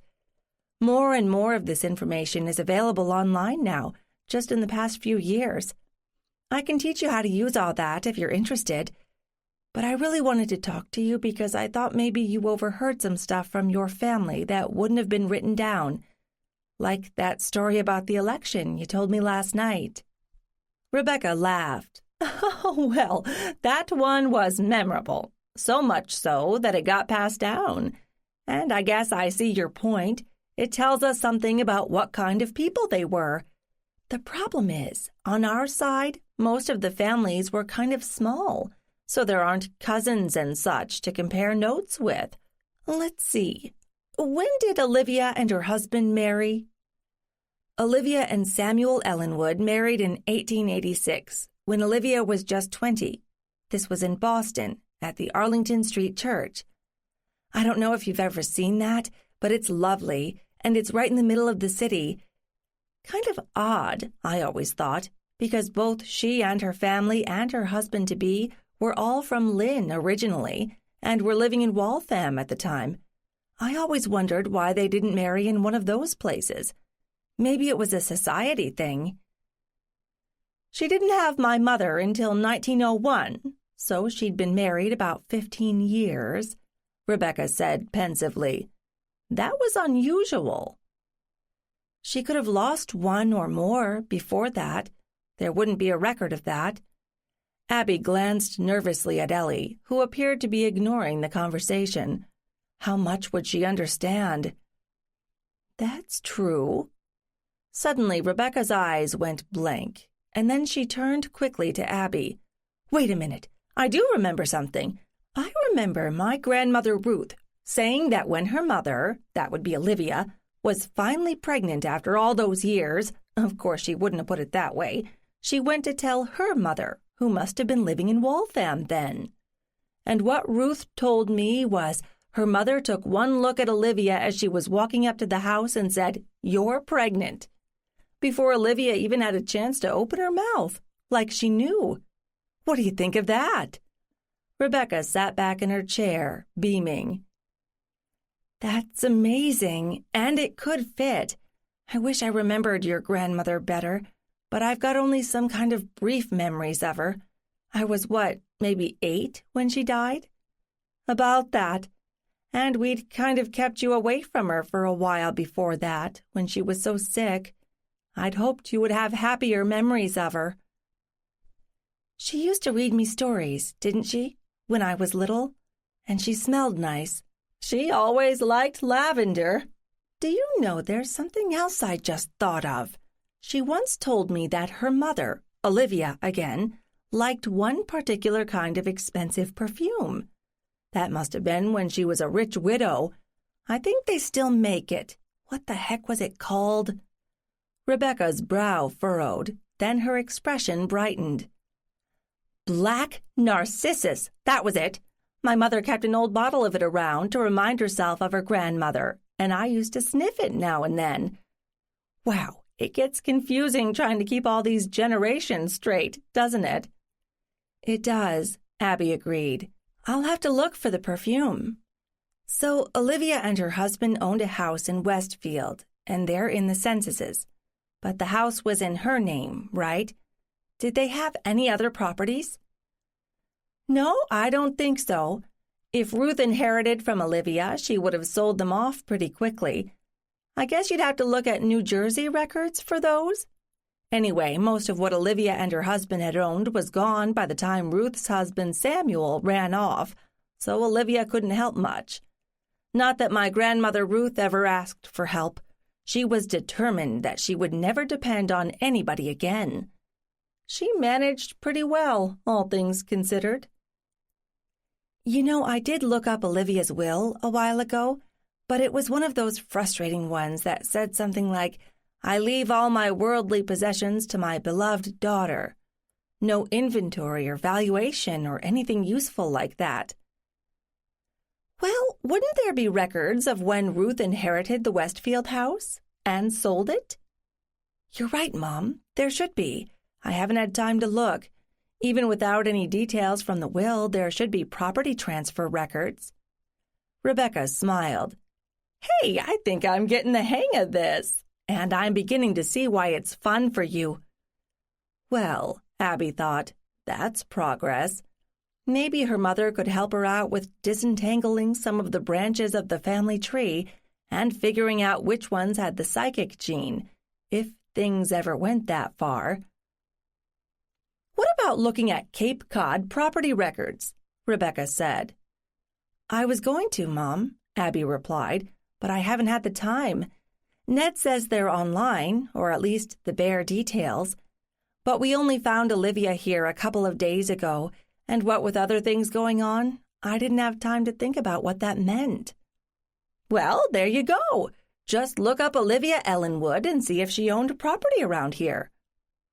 Of course, I will, Abby said, verging on exasperation. She would have thought of that if only she had had the time.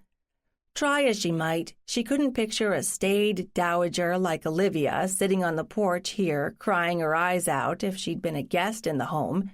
Therefore, she must have owned this place before Ned's friends' relatives did. Easy to find out, especially since she now had Daniel's surname, although maybe not the why. Why would Olivia have decided she wanted a house by the sea?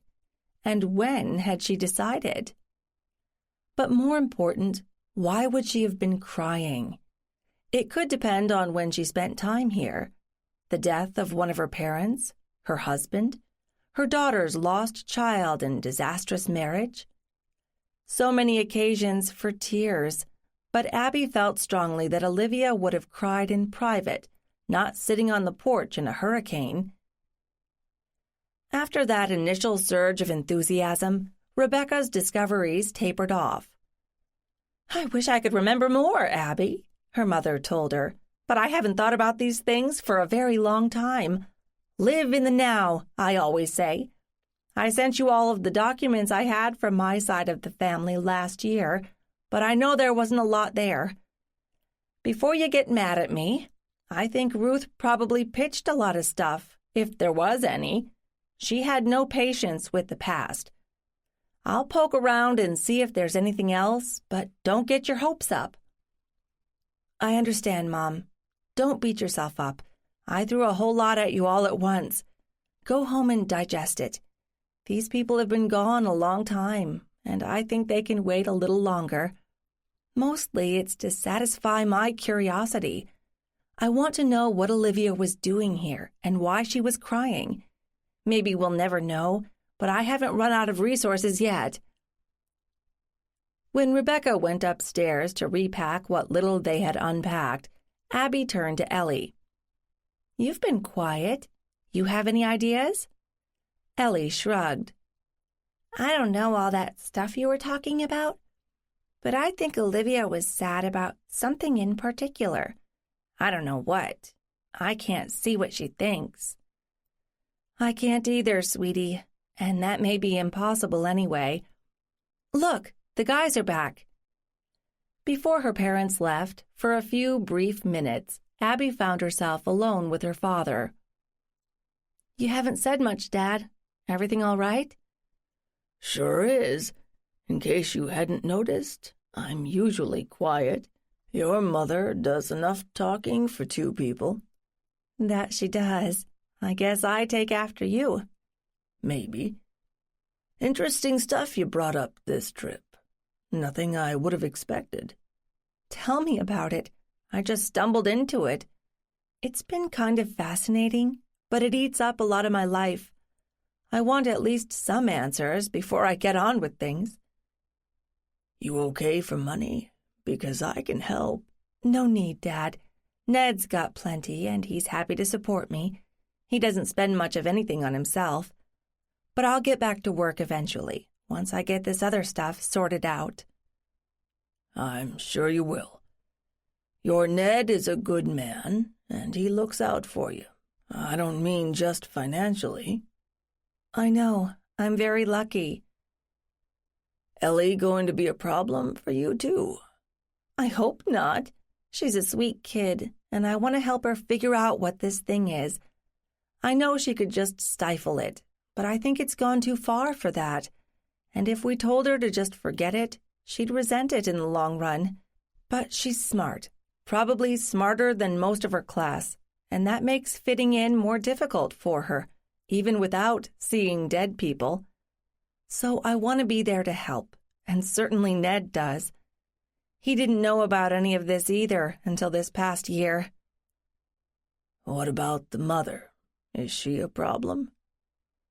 "She was upset when I first tried to explain all this to her, but she's been coming around, slowly. I think she finally realizes that she can't just wish it away or ignore it. She's smart too, so she'll figure it out. And neither Ned nor I wants to come between them. It was really only a fluke that Ellie happens to be here with us now, for this time." "And saw Olivia. Leslie probably wouldn't be happy about that." Rebecca came bustling down the stairs again. "The suitcases are ready, Marvin, so you can bring them down." Marvin winked at Abby, then turned to go up the stairs. Rebecca gave Abby a hug. "Thank you so much for inviting us. I know it wasn't exactly what I expected, but it's been good. And don't you dare wait that long again, or I'll just show up on your doorstep one day and refuse to budge. If you'll tell me where that is," she ended dubiously. "Lexington, right near the center of town. And there's an old cemetery behind the house. Don't worry, I'll keep in touch. Let me know if you remember anything else interesting, and I'll try to put together an outline of what I know and send it to you, okay? And maybe on another trip I can show you the other places our ancestors seem to hang out." "Great. There you are, Ellie. I hope I'll be seeing you again, and I really enjoyed talking to you. Take good care of your kitten." "I will. Nice to meet you, too." Ned, Abby, and Ellie gathered on the back steps to wave Marvin and Rebecca off on their return journey. "That was exhausting," Abby commented, waving as the car pulled away. "Why, you got what you wanted, didn't you?" Ned asked. "Well, yes, but I thought I'd be able to work up to it gradually. This was kind of a massive info dump, or maybe like ripping the bandage off all at once." "I thought your mother handled it all remarkably well." "That she did. Maybe she has hidden depths. You know, maybe we should think about getting a beach house of our own. There's something about all the sun and wind and water noises that's kind of liberating, or something." "Can we finish fixing up the Lexington house first?" Ned asked plaintively. "I guess. Ellie, where'd you disappear to?" "Out on the porch," Ellie called back. Abby followed the sound of her voice and dropped into the chair next to hers. Kitten was curled up into a ball in Ellie's lap, asleep again. "I'm sorry that took up so much time, since this is your vacation, too. We can do something you want tomorrow." "They're your family, right? You should spend time with them. I like them." I do too, thank goodness. But we got into a lot of stuff that I hadn't planned to talk about. Why didn't you talk to your mom about all this before now? I don't really know, sweetie. For a long time, I didn't know I had this thing, and then I was trying to figure it out. I guess I thought she wouldn't understand. But she did, Ellie said reasonably. Yes, you're right, she did. I shouldn't have assumed. I think she was as surprised as I was to find out she could see people, although I think she could use some practice. I think once you know you can, you start seeing a lot more of them. I think you're probably right. So, how about a walk on the beach? We've been sitting a lot today. Okay, which one? You don't want to go to Old Silver Beach? Abby asked her. It's gonna be busy today, isn't it? What about that one? Ellie pointed across the small harbor, which Abby knew was only a part of a larger harbor. You said there was a beach there. You're right, I did. But I think we'll have to find a road. Ned, you want to come? Sure, I'll drive. It didn't take them long to find a small access road to the spit of land across the harbor. As Ned had told her, there was a portion set off with large signs that said private. And then there was a security guard, a very polite one, who strolled over to their car and said, "This is private property, you know. You can't park here." Abby responded before Ned could say anything. She got out of the car and said, "I'm sorry, I don't mean to intrude, but I just found out that my great-great-grandmother once owned a house right over there." She pointed across the harbor. "And in fact, we're staying in it. And I wanted to see what it looked like from this side. We'll only be a minute." The guard looked them over and apparently decided they looked harmless. "All right, but don't be long." He walked back to the sign in the road, but turned to watch them. "All right then," Abby said, relieved. "Ellie, why don't you take some pictures?" "Okay." Ellie bounced out of the car and pulled out her camera and started shooting across the water. "Can I take your picture in front of the water?" "Sure, why not?" Abby and Ned moved closer together, and Ned put his arm around her shoulders. Ellie smiled at them and started snapping pictures. Chapter 17. Since they couldn't walk on the beach under the watchful eye of the security guard, they decided to try Old Silver Beach again.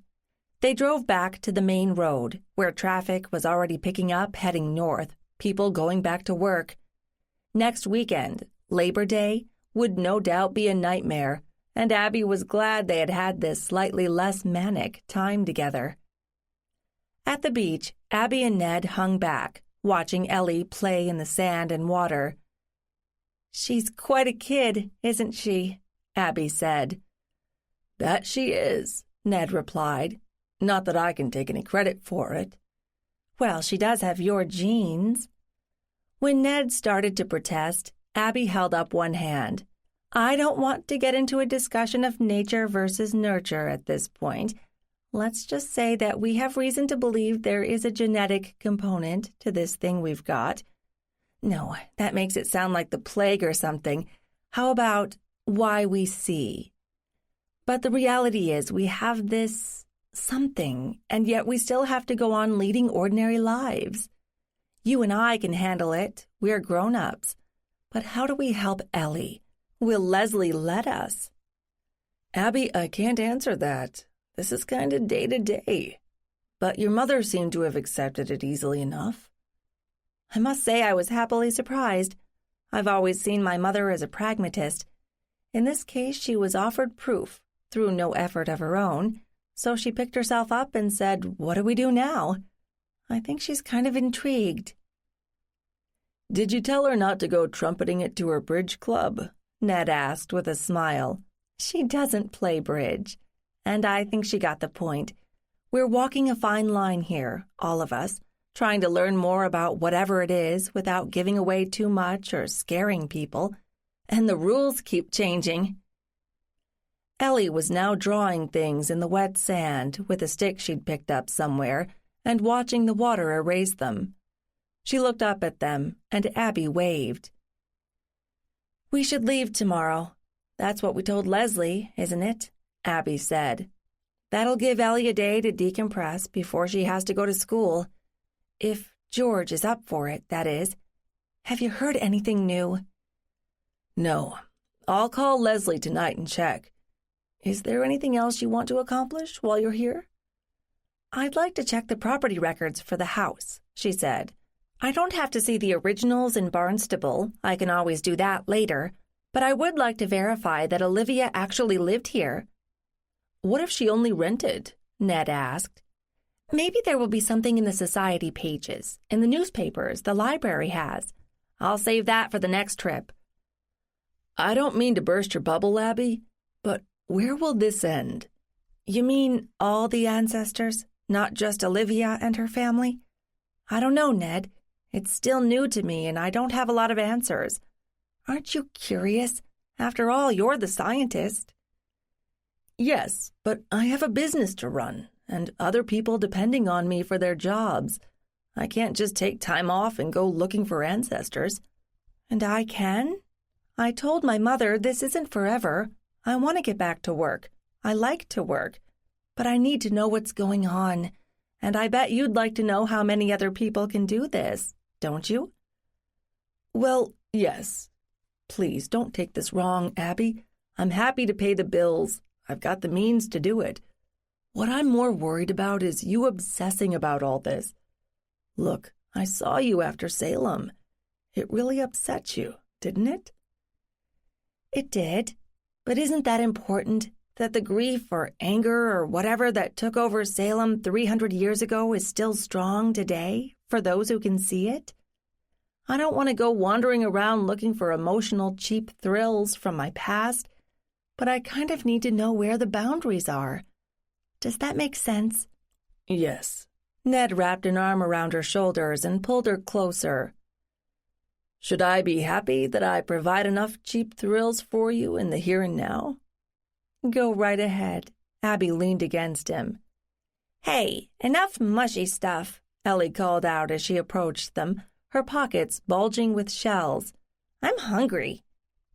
They drove into Falmouth and found a small place to eat lunch, then picked up a few supplies for dinner. Their last dinner in the house. Fall was looming, and Ellie was headed back to school in a couple of days. Abby still had no specific details for Olivia's presence, although she knew what she had to look for next. She cast a wistful eye at the town library. "Not now, Abby." Back at the house, Abby asked Ned, "Do we have to clean the place or anything?" "No, the service will do that. Just sit back and enjoy yourself." "Ned, you know I'm not happy just sitting and doing nothing, even with you." "Then go look up those land records online. I'll entertain Ellie. But set a time limit, will ya? Oh, wait, let me check in with Leslie in case there are any changes in plans." He headed for the dining room to call while Abby stowed their few groceries. Ellie came into the kitchen with the kitten in her arms. "Is Mom going to let me keep her?" "Sweetie, I don't know. That's between you and your mom and dad. I hope so, but I can't promise anything." "Can you write a letter about her?" Abby swallowed a laugh. "You mean like a letter of recommendation?" Ellie nodded vigorously. "You can say that she's quiet and doesn't make messes, and she gets along with people really well." "All true. Let's see how it goes." Ned returned quickly. "No changes. Ellie will be taking you home tomorrow afternoon. Your dad's doing fine, but he's going to have to take it easy a little longer." "That's good," Ellie said quickly. "Abby's going to write Kitten a letter of, recommendation," Abby said, finishing for Ellie, saying what a good kitten she is, in case Leslie has a problem with her. "Then I'll write one too," Ned added, smiling. "Ellie, you want to play a game? Abby wants to look up something about Olivia on the computer, but she won't be long, right, Abby?" He looked directly at her, waiting for an answer. Just a quick check, that's all. Then I can join your game, okay? Okay, Ellie said and went toward the living room with Ned trailing behind. Abby settled in front of her laptop at the dining room table. There was only one question she wanted to answer, although she was pretty sure what the answer would be. Had Olivia owned or lived in this house? Given her age, as Abby had most recently seen her, it had to be after the death of her husband, which was in 1916, and she had died in 1940. Those were the limits Abby had to search. She found the website for the Barnstable County Registry of Deeds, and the instructions were fairly simple to follow. Just looking was free. Setting up her computer to print the results was a little more complicated, and Abby decided she'd rather see the originals personally. That could wait. She took a deep breath and typed in Ellenwood, Olivia, then added Falmouth to the search and hit the search button. And there it was. Olivia had purchased the house where Abby sat, in her own name, in October of 1928. Or at least that was when the deed was registered. Olivia could have been settled in a bit earlier, maybe the summer before, when all the economic world looked rosy, before the crash and the Depression. How long had she held it? Abby read further down the list that had popped up and found the answer. Olivia had died in 1940. Her daughter had sold the property as quickly as she could, since the deed was recorded before the end of that year. No question of keeping a summer place, not when she was scrabbling to keep a roof over her head and her daughter's. So Olivia was here for the big hurricane, Abby thought. But that was in September of 1938. Why hadn't she gone back to New Jersey by then? Of course, from what she'd read, that hurricane had fooled a lot of people who should have known better. Maybe Olivia hadn't realized the risks involved, or she had had faith in her house, which had in fact weathered the storm intact. But why had she been crying? Both she and Ellie had agreed that what they sensed from Olivia was sadness, not fear. And if Olivia had been afraid, she wouldn't have been sitting on the porch in the wind and rain. I wish there was a way to know you better, Olivia, Abby thought. Why did you buy this place? Why did you keep it when your daughter needed money? There was no way to find out, no way to talk to Olivia and just ask. Why do you care so much, Abby? Olivia had died long before she was born. She'd barely known Olivia's daughter, Ruth, or Ruth's daughter. Why was she obsessing about this, sitting in front of her computer while two people she cared about were enjoying vacation, fun, and games? They should be outside taking advantage of the lovely late summer weather. Was it because Olivia had appeared to her? Was there some sort of sliding scale for degree of emotional intensity? Abby had never encountered an ancestral someone just because they'd received a nice birthday present that had made them happy in 1827. Mostly she had felt their pain across centuries. Intense pain, anguish, grief, call it whatever you wanted. Too bad she couldn't reset her perceptions to mix in at least a few happy experiences, but that didn't seem likely. She shut off the computer and stood up, then marched into the living room where Ned and Ellie were playing some kind of raucous game that Abby didn't recognize. She sat down cross-legged next to them. Guess what? Ned and Ellie looked at her, although they probably already knew what she was going to say. Olivia owned this house, and she was probably here during the hurricane. Ellie nodded. I figured that. Why was she sitting outside in the rain?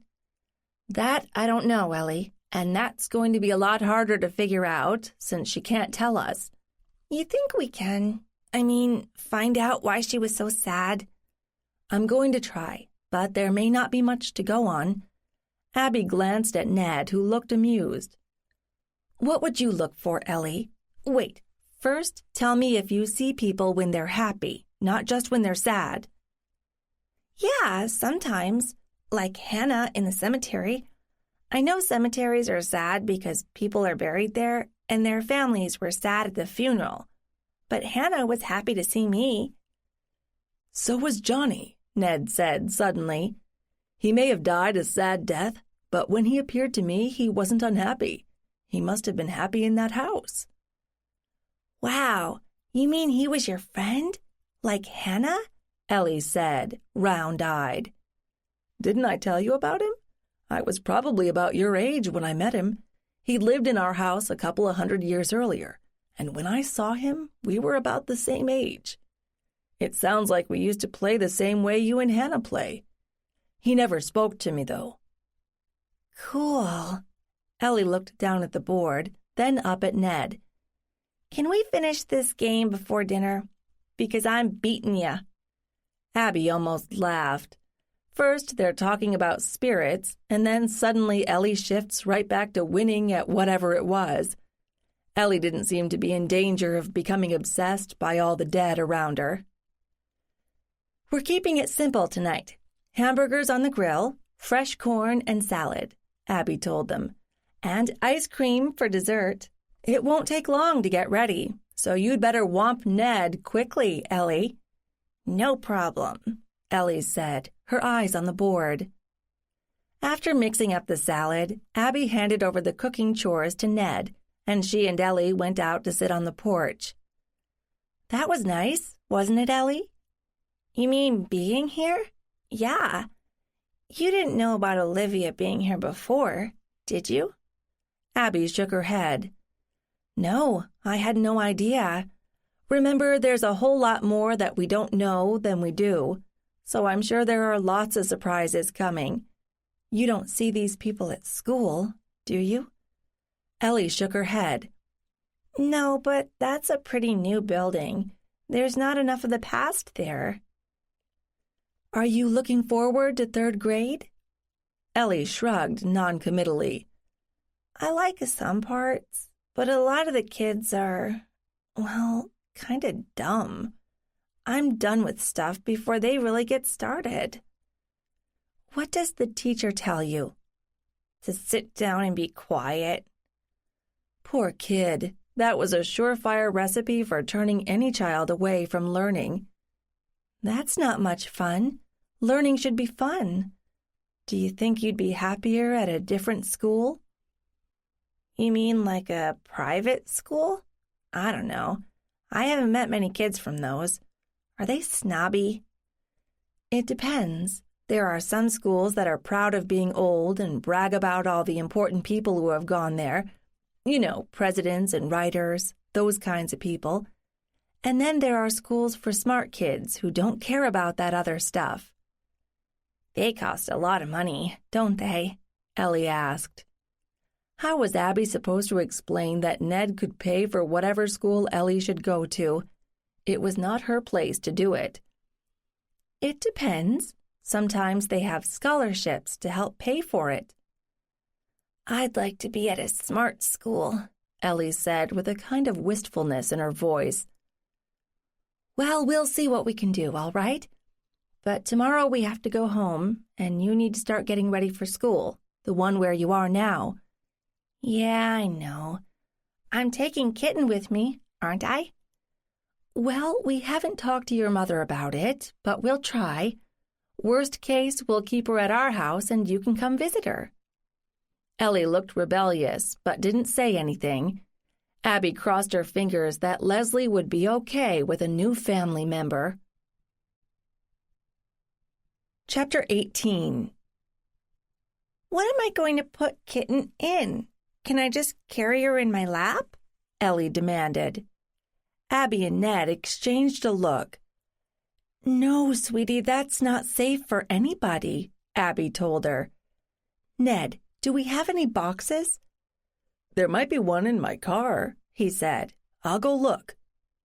When he'd gone out back to check, Abby asked Ellie, We've got 2 cars here. Which one do you want to ride home in? Ned's, I guess. Am I going straight home? Your mom and dad want to see you. It's been a while, so Ned can take you home. But you said you'd help with Kitten. Tell them how good she is. Okay. We'll stop at our house and drop off one car, then head to Littleton. But we can't stay. Your dad is still recuperating. By the way, it might help if you give Kitten a name. You have any ideas?" "I haven't decided." Ellie looked down at the kitten purring in her arms. "I was thinking maybe Olivia?" She looked through her lashes at Abby. Abby wasn't sure whether she was pleased or dismayed. If the kitten was named Olivia, she'd be a constant reminder to Ellie of what had happened in the house here. On the other hand, it was kind of a nice remembrance. Although Olivia might not want to be memorialized by a cat, well, at least Ellie had said she wasn't sure yet. "You wouldn't rather call her something like Stormy because you found her in a storm?"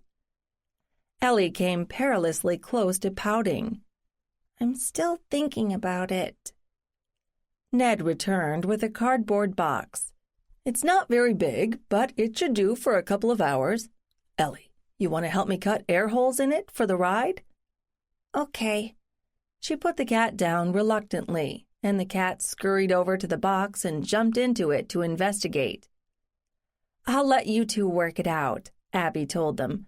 "I'll make one last sweep of the house to make sure we didn't forget anything." She went upstairs and checked the bedrooms and the bath. There was no evidence of their passing through. She went back downstairs and made sure all the board games were back where they belonged, and the binder about the hurricane, and even peeked under the furniture to make sure that no pieces had gotten batted around. She saved the porch for last. Outside, she sat on one of the chairs, not the one Olivia had appeared in, but the one next to it. Abby shut her eyes for a moment to see if she could sense anything, but there was nothing. She'd seen Olivia more than once, at different stages of her life. Would she be back? To have sent such lingering messages, she must have been a woman of strong emotions. It was so hard to look at scant facts from various sources and put together a profile of a person a century earlier. Maybe she should focus on Olivia's husband, who probably had left more of a paper trail. She already had the one anecdote from her mother. Were there more to be had? What could she infer from the public records? As far as she knew, they'd moved to New Jersey around 1900 and never left, and presumably they were buried there. "Abby, you're wasting time. Go home and worry about it another day." Yet Abby lingered a moment longer. "Olivia," she whispered, "why were you here?" She didn't get an answer, but she wasn't expecting one. "Abby?" Ned called from inside. "You ready to go?" "I am," she called back. "Do we need to turn in the keys?" she asked as she walked through the house. "I'll do that. It's on the way to the highway. Ellie, you good to go?" "Yes, I'll carry Kitten's box." Ned and Ellie, with Kitten, led the way and pulled out first. Abby took one last look at the kitchen and followed, pulling the door shut behind her. "Goodbye, Olivia. Nice seeing you again." Olivia didn't answer. The ride back to Lexington was a little lonely. She was glad that Ned and Ellie would have some time together without her. Abby had had plenty of time with the child over the summer, but Ellie should get to know Ned as well. The fact that she was alone meant that she had time to think, but she wasn't sure she wanted it right now. There were a lot of issues bubbling up. Did Ned resent that she wasn't working at the moment, no matter what he said? Or was that a sexist assumption? His mother had told her that she had worked as a librarian for years, so Ned would have had the example of a working mother. Abby had always planned to look for another job, but that was complicated by the circumstances under which she'd left the Concord Museum. It would look rather odd if Leslie wouldn't give her a recommendation. She'd hoped that Leslie would eventually come around. Just because Abby had been instrumental in figuring out what was going on with Ellie had nothing to do with her professional abilities. She truly hoped that Leslie would get over her resentment, because it really wasn't Abby's fault. Things had been fairly cordial over the summer when Abby had been spending a day a week with Ellie, but Abby had been careful not to talk about anything sensitive. Still, there was no schedule. Ned could probably find her a job, with or without Leslie. Did she want that? She sometimes had trouble reconciling the Ned she knew, a pleasant, mild-mannered guy, nice to look at, sense of humor, etc., with Ned, the titan of industry. But she knew from what she'd read that his company was kind of cutting edge in the field of forensic analysis, and he made a lot of money from it, not that he threw it around or spent it on anything obvious. Her mother expected them to get married, but then that was what her mother's generation, well, most of them, did. Times had changed, and expectations had too. A lot of people didn't get married these days. Women could support themselves. Women could have babies without a man in the house. There were plenty of choices. So what did she want? She didn't know. Here she was, in her mid-20s, and she thought she would have a plan by now, but then all this seeing thing had slammed into her, and she was still trying to come to terms with that. She couldn't imagine trying to explain it to a stranger, but Ned knew all about it. But did that mean she was stuck with Ned for the rest of her life, just to save explaining? She shook her head, even though there was no one to see. She loved Ned. He was a wonderful guy, and she couldn't ask for anything more. He was great with Ellie, his daughter. Was that going to be a problem? Her mother had seen it quickly. Ellie would have to know sometime soon. Did she want to have a child with Ned? The idea scared her. She had always assumed she would have children someday, with the right man, but she hadn't counted on this extra gene or whatever it was. If they did end up mingling their genes, they'd probably end up with a child who would almost certainly see all the family ghosts hanging around. Abby found it hard to imagine handling that in a small child. Maybe they should move to the desert in Arizona first. She didn't think she had any ancestors there. But that would be cheating. They knew too much now, and she didn't have to decide right now, did she? She still needed to get a handle on things. The ride back to Lexington seemed shorter than she remembered. The traffic wasn't as heavy as she'd been led to believe, and she pulled into the driveway in just under 2 hours. Ned's car was already there. "Slowpoke," he called out. "Speeder," she replied. "You want to go over to Leslie's now?" "Might as well. I told her we'd deliver her daughter around lunchtime." "Then let's go." Abby climbed into the back seat. Ellie was sitting in the front, with Kitten's box in her lap, her arms wrapped firmly around it. "Hey, sweetie. How did Kitten like the ride?" "Fine." "Your mom and dad will be happy to see you." Abby tried again. "Uh-huh." Okay, so that's the way it was going to be. Maybe Ellie was worried about what she'd find when she got home. Or that Leslie would veto the kitten. "Everybody ready?" Ned asked as he climbed in and buckled his seatbelt. Ellie nodded silently. "Good to go," Abby said with forced cheerfulness. The trip to Littleton took little time. Ned parked in front of the house, and Abby extricated herself from the back seat, but hung back, unsure of her welcome. Ned opened the door for Ellie, who refused to let go of her box and its cargo. Leslie opened the door to welcome them. She headed for Ellie first, but was stymied by Ellie's box. "Hey, Pumpkin, I missed you. Can I get a hug?" Grudgingly, Ellie put the box down and allowed Leslie to wrap her in a big hug. Leslie looked at Ned and Abby and said, "Hello to you too." "Everything okay?" Ned asked, nodding toward the house. "Good enough," Leslie said, finally releasing her daughter and standing up. "Peter got back yesterday, but George gets tired quickly. What's this?" she asked Ellie, who had picked up the box again. "It's a kitten," Ellie said, tightening her arms around the box. Leslie's expression changed quickly. "Nobody asked me about a kitten," she said. Abby stepped forward. "It wasn't exactly planned, Leslie. Last Thursday, a nasty storm hit the Cape, and we discovered the kitten under the porch at the height of it. We couldn't exactly leave her there." "You could have given it back to its owner," Leslie said. "We tried," Ned said. "We asked all the near neighbors, and nobody was missing a kitten.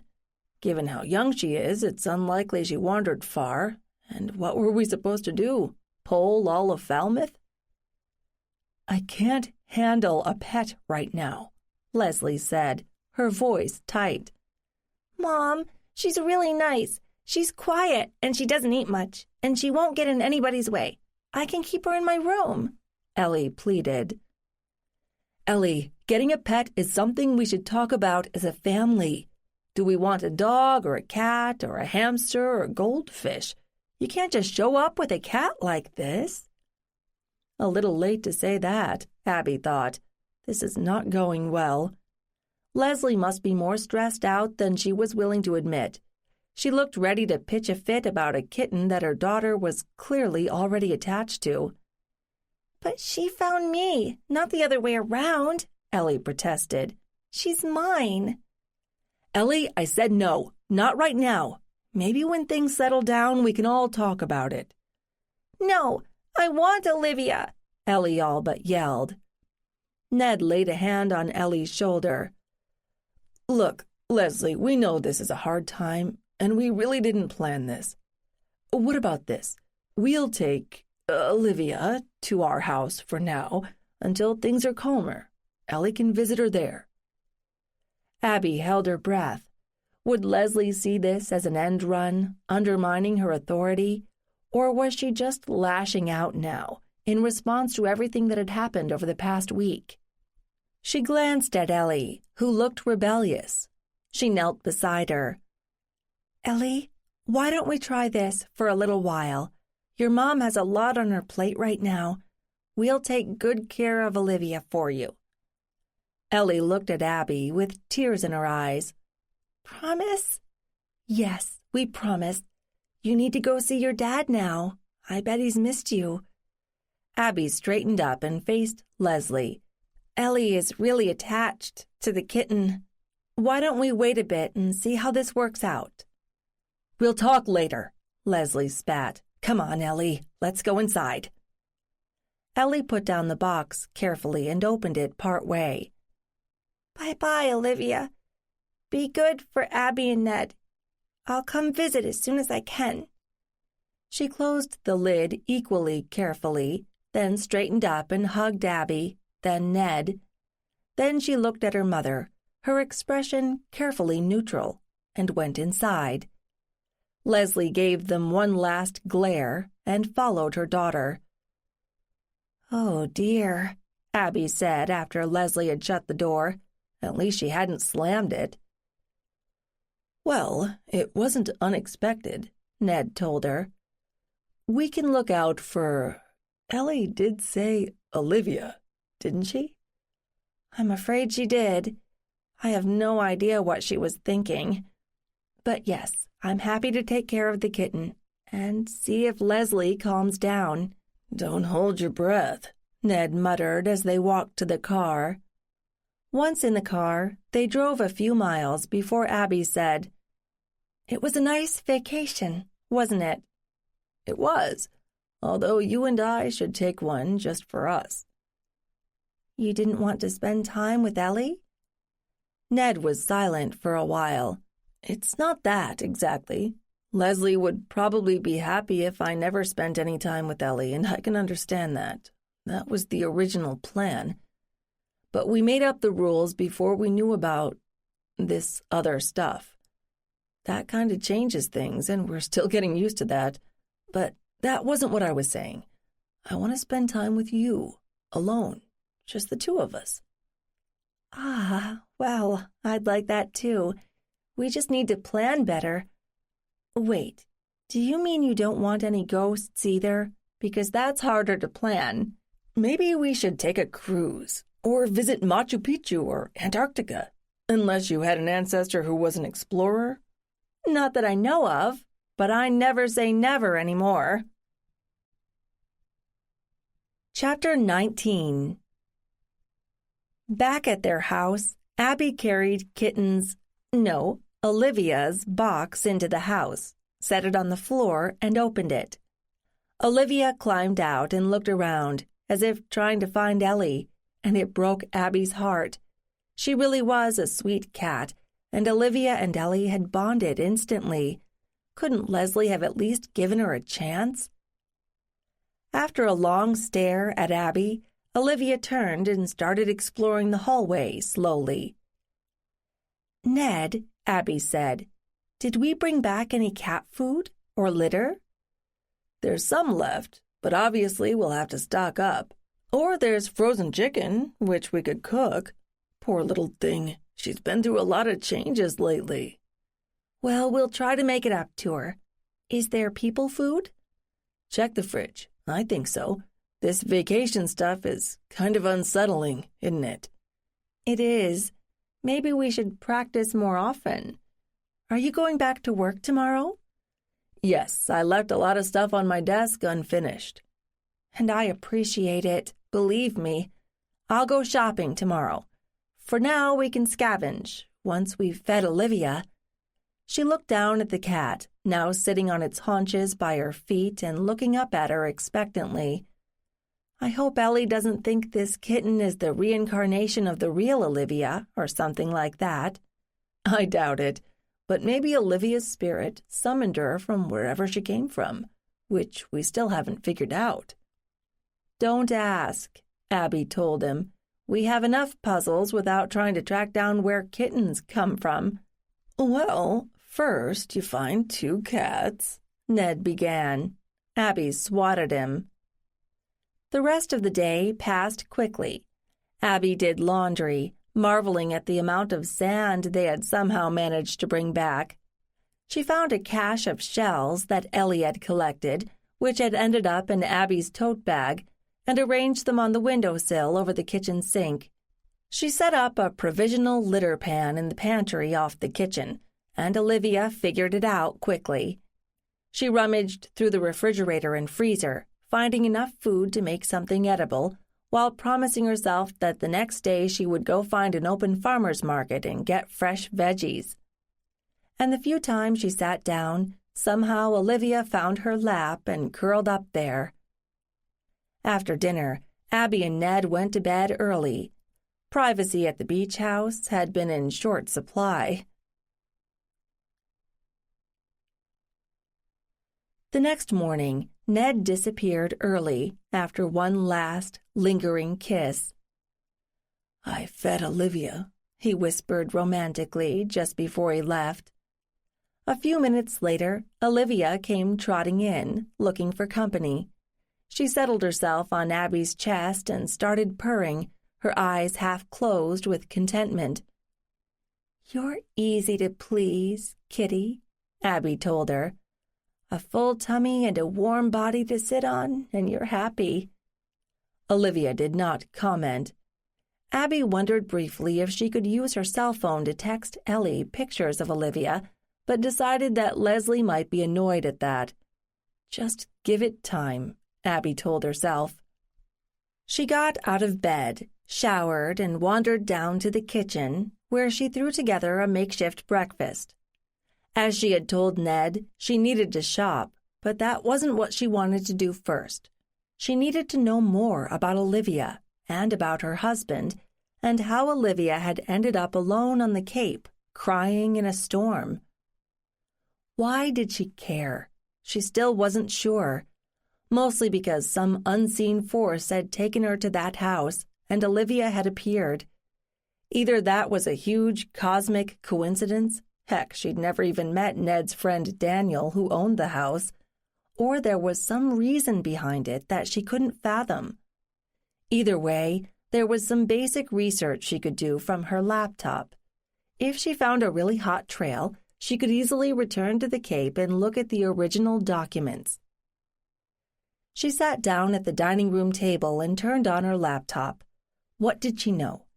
She had the barest outline on her family tree program, mainly with dates, birth, marriage, death. It was a framework to hang things on, but she wanted more personal information, which of course was the kind of stuff nobody recorded. Well, she was smart, wasn't she? She should be able to figure something out. What were the second-level resources at her disposal online? Newspapers, more and more of which were being scanned and were now available digitally. City directories, at least for the larger communities. But as she remembered it, Westfield had been pretty suburban around 1900, so there should be directories. She'd already checked wills for Olivia, but had her husband Samuel left one? Would it be any more helpful than Olivia's? Of course, there was always Google. She'd had some important hits just entering a name there and crossing her fingers.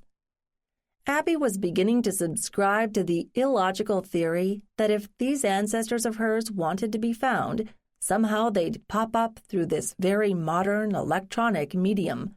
It was worth trying. Naturally, the next time she looked at her watch, it was well past lunchtime. The day was rapidly slipping away, but she was no nearer to a solution. She'd started by looking at references for Samuel Ellenwood, since it was far more likely she'd find public notices about the husband than about the wife back at the beginning of the 20th century.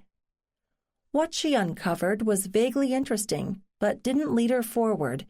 Samuel had been born and lived in Lynn and had actually worked for his father-in-law, William Flagg, for a time, but there had been some sort of split, and Samuel had moved to New Jersey because he'd taken another job in New York with an unrelated but prestigious company that still existed.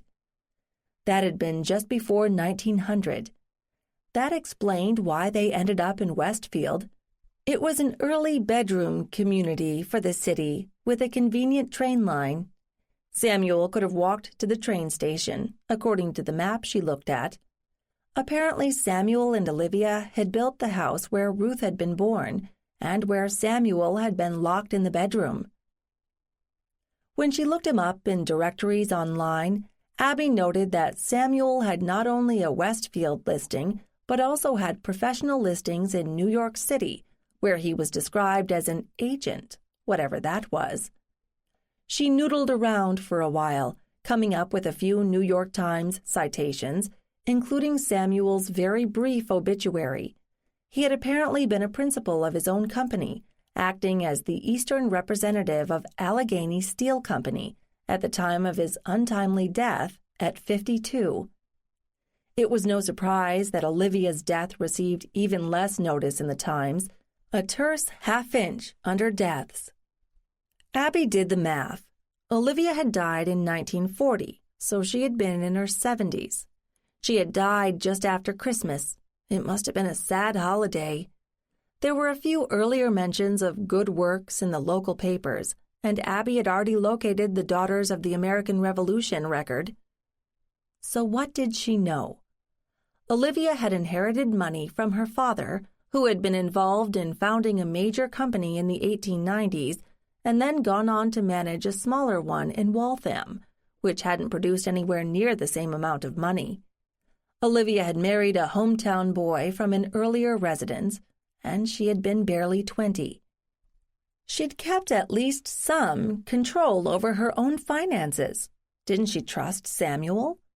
The house had been registered in her name.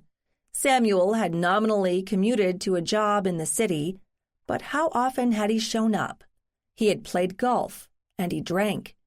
He'd taken up local politics, even though he drank. Great role model, Samuel was. A brief search of Ellenwood, coupled with Westfield, had produced a mention of Samuel's contributing money to build a new fire station in Westfield, a smart move to ensure good service, since it was only a couple of blocks from his house. There was a picture of the plaque on the building, still in use, but Abby wondered whose money had gone into it, Samuel's or Olivia's. Abby went to the town library's website and was relieved to find that the local paper had been digitized.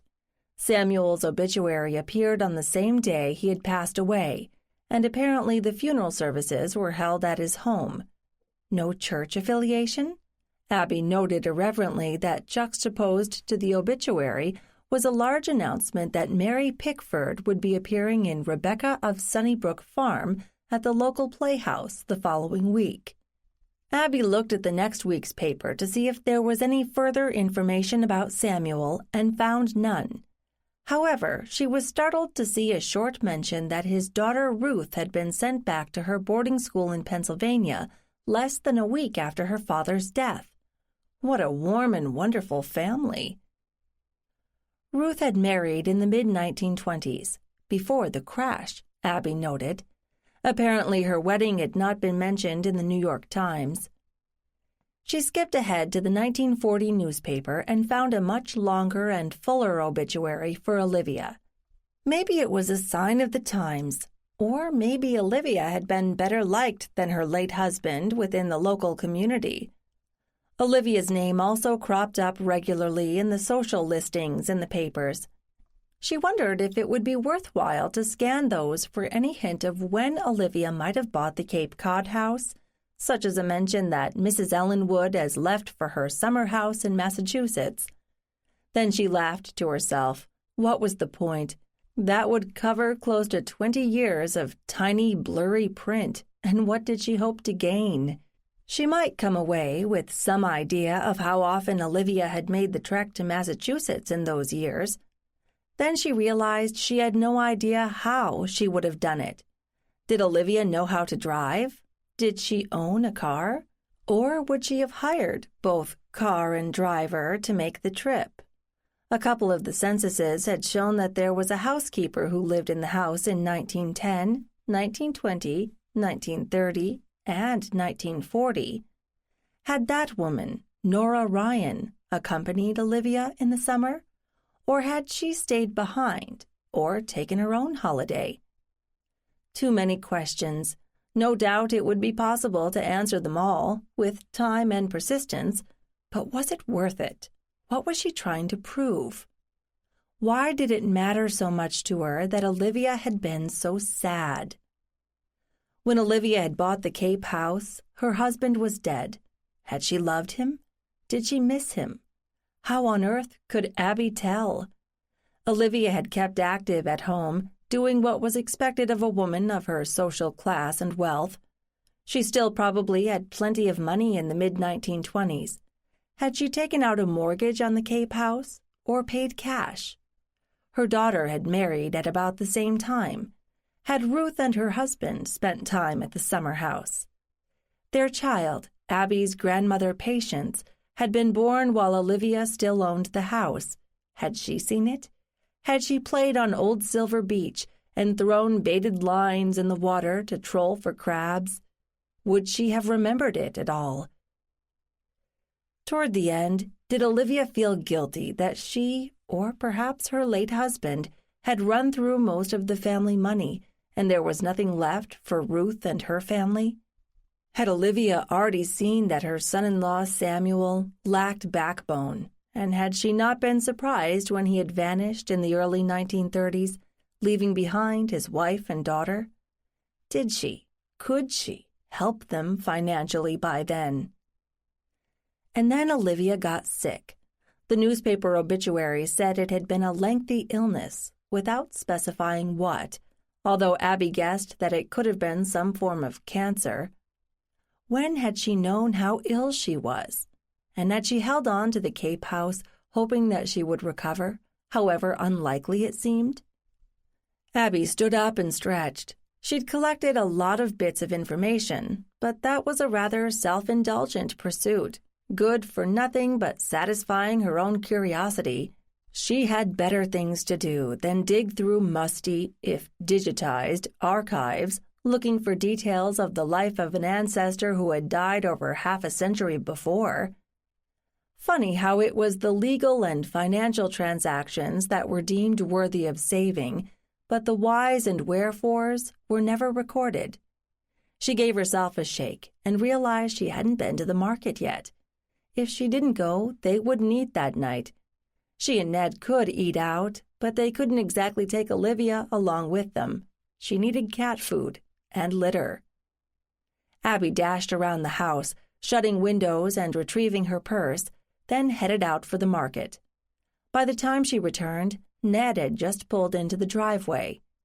He helped her unload the car, grabbing several of her bags, including a large one of cat litter. "You're expecting Olivia to stay around this long?" he asked. Abby had to remind herself that Ned meant the kitten, not Olivia Ellenwood. "I'm just being prepared," she told him. "It won't go to waste. If Olivia doesn't need it, we can use it when it snows this winter." "I'm impressed, although I'm keeping my fingers crossed that we don't get more than a dusting of snow this year. New England deserves a break after last year." "Let's hope so. What do you want for dinner?" "Whatever's easy. If you're going to cook, I can hang around and chop things and entertain you."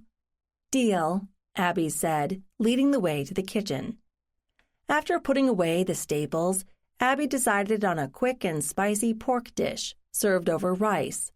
She handed a package of boneless pork chops to Ned.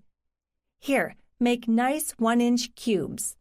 "Yes, ma'am," he said, selecting a sharp knife and a cutting board. "So, what did you do today?" "I went hunting online for more information about Olivia, the human one, as if you couldn't guess. Not the basic documents. I assembled those a while ago, more like newspaper articles and secondary sources. I'm trying to get a feel for what kind of people they were. It's an interesting process, although it would be hard to prove any single assumption. But the more I read, the more I get a kind of overall sense of them and their relationship." "Really?" Ned said, looking skeptical. "Give me an example, and a bowl for the pork." Abby handed him a plastic bowl. "Well, for a start, I don't think I like my great-great-grandfather Samuel." Ned raised one eyebrow. "Why do you say that?" "Based on bits and pieces that I found. Olivia kept the title to the house, which suggests that she didn't trust him and/or paid for the house with her money. Samuel kept a New York office and was a partner in his own firm in New York, but directories describe him as an agent, which may have been something like a salesman, which might also have meant that he set his own hours and went to work, or didn't go to work, when he felt like it. He belonged to a few clubs, including 2 golf clubs. He had his fatal stroke on a golf course. But one of the odder things that I found was that his obituaries, in both the New York Times and the local paper, were shorter than Olivia's, although hers were published nearly 20 years later and styles might have changed. Still, you would think that if he was a big shot in town, the paper would have found something nice to say about him, or at least a little more detail." Ned handed her the bowl of pork he had chopped. "I see what you're getting at, but it's not the sort of thing that would hold up in a court of law." "Well, I'm not taking him to court. I'm just trying to understand him. He died in 1917. Olivia stayed in Westfield for the rest of her life, but she bought that house on Cape Cod after 1925. Why then?" "Did she and her husband have any earlier summer homes?" Ned asked. "Not that I've found, but I've only just started looking. I did notice that they took several trips to Havana, and I think Olivia took Ruth there after Samuel died, once or twice. That's from ship's records." "So maybe they preferred foreign travel to one fixed place?" "It's possible. Or maybe she got lonesome for Massachusetts. After all, she was raised there, and her mother was still there until 1929. And by 1930, she had a grandchild in Waltham, and she might have thought that child would enjoy a stable place to visit in the summer." "All possible," Ned agreed amiably, "but not provable." Abby grinned at him. "Not unless Olivia tells me herself." Chapter 20. Once they were settled at the table with food and a glass of wine, Ned asked, Any word from Leslie or Ellie? No, not that I expected any. With Leslie, it seems like 2 steps forward, 1 step back. I was happy to help her out by looking after Ellie while she took care of George, but now I'm worried that she's angry because of the kitten. You had nothing to do with bringing that into the house. What were you supposed to do? Leave it out in the rain? And there was no way you could know that Ellie would fall in love with it. I know that, and you know that, but I don't think Leslie is in the mood to be logical, although I'll admit the last thing she needs right now is a pet to take care of. As if she'd been listening, Olivia appeared from somewhere and jumped onto Abby's lap, where she curled up and started purring. Do we? Ned asked. I mean, if Leslie refuses to take her in, are we keeping the kitten? What, you don't like cats? Abby said in mock dismay. That just might be a deal-breaker. I didn't say that, Ned responded, smiling. I'm just asking if you have a plan. Day by day, that's the best I can do. You know, you had kind of a glazed look in your eyes when I got home, the one you get when you're working on your family history. I'm sure you've looked at most of the obvious places. Anything in military records? Ned asked. Samuel Ellenwood was born just after the Civil War, and he was too old for World War I, and he died before it was over, so no luck there. But what I really want to know is why Olivia decided to buy a beach house after several years of widowhood, and why there in West Falmouth. She liked the place? She could afford it? Why not? Didn't a lot of wealthy people in those days have more than one house? Yes, or so I'm told. I have no personal knowledge of such things. But why Cape Cod? Why not the Jersey Shore, which had plenty of nice houses on the sea and would have been easier for her to get to? Am I supposed to have an answer? Ned asked. Abby sighed. No, not really. I just wanted to see what I could find, but I'm not assuming there's anything out there to be found. But I'm afraid that Samuel was a jerk. You said that before. Why do you think that? He's your ancestor, too. I know, but from what I've found, I think he was using Olivia's money to make himself look good. Don't take this the wrong way, but I think you're fantasizing. I can't say why you don't like this man, but it's clear you like Olivia better. Well, I've seen Olivia more than once, Abby shot back. And never Samuel? No, I've seen young Olivia and older Olivia. I've seen her mother and father and her daughter. Never Samuel. Interesting, Ned said absently, his mind somewhere else. Ned, I want to know why Olivia was sad enough that her emotion carried her forward to me, now. She bought that house. She was there. What happened? Abby, you may never know. There just aren't enough data to work with. But I can try, can't I? Of course. Abby decided to change the subject. So, how was your day, dear? Busy. And Ned described what he'd done to catch up after his all-too-brief vacation and what he had to do for the rest of the week, and Abby nodded and smiled and wondered what other resources she could find for Olivia and Samuel. She and Ned were doing the dishes when the phone rang, and picking up the landline, Abby saw it was her mother. Hi, Mom. You made it home safely? Of course we did, dear. Not even much traffic. I wanted to thank you for asking us to join you. We had such a lovely time. Of course, it was nice to see you and to meet Ned and Ellie. You all seem very happy together. That was about as perceptive as her mother got, Abby thought. In this case, she was right. They had been happy at the beach house, happy enough that even her parents noticed. But then they had liked Brad, so maybe that wasn't a good standard to go by. I'm glad you could join us. We should get together more often.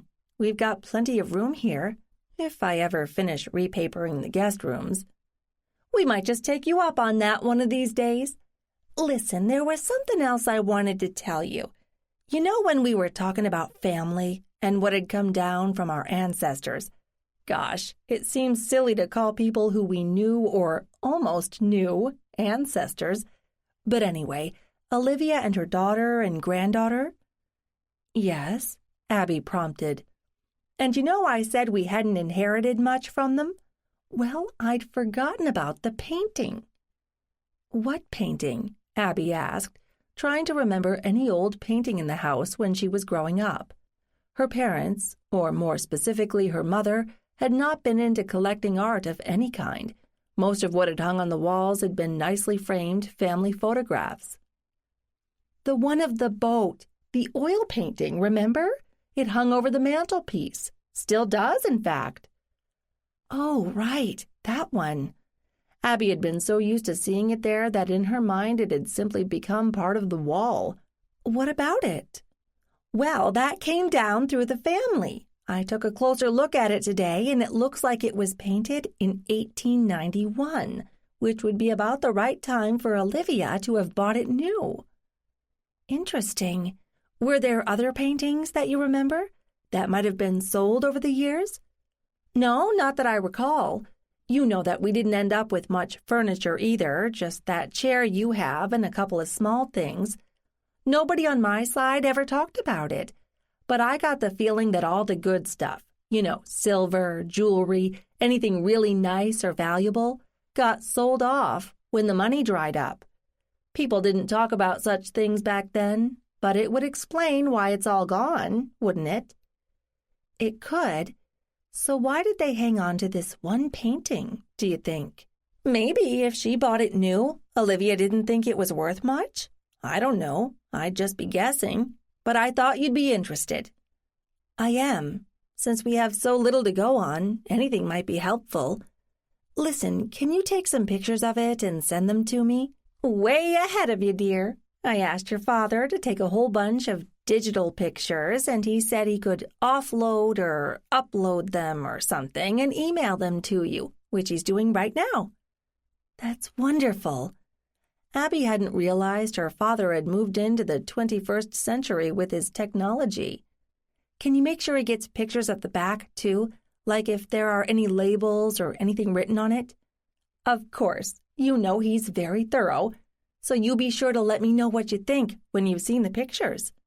I will, and thank you. I want to help Abby. After all, it's my family, too. I just didn't pay much attention before now. So, what did Ellie's mother say about the kitten? She pitched a fit, no surprise. We've got her with us now. But I'm hoping that when Leslie calms down, she'll reconsider, and I'm sure Ellie will keep working on her. She starts school tomorrow, doesn't she? Yes, that's right. Her mother really had been paying attention. Maybe she was looking forward to grandchildren? Not now, not yet. I know there's a lot going on at their house. Maybe it wasn't the best time to add a kitten. Cats choose you, dear, not the other way round.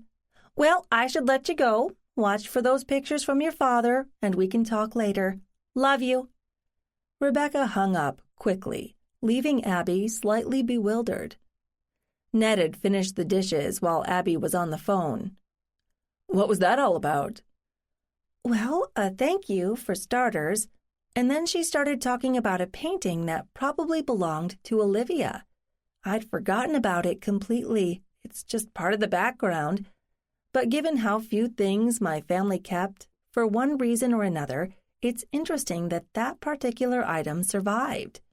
She said Dad is emailing me pictures of it. I can check it out tomorrow. What's it a picture of? Ned asked. Boats on the sea. Abby felt a chill run down her spine. Ocean? Boats? Was that more than a coincidence? Had the sea meant something to Olivia? Did the painting relate somehow to Cape Cod? I think I'll wait until tomorrow to look at the pictures. Maybe my brain will be working better by then. Or maybe I should get back to our endless list of home improvements. My mother was making noises about visiting. Are you okay with that? Of course I am. I don't know why you kept them away for so long. Chicken, I guess. I mean, they assumed I was settled with Brad. It was hard enough to explain how that blew up so quickly. I didn't want to get their hopes up until I knew you and I were serious." Ned smiled. "So, you've decided we are? Serious, I mean?" 90% sure, anyway. You're welcome to keep trying to convince me. And I think my parents like you. Not that they have the best taste in the world." "I'll work on it." He pulled her close and got started convincing her.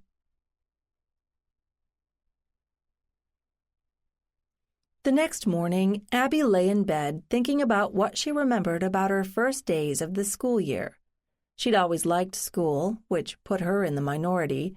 She was a bit troubled by some things Ellie had said about her school, although she could understand what Ellie was talking about. Being a smart kid and quick to catch on and to get schoolwork done meant you risked antagonizing the other people in your class. And if you hid that, you got bored. Been there, done that, Abby reflected. But as she looked back, she realized that she had much clearer memories of her summers rather than of her teachers or classmates. Not that those summers had been particularly special. She'd had friends who she saw sporadically over the summer, and she'd spent time at various day camps. She and her parents had taken occasional short vacations to various places of interest. She had vague memories of Gettysburg and Washington, D.C., and maybe Williamsburg. A couple of times her family had rented one or another tiny cottage at the shore, but those had been a far cry from Olivia's nice house. Mostly they'd been ticky-tacky little houses jammed together to maximize rental income, usually a block away from any beach. Everything had always been damp and sandy, including the sheets.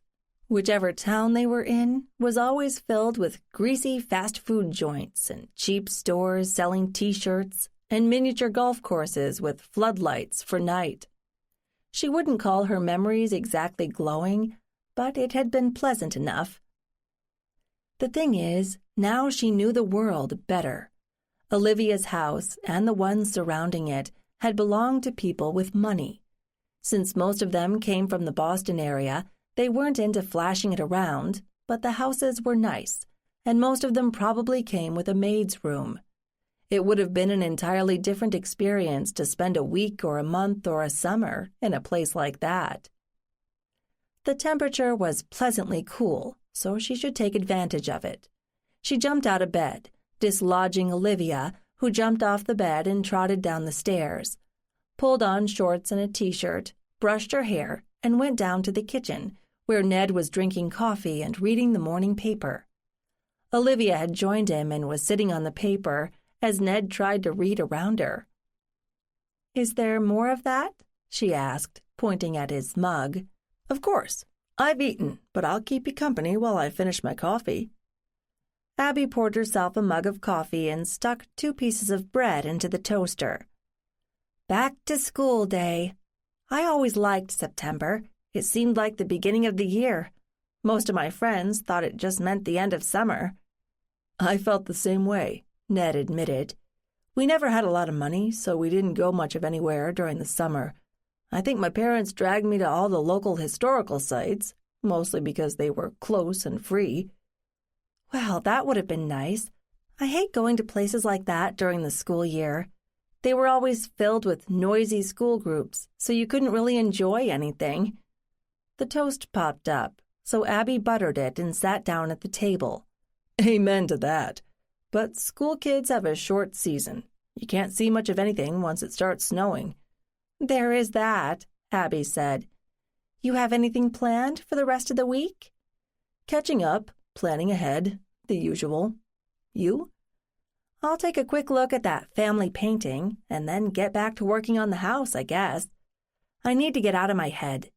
Think it's cool enough to wallpaper? If it gets too hot, the paste acts funny and the paper doesn't stick right." "You'll have to tell me. I've never tried it." Ned stood up and carried his mug and plate to the sink. "I should be back by 6. I'll cook." "Sounds good." 5 minutes later, she waved goodbye at him, latched the screen door, and settled herself at the dining room table with her laptop. Olivia settled on her lap and went to sleep. Abby booted up and retrieved her father's email with attachments. So, let's see what we've got. Chapter 21. Abby downloaded the photographs her father had sent, then printed them out on full sheets of paper so she could study them. She laid out the printouts across the dining table and realized she did recognize the painting, but it was one of those things that had always been there. She'd grown up with it and filed it under painting on the wall and never paid attention after that. If she had been asked to describe it based on her memory, she would have said it was a picture of a boat on a stormy sea. Looking more closely, she realized that it was actually two boats, a small one in front of a larger one. In addition, there were one or two fully rigged boats visible in the distance. At least she'd gotten the stormy sea part right, but the clouds were high and fluffy, so the boats weren't out in a storm. The nearest, though smallest, boat looked like a one-man fishing boat with a heap of white stuff toward the front, fish nets, and a large barrel in the middle that she couldn't explain. The bigger ship seemed to be pulling away, out to sea. It had 3 sails. And that exhausted all that Abby knew about sailing vessels. She had no idea if the 2 ships were somehow connected to each other, or whether they were close to shore or far out at sea, although the littler one didn't look like something she'd want to be out too far in.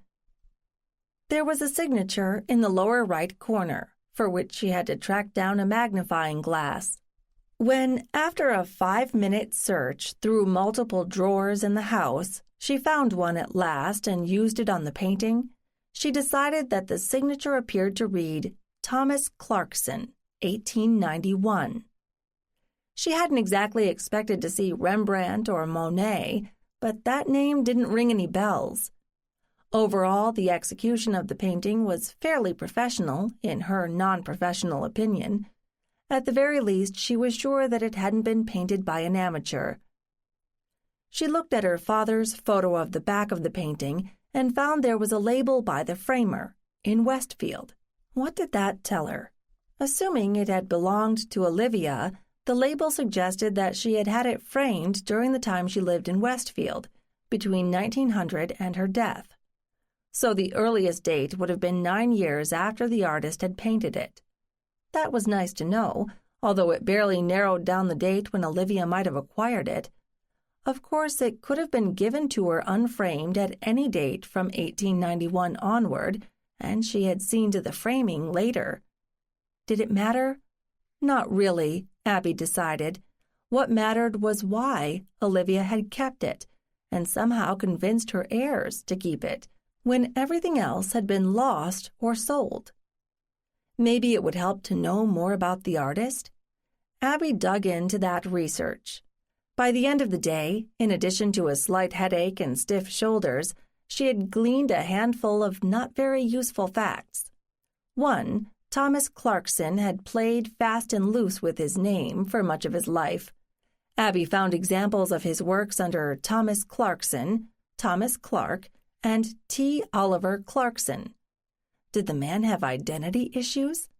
He had been born in 1827, one of the later of 9 children of a Lynn couple, and he and one of his brothers had been shoemakers in Lynn for quite a few years. Somewhere in there he had started painting, although Abby had trouble seeing how anyone could make the jump from shoemaking to artist. And by 1875, he was calling himself a marine painter in one or more Lynn city directories. He had also begun exhibiting in local shows with the likes of better-known Thomas Eakins of Philadelphia, and had done fairly well, winning a prize here and there. Abby had an aha moment when she found that by 1880 he was exhibiting his paintings in a Market Street store owned by William Flagg, Olivia's father. Finally, a connection. Clarkson had exhibited there again in 1882, and a few years later he had his own studio in Lynn, with various other artists, known collectively as the Lynn Beach School. He had died in 1892, leaving quite a trail of marine paintings, if auction reports online were any indication. They were nice works overall, although Abby thought the one her parents had, painted near the end of his career, was among the better ones. Currently, they were selling modestly, in the low 4 figures. The Kimball family wasn't about to get rich from that one painting. Now she knew that the Flaggs and the artist Thomas Clarkson had overlapped in Lynn, but she failed to find any mention of a marriage for him or whoever he thought he was, although a state census for Lynn in 1865 showed him living with a woman who could have been his wife, and a younger woman with the same surname who might have been his daughter, or the daughter of one of his many brothers. It was impossible to know, absent any additional documents. Online searching didn't turn up much to clarify their relationship, and Abby wasn't sure where else to look. Should she make a trip to Lynn, to the library, or the Historical Society? Would it be worth her time? What could she deduce from what she had? Olivia's father, William Flagg, had had an interesting and diverse career. She'd hunted down a lot of that information when she had first encountered him at his one-time Waltham house and met Ned, going from Civil War soldier to bookseller to gallery owner, and from there to electricity mogul and business owner with a deep commitment to the Grand Army of the Republic. He had had only one natural daughter, Olivia, and 20 years later he had added an adopted daughter. Olivia had married Samuel Ellenwood in 1886 when she was only 19, and they had been married for 30 years when he died suddenly. Where had Samuel been before that? How had they met? Had he crossed paths with the artist? A brief mention in an obscure engineering journal dating from 1894 filled in a few of the blanks. It said that Samuel had been connected with his father-in-law's company for 7 years by that time, and then with the company it had merged with, but had resigned in 1894 to associate himself with a company she had never heard of in Boston, which traded in iron and steel, where he would be in the selling department. That made sense, since Abby knew from the New York directories that it was only a few years later that he had associated himself with his own company as an agent for Allegheny Steel in New York. But nobody in the family seemed to hold still for long. Samuel had been living in Lynn with Olivia until 1888, at which point they had relocated to Chicago, where his father-in-law, William, had headed for his company. Samuel was still there in 1890. But according to the 1892 Boston directory, he was living in Waltham, still with William's company. In 1895, Waltham again, living near William's house. Abby wondered in passing what the lag time was for directory updates in those distant pre-computer days. In any case, Samuel and Olivia were in Westfield by 1900, according to the census for that year, and there they stayed. Where did Thomas the artist fit? She could prove that he had known William Flagg. Olivia would have been 13 years old when Thomas was part of the exhibition at William's store, or gallery, or whatever it was.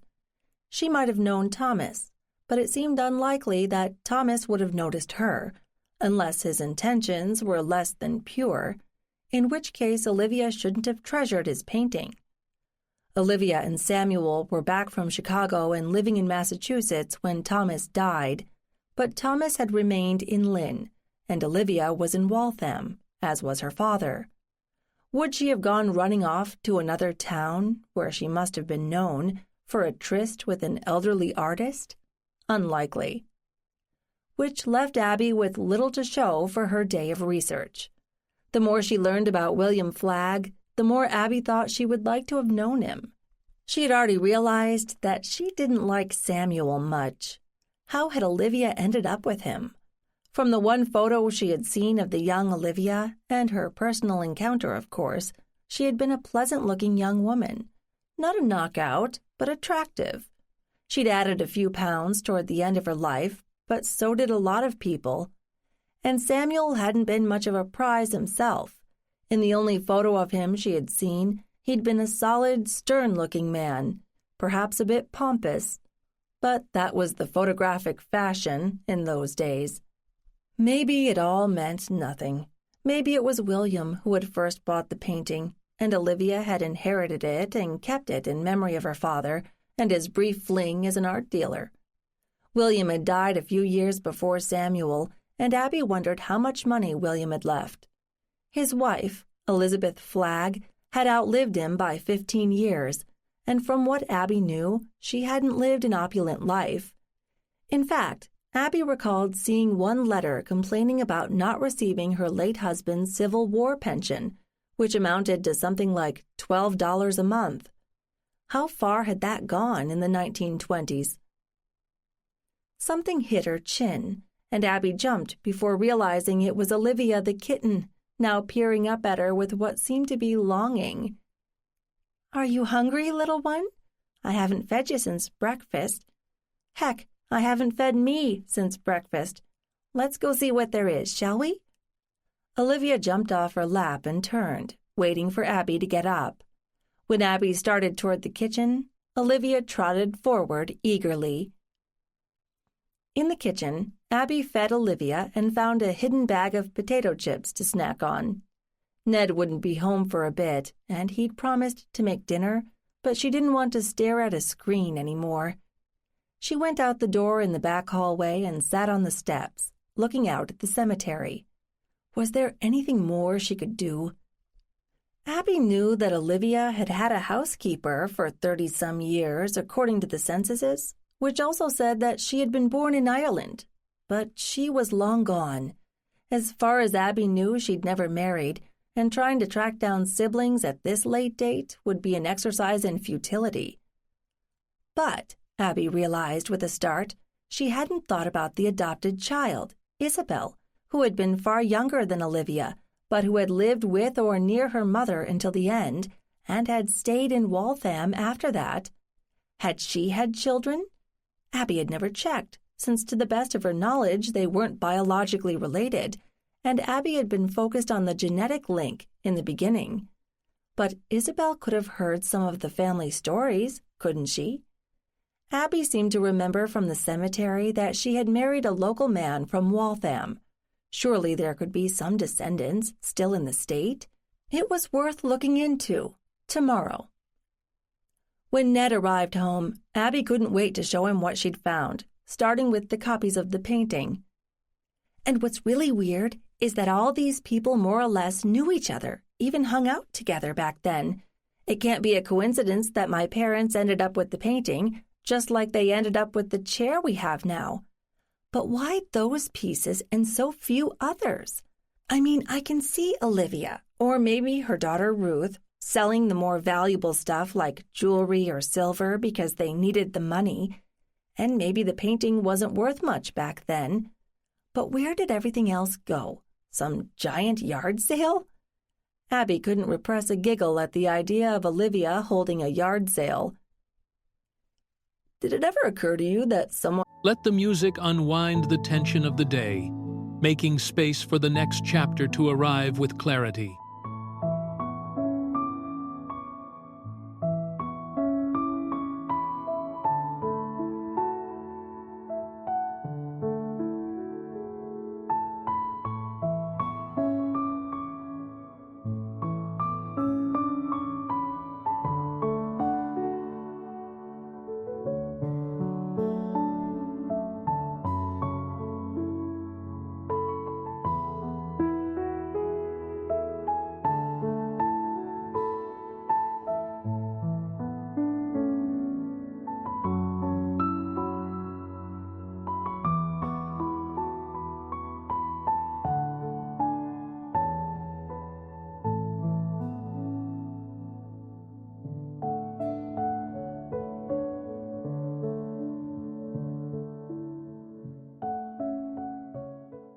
kept the painting because they liked it?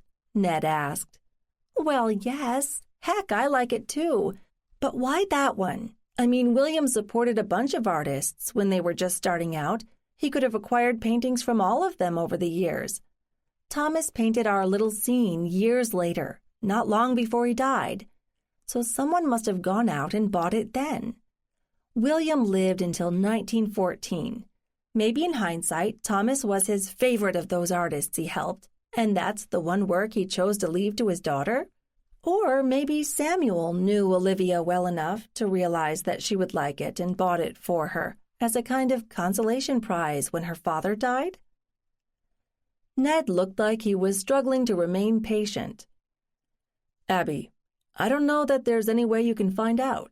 Obviously, nobody kept the receipts. There are no photographs of the interior of Olivia's home, are there? When Abby shook her head, Ned went on. We don't even know who bought it, or when. I don't mean to rain on your parade, but I think it's a dead end. Probably, Abby admitted reluctantly. But I did come up with one other idea. Remember that there was a younger child, an adopted one, in the family? I never followed up on her because I figured we weren't biologically related. But that doesn't mean that she didn't hear and pass along information about the family, right? She stayed in Waltham to look after her mother, it seems, so she had years to hear the stories. If she had children, maybe they know something. Heck, maybe they inherited a whole lot of stuff, all the other missing stuff, since they were right there on the scene. Ned took Abby by the shoulders and turned her to face him. Abby, slow down. You're obsessing about this. I know that genealogy can be addictive, but I'm not sure what you're trying to prove. What do you want to know? It was so hard to explain, even to Ned. I want to know why Olivia was crying on the porch, in the rain, in that house on the Cape. I want to know if that painting of a boat at sea had anything to do with it. I know that it may be impossible to connect the two, but I have to try. I can't explain it, but it matters. Look, let me see if I can track down any of Isabel's descendants, assuming there were any, and get in touch with them and ask if they have anything that came down through the family, objects, letters, or stories. And if that doesn't pan out, I'll put the whole thing on a shelf and we can get back to our normal lives. I promise. Or at least as normal as they get. That works for me. I'd better get started on dinner. Keep me company? Sure. They were on their way to the kitchen when Abby's phone rang. She was surprised to see Leslie's number. Hi, Leslie. What can I do for you? My daughter wants to visit the kitten. She can be very persuasive. Or stubborn. She's welcome to see her any time, unless you'd like to take her home with you? Leslie sighed. I suppose that's the best thing to do. I never wanted a cat, but Ellie seems to have fallen in love with this one. I'm hoping she gets tired of it quickly. When did you want to come? Now? I told George I'd pick up Chinese for dinner so I can swing by with Ellie first, if that's all right. Sure, no problem. We'll be here. When she walked into the kitchen, Ned was chopping vegetables. What was that about? Abby had mixed feelings about losing custody of Olivia the kitten, but she managed to smile. It seems that Ellie is winning the battle of the kitten. She and Leslie are coming over now, and will probably take her home with them. I'm glad that's resolved, Ned said. Will you miss her? Maybe. I'm sure there are plenty more kittens out there who need good homes. We can think about getting one of our own. Unless you'd rather have a dog. But I warn you, I'm pretty sure I'm a cat person, Abby said firmly. Leslie and Ellie arrived 15 minutes later. Ellie was ringing the doorbell eagerly when Abby opened the door. Hi, Abby. Hi, Ned. Where's Olivia? She said in a furious rush.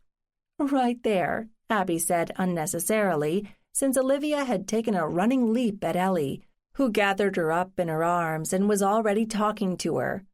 Abby turned to her mother. Hello, Leslie. Nice to see you. How's George doing?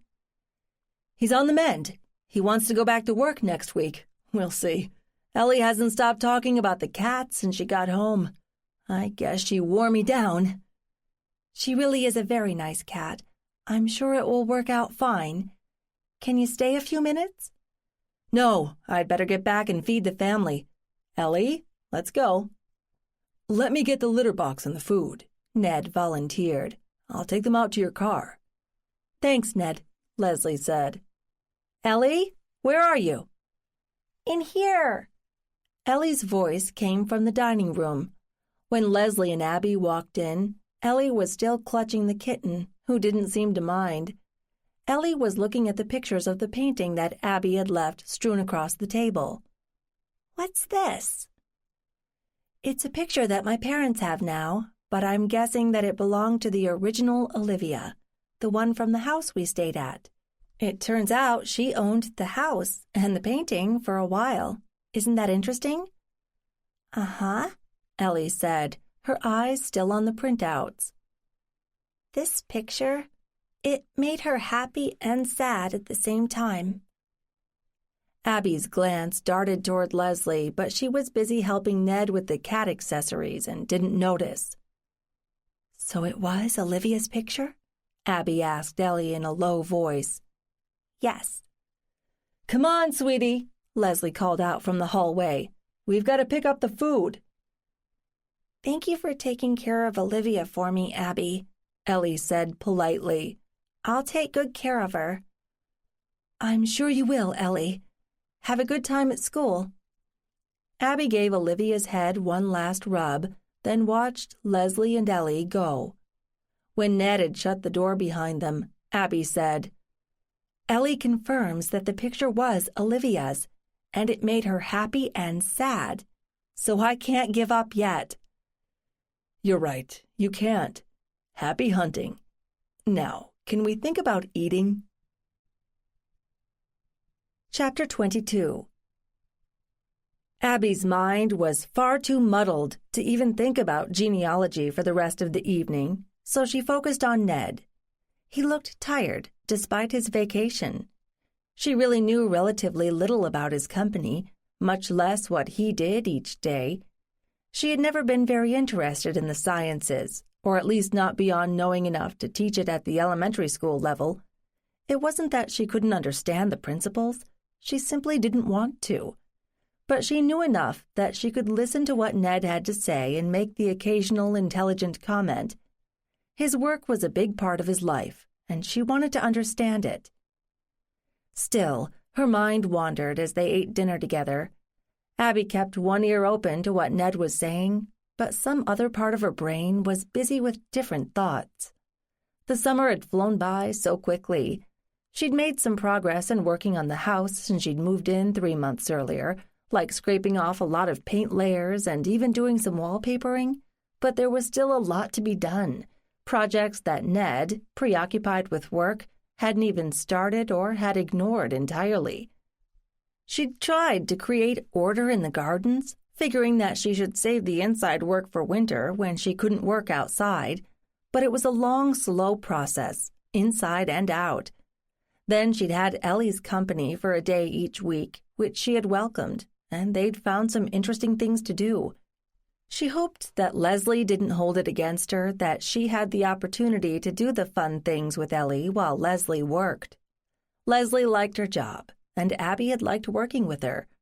She did love history and loved explaining it to school groups, helping them to see the past as more than just a list of names and dates that they had to memorize to pass a test.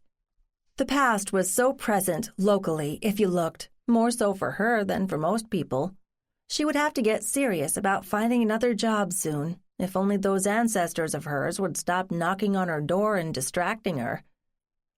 Ned didn't seem to notice that her mind was elsewhere.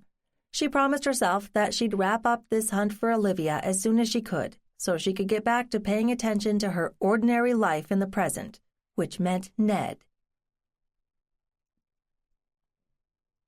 The next morning, she woke up refreshed and ready to hunt down the heirs of Isabel.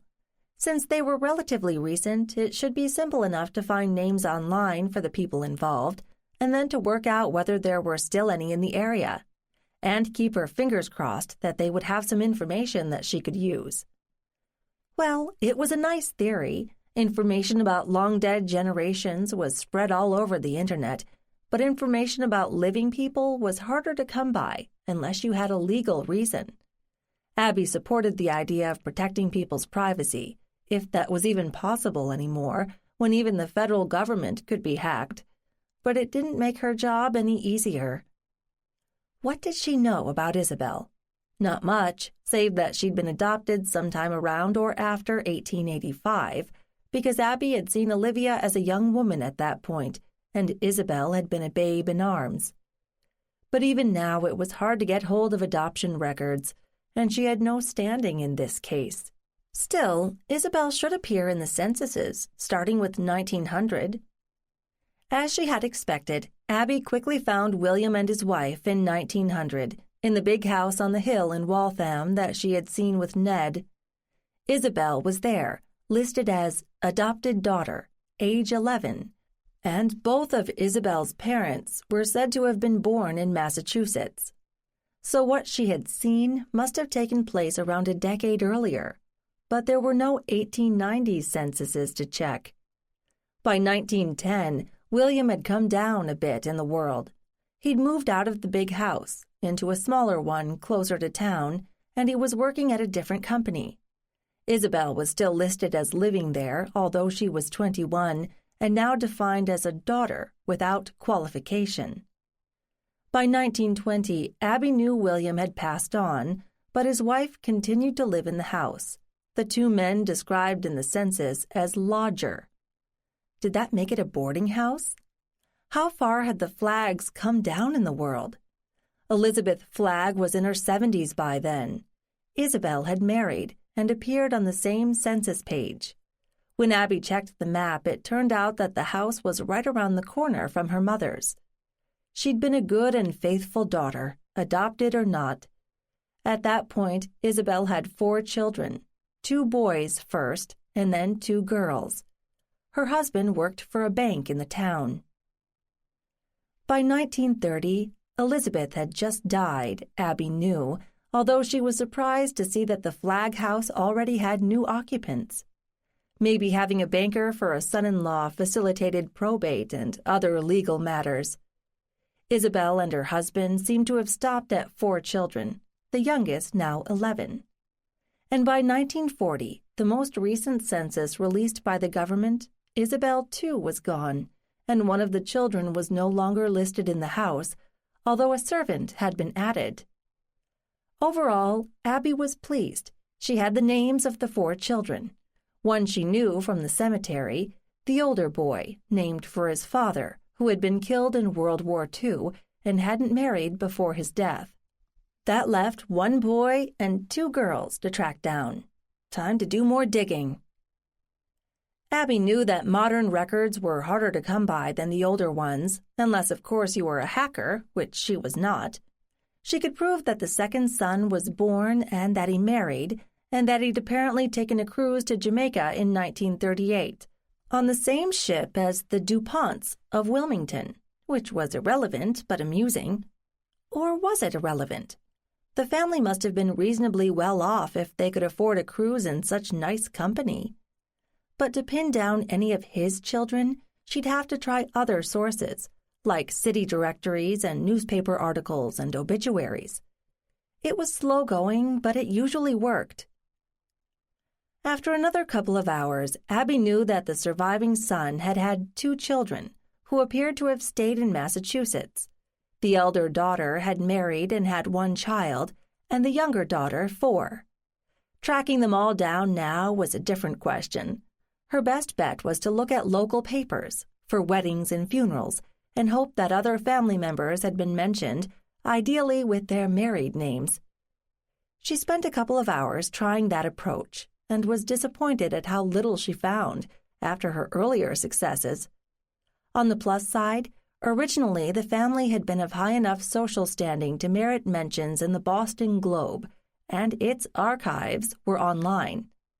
On the minus side, there were a few new names for her, and none for the next generation.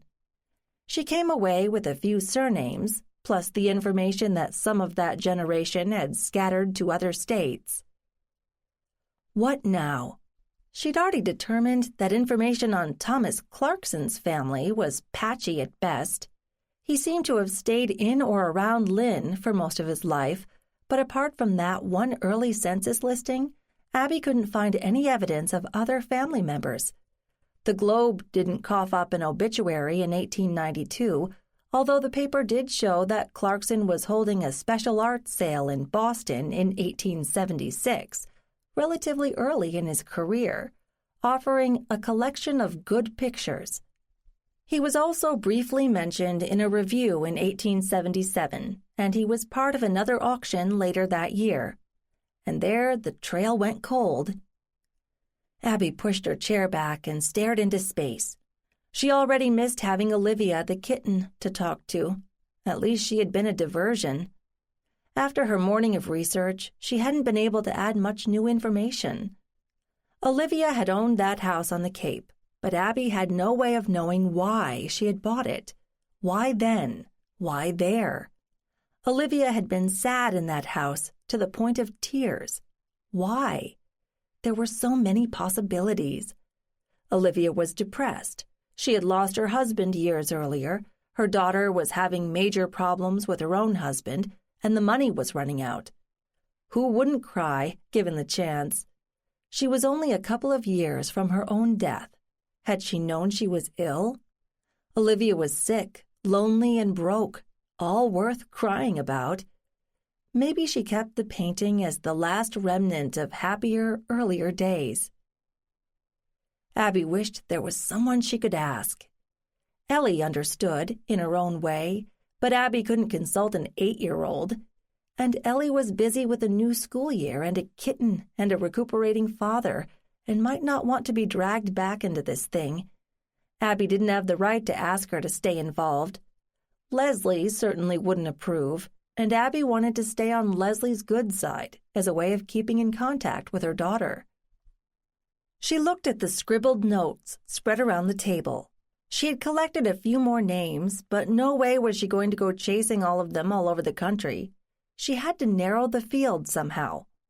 All right, Isabel Flagg had married a local banker named Bailey Whitman. They had had 4 children, and the eldest one, Bailey Jr., had died in the war. That left 3, a son and 2 daughters. From what she had found, Abby thought the daughters, Eleanor and Victoria, had married and moved out of state with different surnames, and it would be a lot of work to track them down. That left the second son, Franklin, who had remained in Massachusetts. The last piece of information she had found from local newspapers was that he had had at least 1 son, and in Franklin Whitman's local obituary, a couple of sons were listed, living in the same area. Therefore, she should follow the Whitman name in eastern Massachusetts.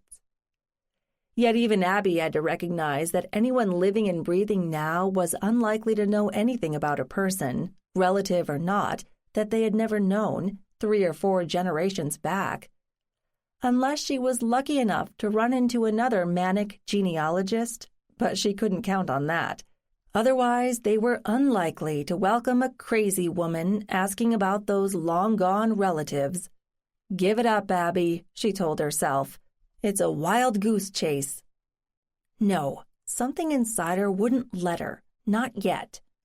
All right, she was going to make one last stab at this. She even had the perfect cover story. She had a painting by a local artist who had been moderately famous in his day and whose paintings were still selling, even online. She had reason to believe that her family had had some connection to the artist, and she wanted to know more about it. The painting had come down through her family, and she wondered if maybe her great-great-whatever had actually known the artist. That kind of question would be non-threatening, wouldn't it? And luckily the surname Whitman was uncommon enough that the list wouldn't be too long. She would leave it up to the gods, or Olivia, to help her in finding whatever it was she was looking for, or hinder her. Maybe there were some secrets that should die with their owners. But in any case, if there were no Whitmans within a reasonable distance from where she sat, she would put the problem to bed once and for all. Abby started searching for Whitmans in Massachusetts, starting with Lynn and Waltham and Cape Cod. She decided, rather arbitrarily, that she should cut off her research at the midpoint of the state, the Connecticut River Valley. Anywhere east of there was fair game. In a couple of hours, she had collected a list of maybe 25 names. With a sigh, she started calling. For those where a human voice answered, it took longer with each call than she had hoped, although she shouldn't have been surprised. With each caller, she had to identify herself and explain why she was calling, and as she had feared, there were many people who couldn't even give specifics about their grandparents, never mind someone who had died in the late 19th century. Some people were interested, and a percentage of them asked if there was any money in it for them. When Abby told them no, they quickly lost interest. Others hung up on her. She had saved the likeliest for last. After a few more calls where nobody human answered the phone, she tried a number in Osterville. A woman answered, sounding peeved even before Abby started her spiel. "Yeah, right, I'm Brenda Whitman. You calling about the yard sale because it doesn't start until tomorrow. No early birds." "Can you give me directions?" The woman spat out a couple of street names and finally said, exasperated, "Look it up, lady, I'm busy." She hung up. Well, okay, that was rude, Abby thought. But if the woman was getting ready for a yard sale, she was probably harried. It was the beginning of the Labor Day weekend, and there should be a lot of traffic. Didn't people always show up at yard sales looking for bargains? Abby looked down at her list. Everything was crossed off. All right, she'd go to the yard sale at the Whitman residence tomorrow, and maybe she'd swing by the house in West Falmouth and say goodbye to Olivia one more time, and then leave in time to beat the rotary traffic. She started to gather up her papers into neat stacks. But before she shut down her computer, she checked to see where Osterville was. Only a few miles beyond West Falmouth, along the coast. All she would have to do was to follow Route 28. When Ned arrived home, Abby was happily chopping vegetables. "Looks good. What is it?" he asked. "I think it's pasta primavera, although maybe it should be pasta estate, since this is summer, not spring. Anyway, I thought I should use the vegetables while they were still fresh. Next year I'll try to plant herbs if I remember. I don't know if I'm ambitious enough to do a vegetable garden." "We have plenty of time," Ned said, wrapping his arms around her waist and kissing the back of her neck.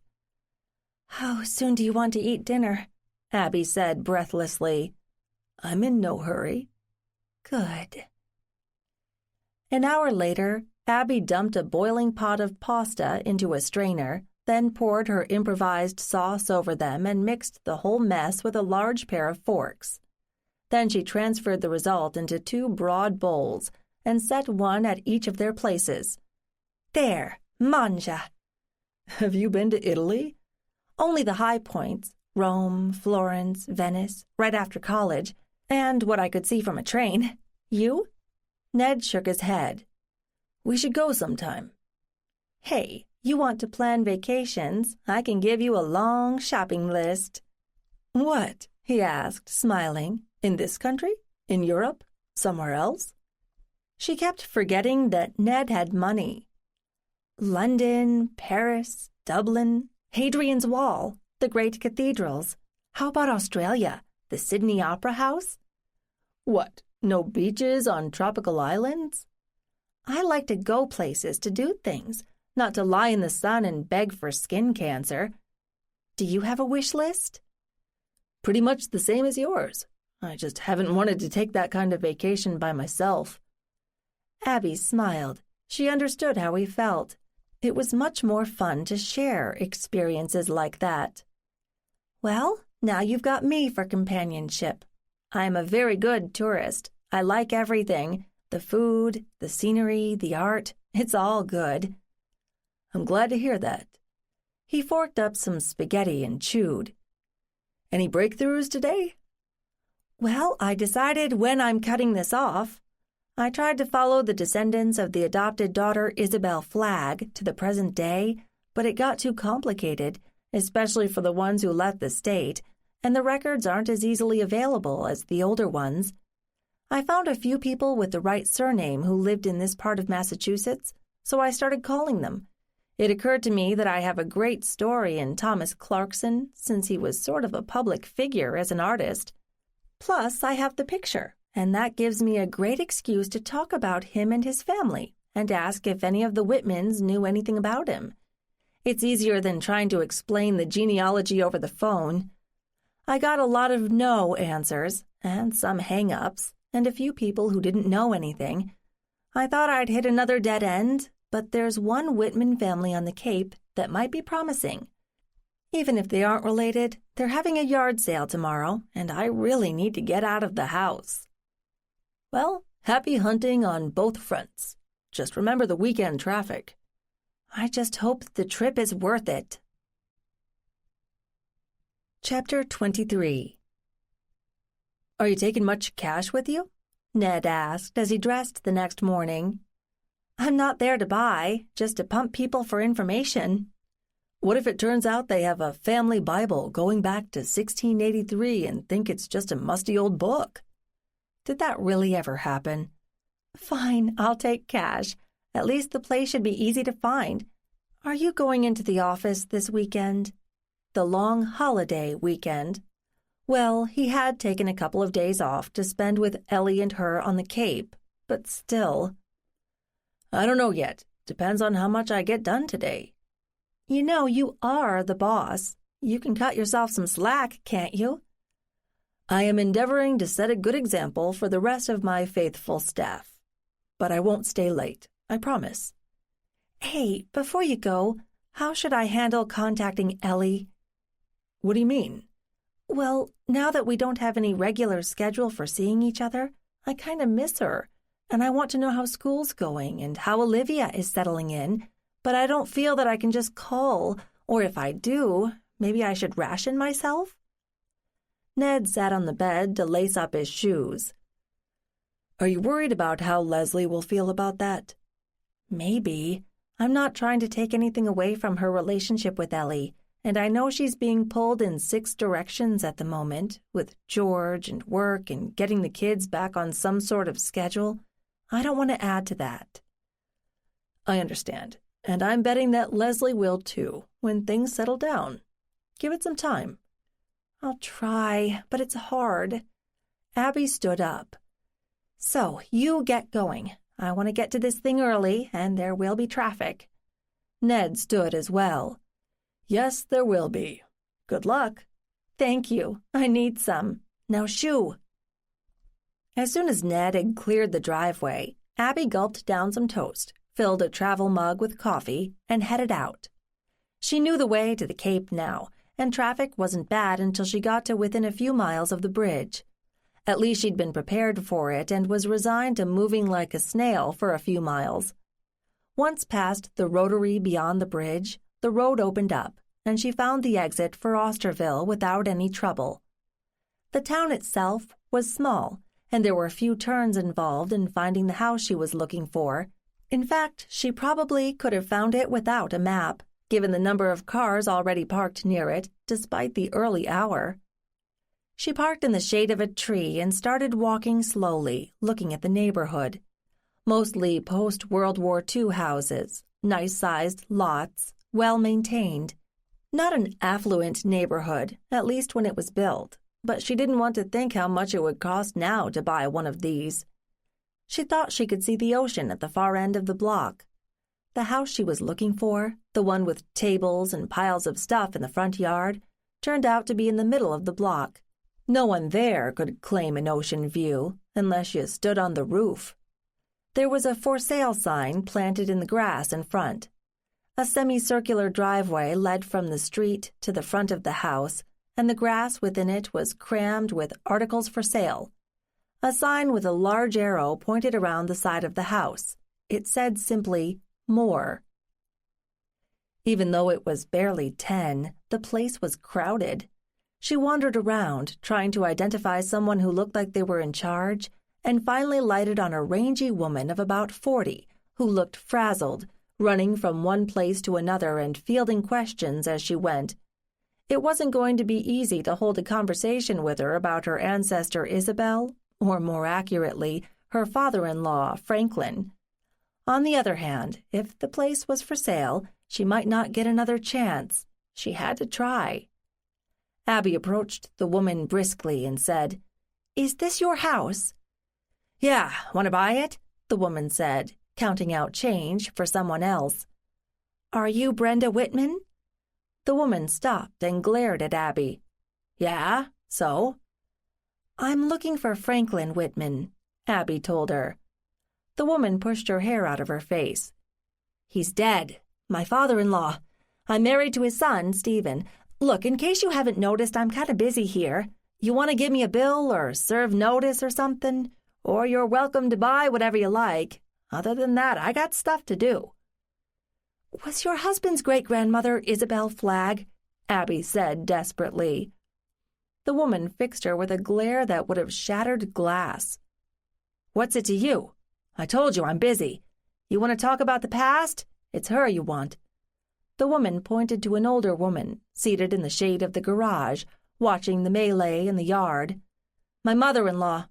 I don't care about old stories. I just want to get this place cleared out so I can get out of here." "Thank you for your help," Abby said to her retreating back. She made her way over to the older woman, who was seated in a flimsy aluminum and strap yard chair that looked ready for collapse. "Excuse me, your, daughter-in-law said you might know something about the Whitman family history?" The woman looked to be in her 70s, but her eyes were sharp. "And why might you want to know?" "I'm looking for information about Isabel Flagg, who married Bailey Whitman in Waltham. She was the adopted daughter of my great-great-great-grandfather, William." The woman studied her face for a moment, then smiled. "Isabel wasn't adopted, dear. She was William's own child. Let's go around back where it's quieter. We need to talk." The woman stood up with relative ease, and Abby, struck dumb, followed her around to the back of the building. There were people rummaging through more piles of items, but it was less crazy than the front yard. The woman pointed toward a pair of white wooden Adirondack chairs tucked into a corner of the patio. "Sit, please." Abby sat. "We'd better start with introductions, I assume. I am Edna Whitman. Whitman was my married name. My late husband, Franklin, named for his father, and I bought this house when we married and brought up our kids here. When my husband died, I turned it over to my son, Stephen. That one's husband." Edna nodded toward the front. "And now they're moving away. He's taken a new job in Baltimore. They've got an offer on the house, which is why they're dumping all this stuff in such a hurry. I don't have room for it where I am now. It's a retirement community. Nice enough, but the apartments are small, and there's not much storage. I just wanted to see it all one last time." "I'm Abigail Kimball. Abby. I'm descended from William Flagg and his wife, Elizabeth Reed, but I only found out last year, so I'm just starting out, putting the pieces together." Edna nodded once. "I've got Reed ancestors, too. Have you met William?" Abby stared at her, stunned. "You mean William Flagg? The one who died in 1914? "That's the only William in the family. He never had a son, you know." Abby swallowed. Might as well tell the truth. "Yes, I met him in Waltham last fall." Edna smiled. "I thought so. You're descended from Olivia. So you know that Isabel was a good bit younger than she was." "Yes, I noticed that. You're saying she was William's own child?" "Nobody ever did the DNA stuff, but that was the story that came down through the family. How much do you know about William?" "He sounds like an interesting person, someone I'd like to know." "He was that. Hard-working, determined. He dabbled in a lot of things, and some worked out better than others. He was smart. When he made a chunk of money before 1900, he tied it up in a trust for the two girls. That's where Olivia's money came from, not from her husband." Edna sniffed. "You don't like Samuel?" "Not much. He was kind of a parasite and a whiner." Abby smiled. "I don't like him either, but the money didn't last long. Why do you know so much about all this?" Edna shrugged. "When I was younger, women didn't work so much, especially after the children came. Once they were out of the house, I got kind of bored. You can't read all the time, and I didn't like to join women's clubs and such. So I got interested in the family history. I've been working on it, 20 years now, mine and my husband's. Computers have been a big help." "That they have, which is how I ended up here. When's the move happening?" "Next week. Anything that doesn't sell today will go to the dump or a church jumble sale or something. You're lucky you found us when you did, if it was luck." "You mean Olivia sent me here?" "Maybe. Do I sound like a crazy old lady?" "Only if that makes me a crazy young lady. I've found a few others, too. It seems to run in families, like the Reeds." "You're lucky. In all my years, I've only connected with a couple of others, and we could never really talk about it. Sad, isn't it? Like ignoring the color purple just because other people can't see it." "I know what you mean." "So, what brings you here today, Abby?" Edna asked. Abby glanced around quickly to be sure no one was likely to overhear what promised to be a very strange conversation. The coast was clear, since everyone was absorbed with trying to find treasures among the junk on the tables. "I just found out that Olivia owned a house in West Falmouth toward the end of her life. By accident, I ended up spending a few nights there without even knowing it had been hers. While I was there, I saw her during that big storm last week. She was sitting outside in the rain and crying. I wanted to know why she owned that house, what she was doing there, and mostly why she was so sad." "They get under your skin, don't they?" Edna said softly. "But I think I'm one of the few people in the world who can help you answer that. Come with me." Edna stood up, and Abby followed her through a back door into the garage, which, like the front yard, was piled with junk marked with price tags. Edna went directly over to one corner, where there was a stack of battered banker's boxes.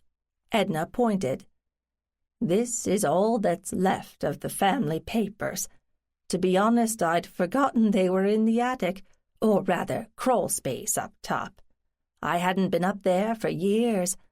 When Brenda went nuts trying to get everything out of the house, she found them. She was ready to throw them away, but I told her they were mine and to set them aside. You're welcome to them."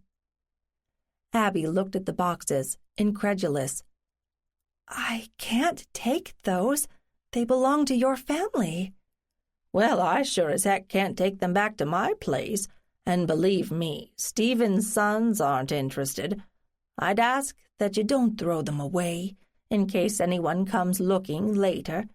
But I think they'd be a lot safer with you than getting thrown around in this move. If they don't end up in the dumpster while I'm not looking." Abby smiled. "Then I would be happy to have them, and I'll take good care of them. I can scan the stuff if you like."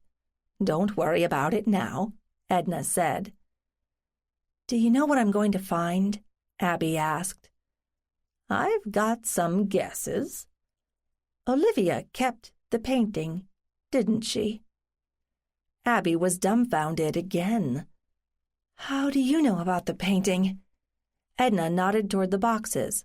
"The story's in there." "Where is it now?" "The painting? My mother has it. It's one of the few things that came down through the family from Olivia. Olivia's daughter had a difficult life, so I guess a lot was lost. You probably know that William was a big supporter of the artist and his friends." "Yes, I do. There are some interesting flyers and ads and such in those boxes about William's exhibits." "Edna, I'm kind of overwhelmed by all this. You are incredibly generous, and I can't wait to look at what's in those boxes. Can we get together and talk after I've gone through them?" "Of course, my dear. My place is this side of Falmouth. And where are you?" "Lexington, not far." "Then I'd be delighted to offer you tea when you come." "That would be lovely. One more thing. Are there any other items I should rescue from this sale?" "Why don't we go look? I think there's some old china and other odds and ends." They spent a pleasant half-hour poking among the piles of stuff, the residue of a couple of generations of Whitmans, all muddled together. Abby found a few small items that attracted her, including a pretty china cup and saucer that looked old. She looked at Edna, who winked at her. She took the cup and paid the cranky daughter-in-law, who handed her a plastic bag, and went off to cajole someone else into taking something, anything, off her hands. Abby wrapped the cup and stowed it in her purse, then went back to her car to move it closer so she could put Edna's boxes in her trunk. She lucked out when somebody pulled away close to the driveway. Edna was waiting at the curb and went with her into the garage. When Abby grabbed up the first box to take to the car, Brenda rushed over. "Hey, you haven't paid for that." Edna stepped in front of Abby. "Brenda, those are my personal possessions, and I've given this young lady permission to take them. It's only the boxes in the corner, and they're mine to do with as I choose."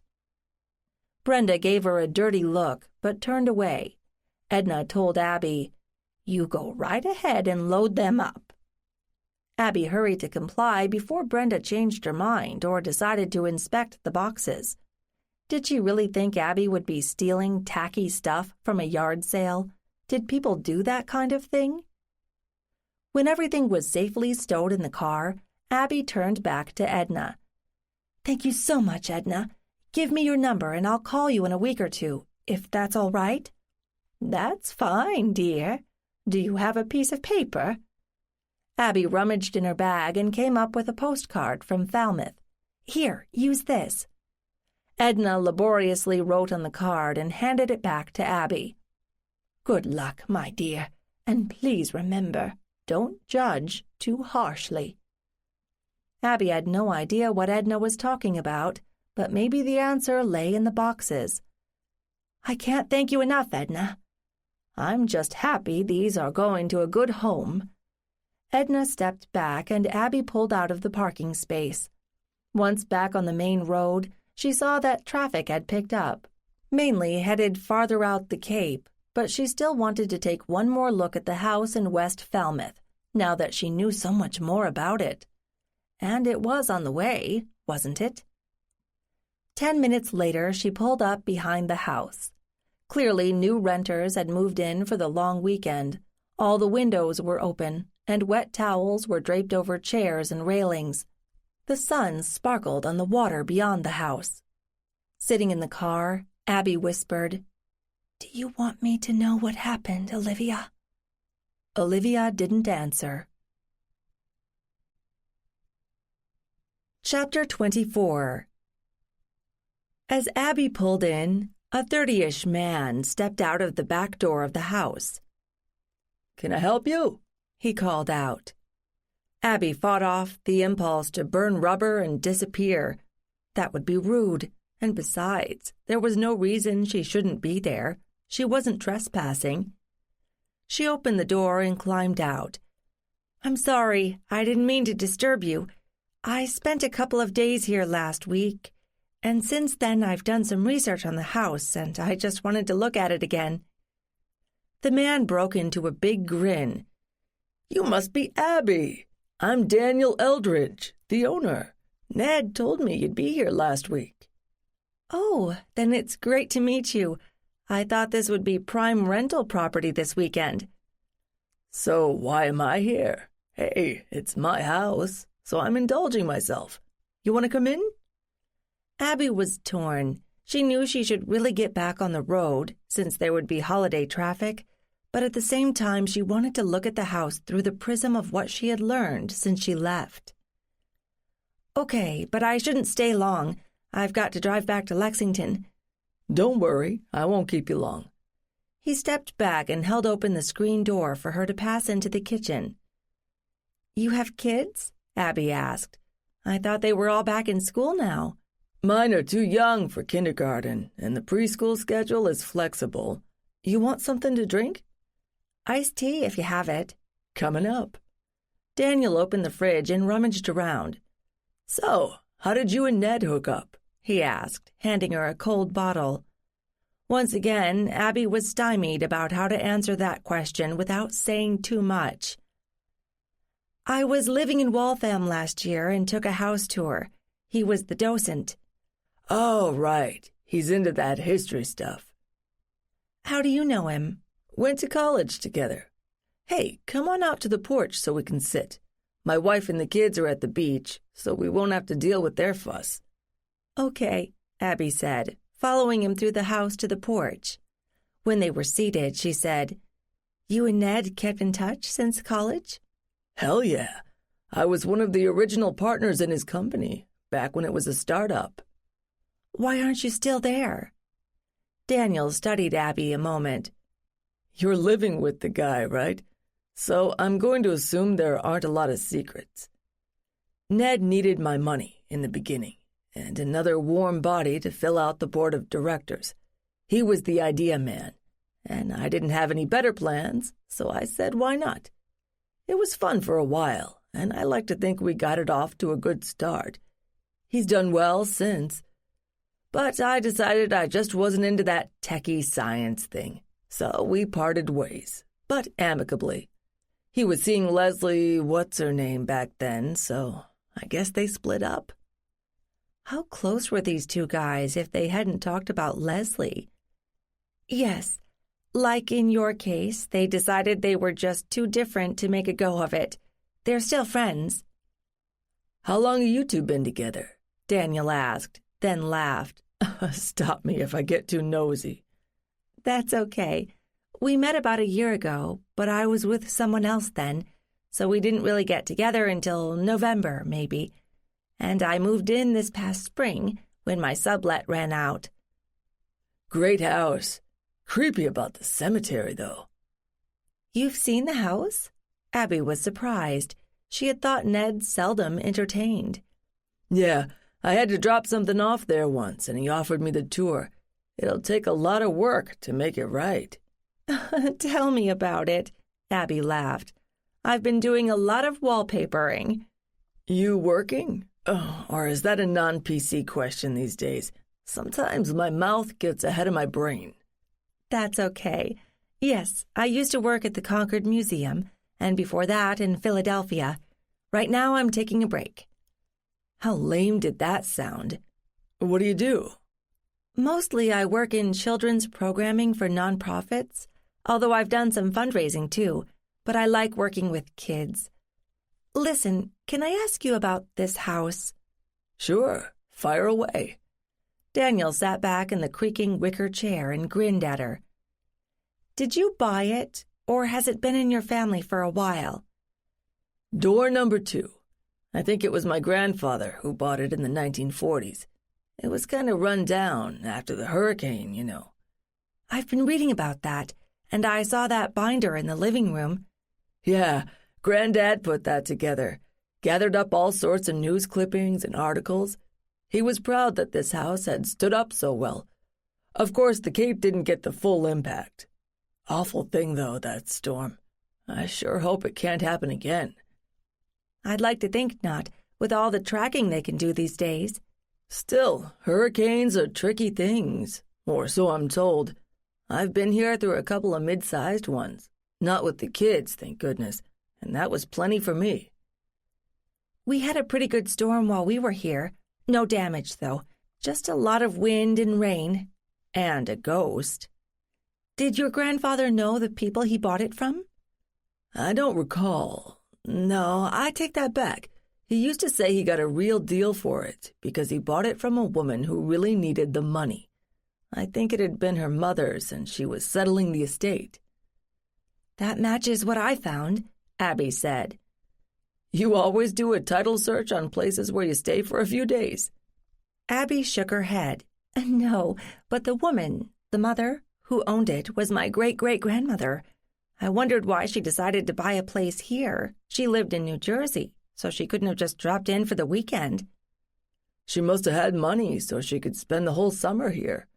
Sorry, was that rude again? No, most people hear summer home or second house, and they assume the owners are well off. And she was, until she wasn't, after the Depression hit. You do a lot of this genealogy stuff? Ned's into it too, isn't he? Yes. In fact, we discovered we were related back 6 or 8 generations. We've both got lots of ancestors in Massachusetts. How about you? Maybe some Massachusetts ancestors up the line, but I don't really pay attention to that stuff. My wife and we've lived here on and off, I guess you'd say. I worked with Ned for a few years, then took a job in New York for a while, but we decided we didn't want to raise kids there, so I found something in Boston. We live north of the city, but it's an easy trip down here. With what we make in summer rentals, the place pays for itself. Taxes, utilities, and that stuff. Has your family ever found any artifacts here from when my great-great-grandmother lived here? That's before my time, and you can't exactly bury anything in the yard here because it's so close to the water, which doesn't stop my kids from trying. Bunch of gophers they are. Then Daniel snapped his fingers. Wait a sec. There was this one thing. Stay there. He jumped out of his chair and went inside, and Abby could hear him opening drawers and muttering to himself. Then there was an aha. He came back quickly after that. Here. He shoved a teacup and saucer at Abby. My grandpa wasn't a tall guy, and his wife was shorter than he was. And nobody in the family ever spent a lot of time here, so I guess most people skimped on the cleaning. Anyway, when we decided to rent it out, we hired this agency. You met someone from there, to make sure it was in tip-top shape. They must have been really thorough because they found this cup in the pantry, way back on the top shelf where nobody could see it. They saved it for me in case I wanted to keep it. I don't know why I did, but since it had survived this long, it felt wrong just to pitch it in the trash. You want it? It looks old enough to have belonged to your family. If you're sure, I'll be happy to take it. Abby couldn't take her eyes off it. She was pretty sure that it matched the one she had bundled up in her purse, that she had just bought at the Whitman yard sale. Olivia? You here? Nothing. Not that she had expected anything. Listen, do you have any old pictures of the place from your grandfather's time? I didn't see any in the hurricane binder. There might be some at home. I'll check when we get back. If I find anything, I'll scan them and email them to you. Give me your email. Oh, wait, I should get something to write on. Duh. He bounced up again, went inside, and came back with a scrap of paper and a pencil. Go ahead. Abby rattled off her email address. Oh, and my last name's Kimball. You know where to find us. She checked her watch, then stood up. I should be going. I'm told the traffic gets nasty. Yeah, that's the downside of being here. It'll be better by the middle of the week. Look, thanks for stopping by. I hope you enjoyed being here. And give my regards to Ned. We ought to get together sometime. That sounds good to me. I'm glad you were here when I dropped in, and thanks for the teacup. Enjoy it. I'll let you out. Daniel stood on the back steps while Abby started the car.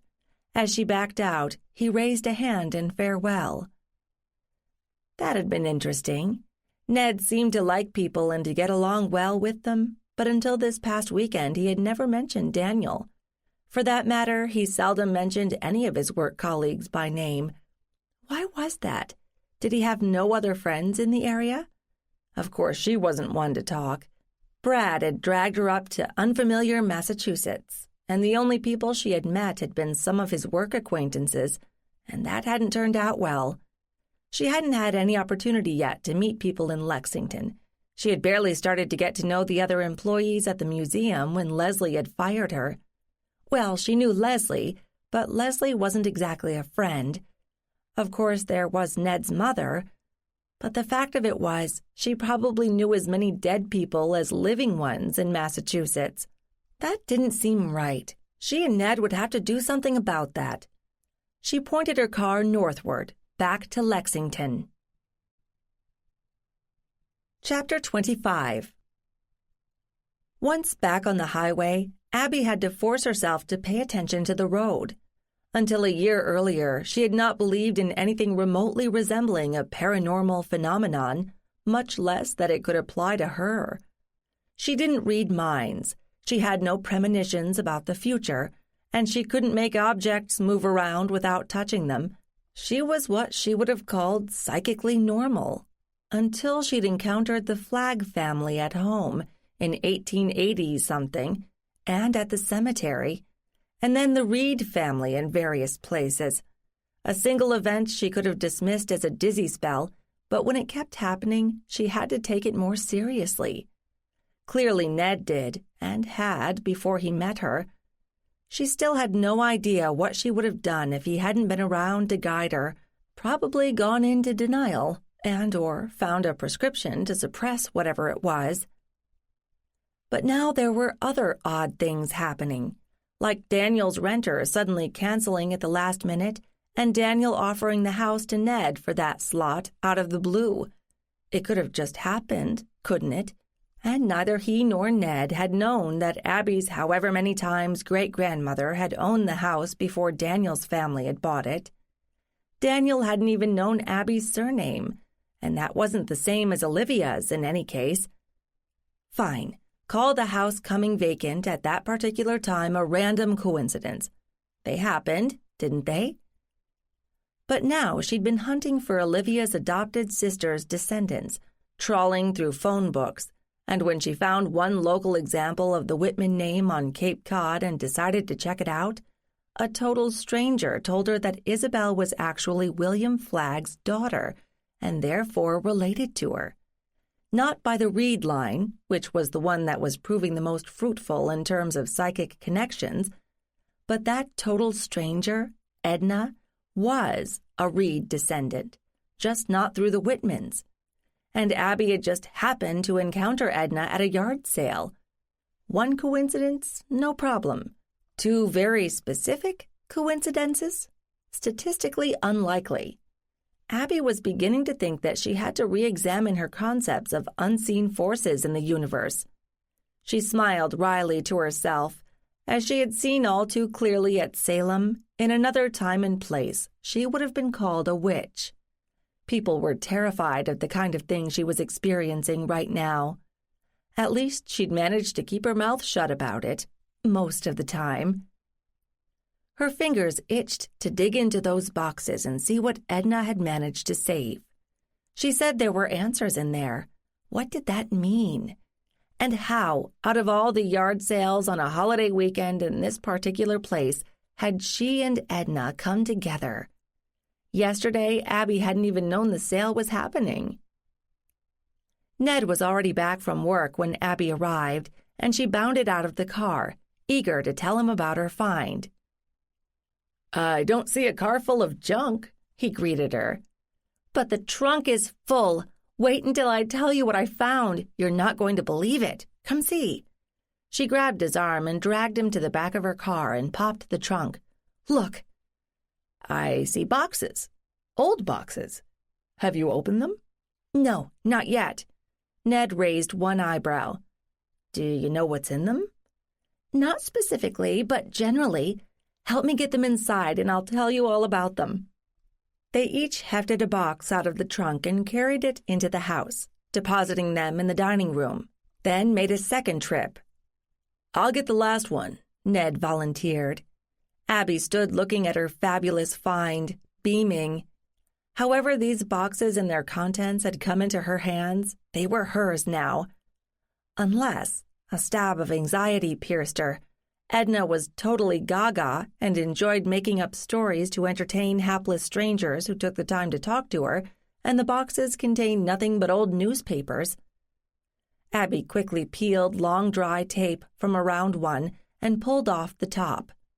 The box was stuffed with a hodgepodge of papers, file folders, letters, journals, and lumpy things wrapped up in yellowed tissue. She spied the name Whitman on one letter and sighed with relief. Not that she'd ever really believed that Edna had been lying to her. There had been that indefinable connection that Abby was beginning to recognize. Edna had Reed blood somewhere up the line, as did Abby and Ned, and now Ellie. That link gave a whole new meaning to the term family. Ned came up behind her as she knelt in front of the open box. "You look like you just opened a Christmas present," he said. "What is all this stuff?" "I have to tell you the whole story, in order. Can we get a pizza or something?" "Sure, I guess. Want me to call it in?" "Please." Abby turned back to the first box and set its lid beside it. She pulled over the next box and peered inside, then the other three. All looked about the same, a jumble of items in no particular order. Not that she was about to complain, but she needed a plan before she just jumped in and started pulling things out randomly. Ned returned and said, "It'll be here in 15 minutes. Are you going to tell me what's got you so excited?" Abby sat back on her haunches. "I went to the yard sale, as planned. It was already busy early in the morning. Apparently the current Whitman family is moving out of the house any minute now, and it looked like the current owner, Brenda, was in a hurry to dump everything and leave. As you can guess, she wasn't exactly in a chatty mood. I got as far as hello and verifying that I had the right place, but when I started to ask questions about family history, she pointed to her mother-in-law, who she'd kind of parked in a corner. So I went over to talk to her. Her name's Edna, by the way, and it turned out that she was the keeper of the family records. She'd moved out of the house years ago into a retirement place of some sort, but she didn't have space for these boxes, so she left them in the attic, which was fine until her son took a new job and needed to move. I think the charming daughter-in-law was threatening to pitch them all, and Edna was standing guard to make sure that didn't happen. Ned, this may sound weird, but she kind of knew me before we even introduced ourselves. Turns out she's a Reed descendant on her side, but the Whitmans aren't. Anyway, you want to know what the first thing she said was when I told her what I was looking for? I assume you're going to tell me. Of course I am. Edna said that Isabel was William Flagg's child. Natural child, I mean. Not by his wife, Elizabeth Reed. Edna didn't know who I was, but she knew I'd be interested in that fact. Ned sat down on the floor next to Abby. Wow, these Reeds are spooky people, aren't they? So what did you say to that? Well, I hadn't come up with an answer when she asked me if I'd met William, and of course I had to say yes. So there we were. She doesn't like Olivia's husband, Samuel, any more than I do. She called him a parasite. We must have talked for an hour or more, and then we shifted the boxes to my car. I told her about how I'd run into Olivia at the cottage on the Cape, when I'd never even known she'd been there, and why I felt I had to find out why she'd been so sad. And Edna said the answer was in these boxes. That's all she would tell me, but I bet she figured I'd have fun working it out for myself. Isn't that amazing? It is. You have phenomenal luck, Abby. I'm not sure it's all just luck, Ned. It's almost like Olivia is guiding me, although I have no clue how that could happen. But the things that have happened, they can't all be coincidences, can they? It seems unlikely in a rational universe. They were interrupted by the ringing of the doorbell. Must be the pizza, Ned said, untangling his legs and standing up. As he went to the front door, Abby reluctantly got up and brushed off her jeans. Much as she didn't want to let the precious boxes out of her sight, she thought it would be rude to leave pizza smudges all over someone else's documents, so they should eat somewhere else. Whatever Edna's intentions had been, Abby did not feel these relics belonged to her. She was only the custodian. She carefully replaced the covers and met Ned in the kitchen, where he was getting plates out of a cupboard. "Oh, I almost forgot," Abby said suddenly as Ned doled out pizza slices. "I did buy something, a cup and saucer. It looked old and kind of lonely. I paid $2 for it." She retrieved her purse and extricated the cup and saucer, unwrapping them carefully and setting them in the middle of the kitchen table. "That's, nice," Ned said, looking bewildered. "Wait, there's more." With a flourish, she pulled out the cup and saucer Daniel had given her. "So you bought 2 of them?" Ned asked. "No, I stopped by the West Falmouth house on the way back. Your buddy Daniel was there, and we had some time to chat since the rest of the family was at the beach. It was his grandfather who bought the house from Ruth Ellenwood. I asked if anyone had found any artifacts in the house, although I wasn't expecting much. He said not until recently, when he hired that agency to manage the rentals on the house. When they cleaned the place, they found the cup tucked all the way back on a high shelf. Apparently no one had ever noticed it. He gave it to me. They match." "Ah," Ned said. "Olivia's hand again?" "It's possible, isn't it? That cup's been waiting in the house for almost 80 years, and then I show up with its mate in my bag? I will not accept one more coincidence today. I think somebody wanted these 2 to be reunited in the here and now. Maybe Olivia did want me to find them both." "And what message is she trying to send you?" Ned asked. "That part I don't know, but I think there is one. Let's eat." She set the twin cups and their saucers carefully on a countertop side by side, out of harm's way. As Abby dug into her first piece of pizza, she realized she had never had lunch. Maybe that was why she was reacting so weirdly to things, or maybe overreacting was a better word. She really did not want to believe that her ancestors were clustered around her all the time, conferring about the best way to drive her crazy. If that was the case, the afterlife must be pretty boring. "So, now what?" Ned asked after finishing his own piece. "Well, I want to go through the new material in some sort of order. I started all this because I wanted to answer one question. Why was Olivia there, and why was she crying? I found out that she owned the house, okay, but not why she was there. Then my mother told me about the painting, and that led me to the interesting fact that Thomas Clarkson knew Olivia's father. But that was when Olivia was just a child, so that wouldn't have meant much to her then. And the painting my mother has was painted long after that. Anyway, I couldn't find a whole lot about Thomas Clarkson after his early years, except that he was a very busy painter and preferred marine pictures, which is what we've got. So I thought I'd try coming at it through Isabel's family." "Why?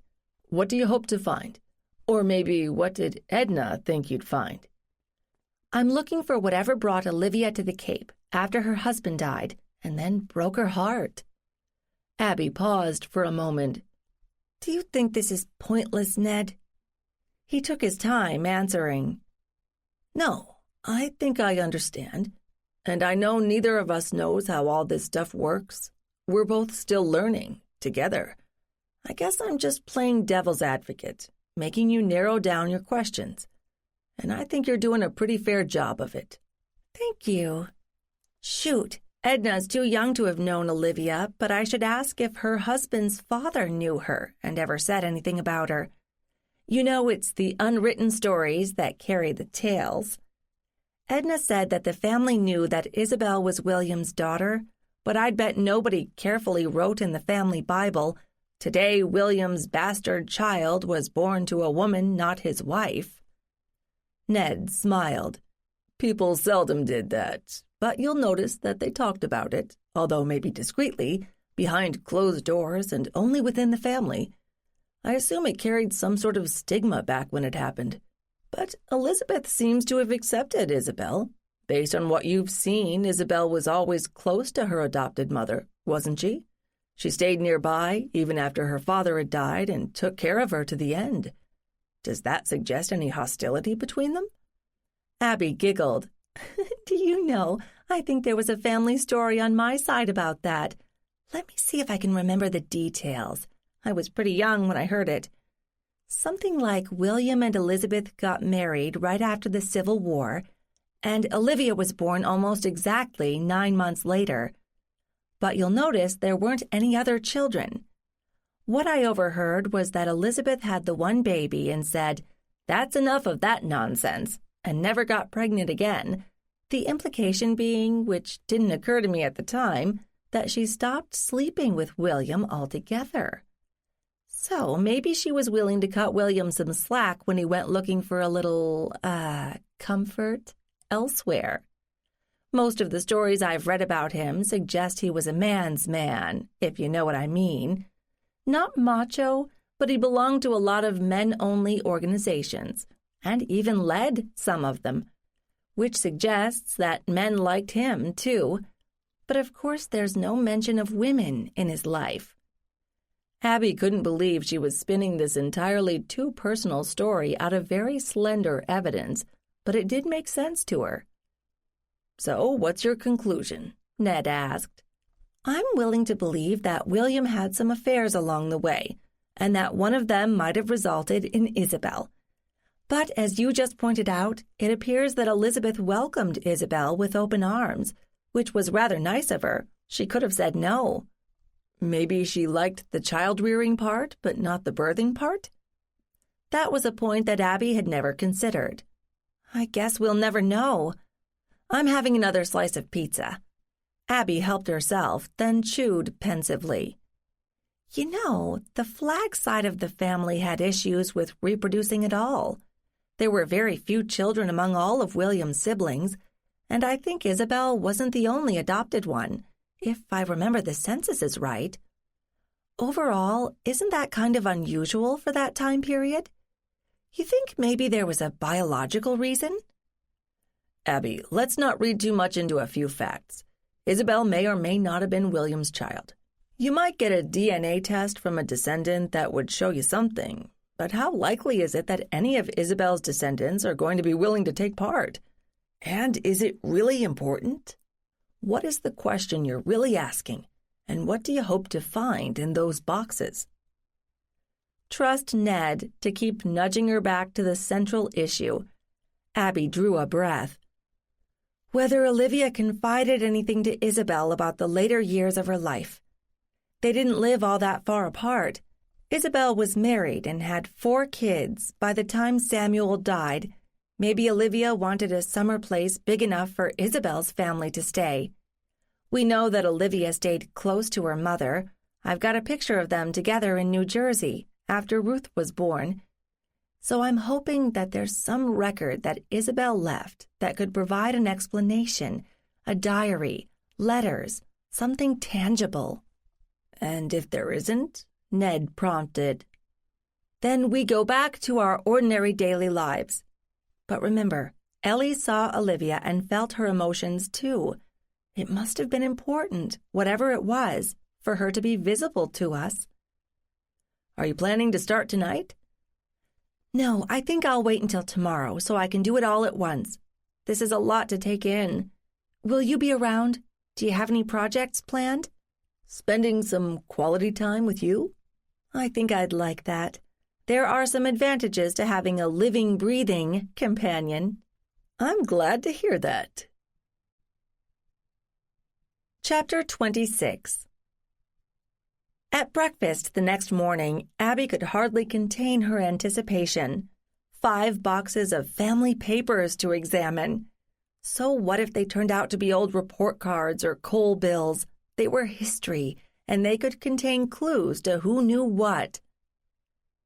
"Ned, how come you never mentioned Daniel before?" she asked, munching on her toast. "Didn't I? I guess I don't see much of him. Why?"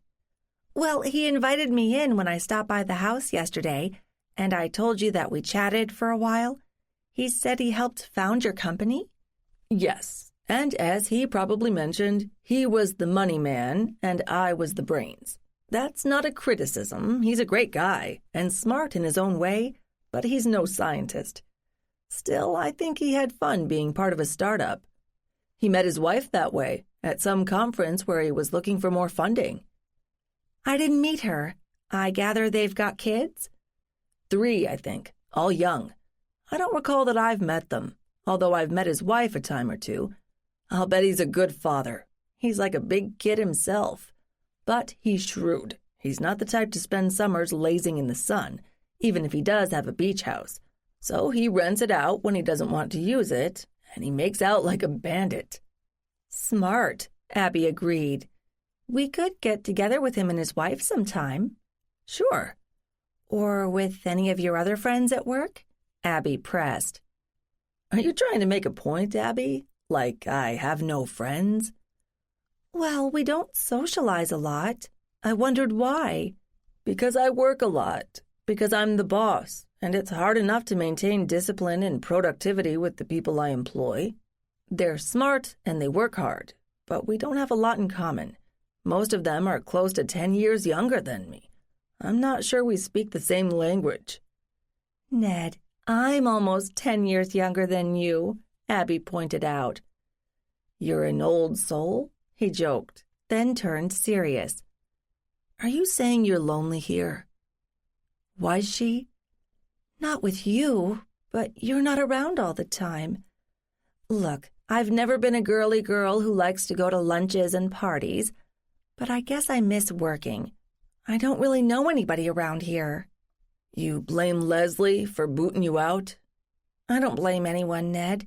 None of us could have foreseen the things that have happened, and I understand that Leslie was, and still is, having trouble wrapping her head around it, particularly as it affects her daughter. I don't expect to go back to working at the museum. I enjoyed my job there, but it would be too weird for both of us. But I would like to work somewhere. Can you understand that? Yes, I can. You're too smart to sit around here all day, slapping up wallpaper or refinishing floors. But I don't have any brilliant suggestions. Ned, we don't have to solve this today, and I don't have any ideas either. There aren't that many historical museums around, not that I've checked to see if they're hiring. But you asked. Yes, I'm a bit lonely, because I don't see a lot of people day to day. And I was kind of surprised that you called Daniel a friend, because I'd never even heard of him until last week. We need to get out more. Ned looked down at his plate. I've been working on something. No, it's not ready to talk about yet. Then he looked back at Abby. You could join a genealogy group? You'd be a real asset. Abby laughed. Yes, but a little skimpy on the documentation side. I don't think the DAR would accept "my patriot ancestor told me so" as proof of anything. Probably not, Ned said, smiling. So, having made the case for us seeing more people, will you mind if I spend the day rooting through Edna's boxes, even though you're going to be home? Go for it. You want help?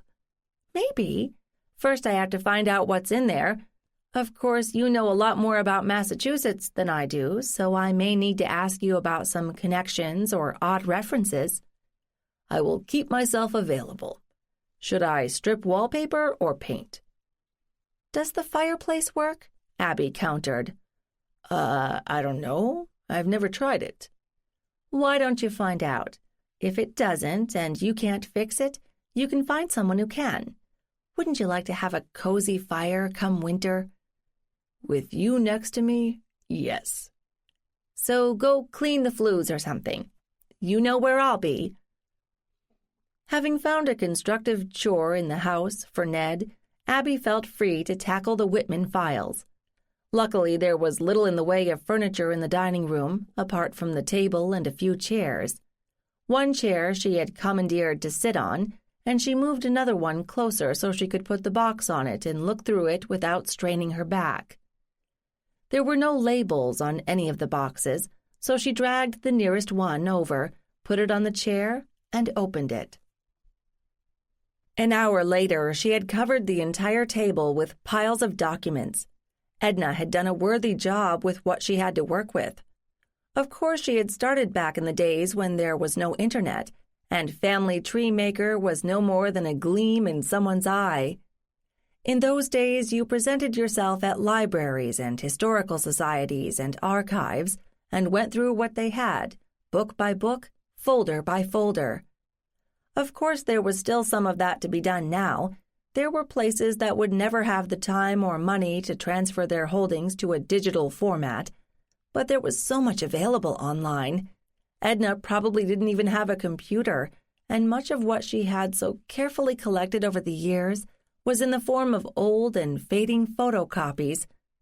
At least her handwriting was clear and legible, and she had taken careful notes.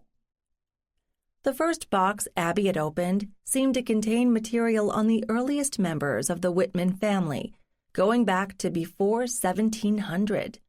Abby fought the urge to shut the box immediately and go hunting for something closer to 1900, which was what interested her, but she felt that would be cheating.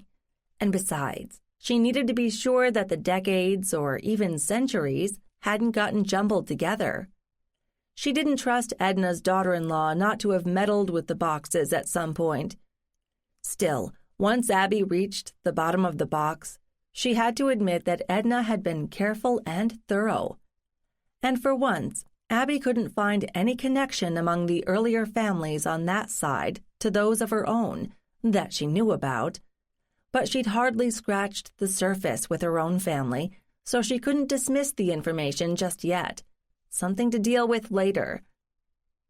She labeled each of the piles from box 1 with sticky notes, then stacked them carefully in their original box to clear the tabletop. The second box turned out to be much more recent, probably starting in the mid-20th century up to the time that Edna had moved to the retirement community. There were newspaper clippings of birth, marriage, and death announcements. Society columns. There was something that had more or less disappeared, at least as far as Abby knew. School events, with various Whitman youths on sports teams or in honor societies. A few diplomas and certificates of achievement. A couple of paper packages of photographs, first black and white, then later color, now sadly faded. None were early enough to satisfy Abby. Weren't there places that would scan photographs to digital formats, even the negatives? Maybe Edna would appreciate that. She should ask at that nice camera store in Newton, Abby thought. They would probably do it in-house, or would know someone trustworthy who could handle it. She finally struck gold in the third box she looked at, after she'd put away what had come out of box 2. A few faded postcards on top gave Abby the first clue, sepia or hand-tinted postcards showing beach scenes and some buildings that Abby recognized from Falmouth. She was poised to jump in when there came an insistent rapping at the front screen door. "Abby, are you home?" Ellie. And since Ellie didn't drive, Leslie must have brought her. Abby could hear Ned opening the door, and she joined the group in the hallway. "Hello, Leslie. Hi, Ellie. How's Olivia?" "That's why we're here," Ellie proclaimed. "I wanted to show you the pictures of her. Come see." "Just a minute, sweetie," Leslie said. "Abby, I don't know if I ever thanked you for getting Ellie that camera. I'd be happy to reimburse you for it." "No need, Leslie. It's a gift. I hope she's been handling it well." "She's been very careful with it, I have to say. Also very busy. I don't know what capacity the storage card in it has, but she may have already filled it up." "That's what it's for. Having that card makes it a lot easier than film, not to mention cheaper. Would you like something to drink? Are you in a hurry?" Ellie tugged on her mother's arm. "Mom, I want to show Abby, and you said maybe we could put the pictures on the computer?" "You mean upload them?" Abby asked. "I'd be happy to help. You took pictures when we were on the Cape, right?" "Yep, lots. And Mom hasn't seen them yet, because the camera screen is too tiny to see much. And I didn't know how to do it on Daddy's computer. Can we upload them now?" Leslie and Abby exchanged a glance. Leslie looked resigned. "Go ahead," Leslie, why don't we go into the kitchen and get some coffee or iced tea? Ned suggested. Yeah, sure, fine, Leslie said with a distinct lack of enthusiasm. Abby was pretty sure that Leslie had hoped to be in and out quickly, but Ellie had different ideas. When they had disappeared down the hall, Abby led Ellie to the dining room table. Ellie looked at the collection of boxes. What's this stuff? It's records from Olivia's sister Isabel and her family, almost up to the present. From what I've seen, it's mostly about her children and about the family of her husband, but I'm not done yet. I was hoping maybe she might have saved some stuff that could tell us more about Olivia around the time she owned the house we stayed in. Cool, Ellie said, then turned her attention quickly to her main interest. You know how to put pictures on your laptop? Ellie said. Sure, give me the camera and I'll take out the card. It goes right in this slot here. Abby pointed at the front of the laptop. And then we can save them. We'll need to make a folder for the pictures. What do you want to call it? She pulled out the card and demonstrated how to insert it. You could call it Ellie's Pictures. Abby laughed. That would be a whole album at the rate you're going. So let's make that album, and then we can put your first pictures into a folder called Ellie 1 and maybe a date. Or it might make more sense to upload them to the cloud or whatever it was called. But Abby was less familiar with that process, and she wasn't sure what kind of computers Leslie had at home. Better to start with a simpler format, one that Ellie could take with her. Okay. Ellie pulled up another chair and sat next to Abby, watching eagerly. Abby followed the steps she had outlined, creating a home for Ellie's pictures and uploading them. There were, as Leslie had suspected, hundreds of them, but there was still space remaining on the card, so Abby put it back in the camera. Okay, we're all set. How's your dad doing? Abby asked. He's better, but he's kind of tired. Mom makes me play with Petey. He's a baby and a boy. Ellie didn't look happy. It won't be for long. How's school? It's okay. I like my teacher, but I already know a lot of the stuff she's telling us. Hey, it's only the first week. Let the other kids catch up. Want to tell your mom we're ready now? Okay. Ellie bounded out of her chair and all but ran to the kitchen. She returned quickly with Leslie and Ned in tow. I didn't realize it was Daniel's house you were using, Leslie said as Ned pulled up another chair for her. Ellie stood behind Abby's chair, looking over her shoulder. Ned stationed himself against the wall since they'd run out of chairs. That's right. You must have known him, Abby said. I didn't meet him until yesterday, actually. He has an agency that handles the rentals, but he and his family are there now for the long weekend. Nice guy, Leslie said. A touch of ADD, but he's fun to be around. You meet the family? No, they were at the beach. We just chatted for a few minutes. The house was lovely, just right for a beach house, not too fancy. Can we look at the pictures now, Abby? Ellie demanded impatiently. Of course. Abby called up a media program and accessed the folder. You want to start at the beginning? Okay. Abby clicked on the first picture file and kept going. The first few pictures were predictably awful, but it was clear that Ellie had learned quickly, and she had a good eye for a subject and how to frame an image. The pictures of the West Falmouth house began about a quarter of the way through the list. There were some perfunctory pictures of the house itself, and then Ellie had started taking pictures of water and shells and beach glass, and even the crabs underwater. Abby and Ned appeared in a few of them, but usually as part of the background, not the main subject of the picture. It was a time-consuming process, as Ellie wanted to explain each picture and then waited for the adults to comment. They were maybe halfway through when Abby stopped. Ellie, I didn't know you were taking pictures during the storm. Yeah, I wanted to see if I needed a flash or not. It was real dark outside, Mommy. I can see that, sweetie. That's when you found Olivia, right? Uh-huh. It was windy and noisy. but then I thought I heard something else, and it turned out to be Olivia. She was outside. I didn't take the camera outside because I didn't want it to get wet. So Abby and me, we went out and saved her, and then we had to make her dry and find something for her to eat. There's a picture of her and Abby when she was wrapped up in a towel." Abby clicked forward to find the picture until she found Olivia's tiny face peering out of the folds of a large, fluffy towel that Abby was clutching to her chest. "And then we put her on the floor to see what she would do," Ellie chatted on. "She ate a bunch, and then she drank some water, and then she started exploring. Go forward, Abby." Abby followed orders, clicking through pictures of Olivia eating off a small plate and Olivia cleaning her whiskers after eating, and then Olivia venturing into the dining room, where Ellie followed, still taking pictures. Olivia crossing the hall. Olivia in the doorway to the living room. Olivia looking out the window. Abby went still. Ellie had been standing at an angle to the window so there was no reflection from the glass. Olivia seemed fixated on a window, and Abby wondered, no, it couldn't be.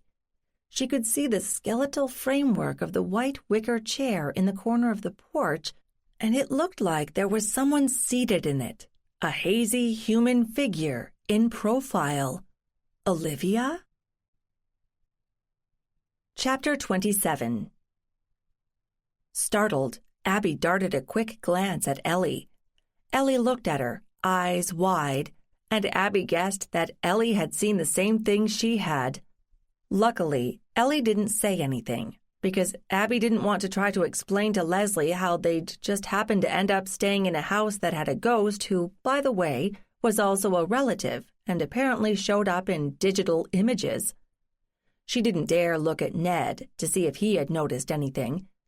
"Let's see what else is in your folder, Ellie," Abby said brightly, sounding false even to herself, and clicking ahead rapidly. "Okay," Ellie said. "The next day the sun came out, and Ned came, and we went to the beach. And the day after that, Abby's mom and dad came to visit and spent the night. Keep going, Abby. I took some pictures of them, too."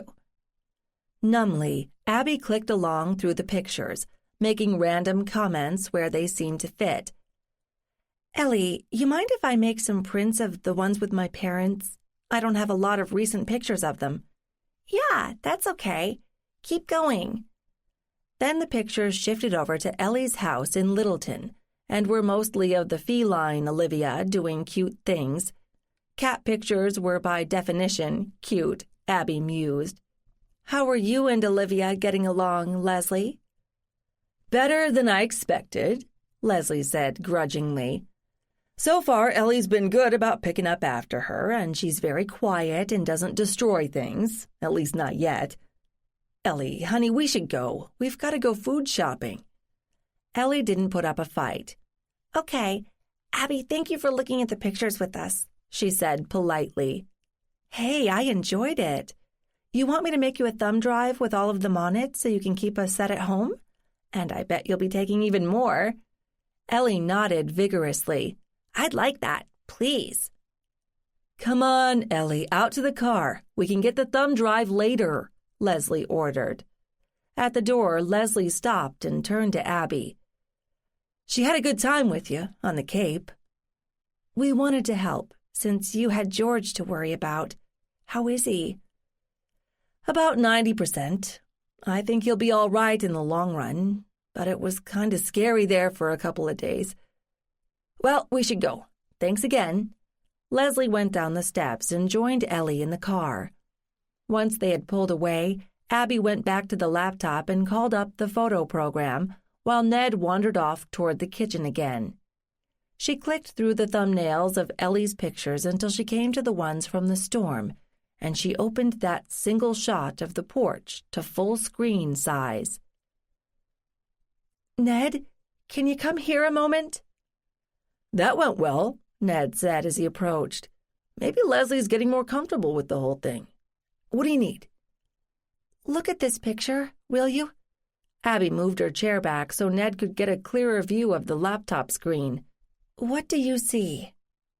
"It's the porch at the Cape House from the living room during the storm, right? You shoved the chairs into the corner so they wouldn't blow around, you told me. That's one of them in the picture." "Anything else?" Abby asked. Ned looked again, then went still. "No, not possible," he whispered. "What do you see?" "There's a woman seated in the chair, but you can only see her profile." "Olivia?" Abby nodded. "Explain it to me. How did this happen?" "I can't. There's no rational way to make sense of it. You can't take pictures of something that isn't there." "What about X-rays?" "But there is something there in that case. It's just not visible to the naked eye." "Exactly," Abby said. "Why don't you try to come up with an explanation? You're the scientist." Ned shook his head. "I want to think this through first. We seem to be looking at a digital picture of a ghost. I know people have made that claim before, ever since photography was invented. Maybe back then they were hoaxes. Maybe the negative or the print was manipulated." "Or maybe a few of them were real?" Abby asked. "Look, this is all beyond me, but Ellie and I were in the middle of a major storm, which creates certain atmospheric conditions, and also a few emotional and psychological ones. We were together, and we both saw Olivia at the same time, and so did the kitten. So there was something there. Ellie was using a digital camera which records images in a certain way. So which parts of all this came together to make that picture?" Ned laid his hands on Abby's shoulders, but his eyes never left the laptop screen. "I can't tell you, but I'd really like to know." "Ellie didn't say anything when the picture came up, but I'm pretty sure she saw what I saw. She might not have seen enough of it before to notice on the small screen on the camera." "Smart kid. Leslie would not have been happy if she'd mentioned it." Abby sighed. "Oh, so now I'm looking for something to tell me why Olivia was so sad that her pain traveled across time until someone with the right receptors noticed, and why it was strong enough that she made some sort of electronic imprint on an inanimate object. It doesn't get any easier, does it?" "Apparently not," Ned agreed.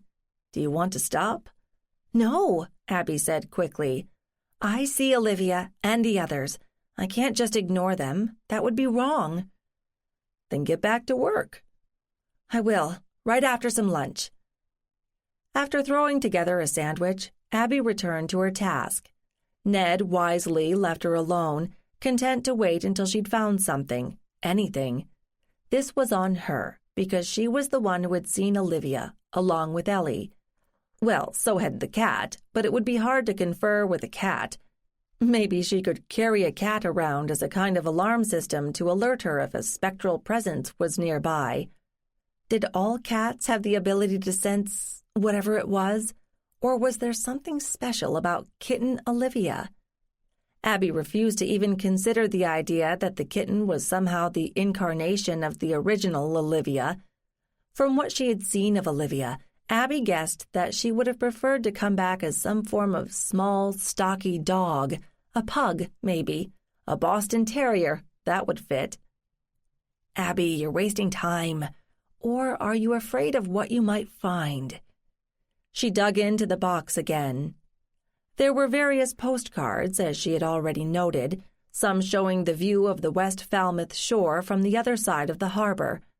Unfortunately, the distance made it hard to distinguish any details about the houses, although Abby could tell they were spaced fairly close together. There were a few yellowed programs, from musical events held at various venues in and around Falmouth during the summer months. And there was correspondence from a variety of writers. Abby found it hard to imagine the world before phones. Back then, people used to write notes or letters to each other. Maybe the postal service had been more efficient in those days, because if you wanted to plan lunch with someone, you couldn't wait until the day before to send a note suggesting it, much less hope to receive a confirmation. Had there been a phone in the West Falmouth house in 1920, 1930? Hard to say.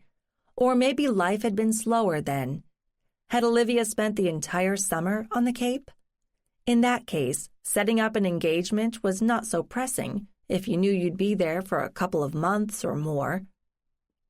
Was Olivia alone in the house most of the time, or had she brought the ever-faithful housekeeper Nora to help around the house or to serve as a companion? Abby tried to envision living in the same house with someone for 20 to 30 years and treating that person as a servant for all that time. Surely they must have had some kind of personal relationship. There would have been guests now and then, wouldn't there? Her daughter and her children. Had Ruth worked and been unable to get away?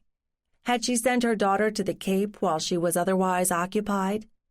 And had Isabel visited, with or without her mother, Elizabeth Reed Flagg? And were there perhaps other visitors? Abby wondered if she'd ever find answers as she sifted through the contents of the box. There was so much pain in the world, both past and present. Why was she looking so hard to find one particular incident? It had nothing to do with her, did it? Say Olivia had had an unhappy marriage with Samuel. What did it matter now? Had it affected her own daughter's choice of husband? Had Ruth not looked harder at the man she married? Had that original failed marriage set a pattern through the generations? No, her own mother seemed to have achieved a happy marriage. It was still going strong after 30 years. Wasn't that a good model? What could she expect from marriage with Ned if it came to that? She'd almost made a serious mistake with Brad. Why had she been so willing to latch on to him and let him dictate how she lived her life? And was Ned just a guy who happened to be handy at the right time and place, a rebound romance? No, there was too much more going on with him, between them. This psychic thing was real, even if they couldn't explain it, and they were equal partners in trying to figure it out. But that psychic thing, as she had called it, that was her answer. Olivia had somehow passed down that ability or trait or whatever it was, and it had come to Abby. And for her to understand how to be with Ned, she had to understand Olivia. She went through the papers carefully, smoothing each one, trying to understand why someone had thought it worth saving. Some names she recognized from her own research, others were new to her. Sadly, Isabel had died relatively young, even before Olivia. Still, she had probably known the Cape House, at least for a few years. At the bottom of the banker's box, there was a metal box, and Abby pulled it out and turned it over in her hands. It was made of a thin metal, tin, painted black with gold accents, and far from new. It had a lock in the front, but the key was attached by a faded blue ribbon to the handle on the top. Abby unlocked it, and all but holding her breath, opened it. The interior was filled with letters, neatly stacked, still in their envelopes. And all the envelopes bore Olivia's return address, either in Westfield or in West Falmouth. Was this cash what Edna had meant when she said the answer was in the boxes? Maybe they were all the "Hi, how are you" variety that ladies of polite society exchanged in those days. Or maybe, since Isabel had saved them carefully and set them apart, there was more in them. Only one way to find out. Abby removed the letters from the box, saw that they were sorted by date, and began reading. The letters covered a period that mostly overlapped the years that Olivia had owned the Cape House, and most of the later ones had been written from there. They stopped in 1938 at the time of the Great Hurricane. The house had survived, Abby knew, but maybe there had been repairs to be made? And by the time they were finished, Olivia had already begun her decline. Or maybe the greater devastation in Massachusetts and Rhode Island and Connecticut had made it seem frivolous and somehow indecent to go and frolic on a beach. From what Abby had read, it had taken years for many shore communities to recover. Entire industries had been all but wiped out. Had Olivia stopped writing then, Or had Isabel not bothered to save the later letters? Abby knew that both of them were already ill with whatever disease they each had that would kill them shortly.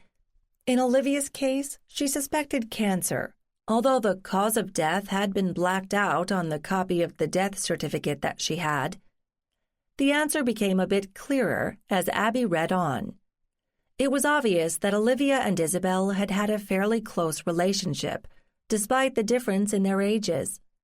Olivia could have been Isabel's mother, whereas Elizabeth was far older, so it was not surprising.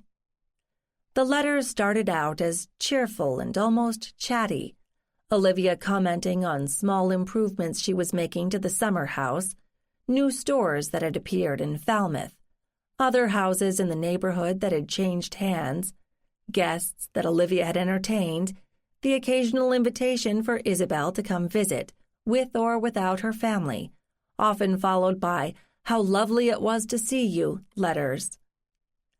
Olivia had had a small, neat hand, and it was easy to read. Abby was enjoying the glimpse into a social life that was unfamiliar to her, and that had vanished before World War II, with some pressure from the Depression as well. Even Olivia would have known that the era was passing, and there was a kind of bittersweet quality to the letters. There were references to men who came to the back door looking to do any old odd job on the property in exchange for a hot meal and maybe $1 or $2. Olivia said they were always polite, but she could sense their desperation. Even on Cape Cod there had been year-round residents who must have been hurting then, a far different picture than the present, when it was seen as a playground for the affluent. And there was a subtle shift in tone, about a year or two before the letters stopped. There were fewer and fewer social occasions, but at the same time, one name kept cropping up with increasing frequency. A man named Charles Clarkson. It had to be a relative of the artist's, a son, a nephew. The earliest references to him, Abby had to go back and check the prior letters, had been almost formal. Mr. Clarkson called in, and we spoke of his father's paintings once again. All right, Charles was Thomas's son. Good to know. It was so kind of him to bring me that painting, but he has been consistently kind since he first sent his condolences upon our father's death years ago. Ah, the first contact, Abby thought. Charles must have known William Flagg, or at least known of him through his father, and had sent some card to Olivia acknowledging it, a common courtesy. But the mentions continued over the years, and given the change in tone, Abby had to wonder, had Olivia been having an affair? She would have been in her 50s or 60s by the time she wrote the letters. Abby had to laugh at herself. Did she really believe that Olivia was too old for romance or love at that age, whether or not it was platonic? She seemed to eagerly anticipate the visits of the man, who apparently stayed over in the house on occasion, and Abby had the sense that Olivia initially was worried about what Isabel might think of her. It was a shame that she didn't have Isabel's side of the correspondence, but Abby inferred that because Olivia had continued to refer to the man with discreet but increasing affection, Isabel had approved, or at least had not voiced her disapproval. Abby forced herself to read on, although she was beginning to suspect how the story would end. The last letter from Olivia to Isabel had included a tiny newspaper clipping. When Ned walked into the dining room, he found Abby sitting in the near dark with tears running down her face. "I know what happened," she said. "Tell me," he replied. Chapter 28. Ned offered her a hand, and she stood up, feeling oddly unsteady. He led her carefully into the parlor, where he turned on a couple of lamps. Abby felt like she had been swimming under water and was only now coming up for air. Her back was stiff, and her eyes were bleary. "Maybe a glass of wine would help." Silently, he deposited her on the settee and went to the kitchen. Abby struggled to put her thoughts in order. There was nothing mystical or otherworldly about how she was feeling. She was just tired and sad. Abby could hear the clink of bottle on glass as Ned poured wine. When he returned, he handed her a glass of white wine and settled himself on the other end of the couch.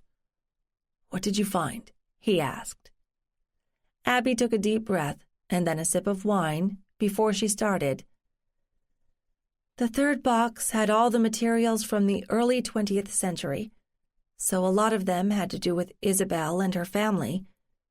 At the bottom of the box was a small metal box that contained letters written by Olivia to Isabel, mostly from the house on the Cape, but also with some from New Jersey. I'm sure there were plenty of other letters, but those were the ones that Isabel saved. I think I know why. "Go on," Ned said quietly. We know that Olivia bought the West Falmouth house in the mid-1920s. As far as I know, it was the first summer house she had ever had, if that makes sense, although she and Samuel did their share of traveling earlier in their lives, and she may have rented on the Cape for a couple of years to get a feel for the place, but it was her house, her choice. It looked like she spent a fair amount of time there. Of course, moving up from New Jersey and back would have been a chore, so you didn't do it on a whim for a weekend. From the letters, it sounds like she had a pleasant social life in the summers. She went to concerts, she entertained friends, she knew her near neighbors, kind of what you'd expect from a moderately well-to-do older woman in those days. Isabel visited on occasion, with and without the rest of her family, and things went on that way for a number of years, until around 1930, I'd guess. You know that the world had changed quite a bit by then. Ned nodded. Yes, the economy had tanked, and there were rumblings about war. How did that affect Olivia? It didn't, directly, although I haven't seen her bank statements from the era, and I assume there must have been some impact. You have to realize I'm seeing all of this only from Olivia's perspective, through a handful of letters over time, so I'm kind of guessing to fill in the blanks. At some point, Olivia begins mentioning a man named Charles Clarkson in the letters. Why is that name familiar? Ned asked. Charles was the son of Thomas Clarkson, the artist, remember? The painting my mother has? Oh, right. Where does this Charles fit in the story? Well, I gather that Charles initially made contact when he heard that William Flagg had died. He must have known him, or known of him, from Lynn, and William's death would have been announced there. Charles lived in Lynn most of his life, and it seems unlikely to me that he would have tracked her down in New Jersey, but he did send a card. Of course, we don't know whether they kept in touch over the next few years, but Olivia's husband died in 1917, remember? And sometime after that, Olivia started visiting the Cape. Say Charles heard from someone that she was summering on the Cape and decided to call upon her, and he brought the painting. Why would he do that? The obvious answer is that it was a gift in commemoration of Olivia's father's early support of Charles's father decades before. But I think, and this is just a guess, that he was courting her. If you remember, Thomas the artist died in 1892. Charles, it appears, was younger than Olivia by maybe a decade, but that wasn't really that much. The painting was kind of a nice entree, don't you think? I mean, it probably wasn't worth a whole lot then and was something that Charles thought Olivia would recognize and enjoy. So it was his calling card, so to speak. And they struck up a friendship that lasted for years, and maybe a bit more than a friendship. You can tell this from the letters? Ned asked. Kind of. Olivia mentions him more and more often over several years, and he kind of morphed into Dear Charles, who was visiting again. I think it was only a summer thing. He never came to New Jersey. Was Charles married? Obviously, I haven't done the research on that, since I've only just learned of him, but no spouse was ever mentioned in the letters. Now, to put this in context, I have a feeling that Olivia's marriage wasn't a very happy one, and she was kind of enjoying her own independence after Samuel died. She got involved in more community affairs, and she bought the second house, for example. But maybe she was lonely. Her mother died in 1929. Isabel was married and living in Massachusetts, and she had 4 little kids, so she was busy. I'm not saying that every woman needs a man to keep her happy, but I think maybe Olivia may have been a bit vulnerable. You're saying Charles was a gold digger? He wanted to exploit Olivia? No, not at all. I think they were 2 lonely older people who enjoyed each other's company, and then maybe it turned into something more, something they didn't expect. There was no reason why they couldn't have married. They were both respectable people of means. Nobody would have raised an eyebrow. And maybe they would have, except... Abby found it hard to go on, and then took another sip of wine, and another. What happened, Abby? Ned asked gently. The hurricane happened, is what? How much do you know about that? Not a lot. I know it had a major impact on the coastal states, and even as far inland as Springfield. I've been reading up on it lately, just out of curiosity after I saw that binder of news reports at the house, which Daniel's grandfather put together right after the storm. It was one of the largest and most destructive storms ever to hit New England, and it was devastating. Of course, back in those days, the Weather Service was in its infancy, and predicting was very hit or miss. The forecasters, such as they were, really missed this one. The storm was big, and it moved fast, and then it ran into a very unusual combination of circumstances. Most storms loop out to sea, toward the east. But there was a stationary high just inland, and a high on the east side, so this storm kind of got channeled right up the middle, and all of its force was concentrated along that path. As soon as the winds kicked up, they took down what telephone and power lines there were, so there was no way to warn anyone that it was coming. People were completely unprepared. They kept saying, "There are never hurricanes in New England," for all the good it did them. But the Cape house survived intact, Ned said. Yes, it did. The canal had just been enlarged and deepened, and in a way that protected the Cape by diverting the storm surge, which is why there was less flooding than in other coastal areas. Plus, the storm kind of moved inland on its way to Canada. And how does this all fit in Olivia's story? Abby drained her glass. Charles had a sailboat. No surprise, since his father painted so many marine pictures, and he was an experienced sailor. He was going to sail down from Lynn, or maybe Nahant, to Falmouth to visit Olivia, who had stayed on the Cape, even though it was toward the end of September, probably so they could spend a little more time together before she went back to New Jersey. And then the storm hit, and Charles's boat went down. His body was found a couple of days later. Good God, Ned said. Yes, I can only imagine how Olivia felt. The last letter to Isabel, or at least the last one Isabel kept, said only, "Charles is gone." Olivia included a tiny newspaper clipping reporting Charles's death and the circumstances, although of course it didn't mention that he had been on his way to visit Olivia. But Isabel would have understood what that meant, and that's where the story ends. They were both gone within 3 years. How awful, and how sad. Yes. When Olivia died, Ruth put the house on the market almost immediately and probably sold it at a loss.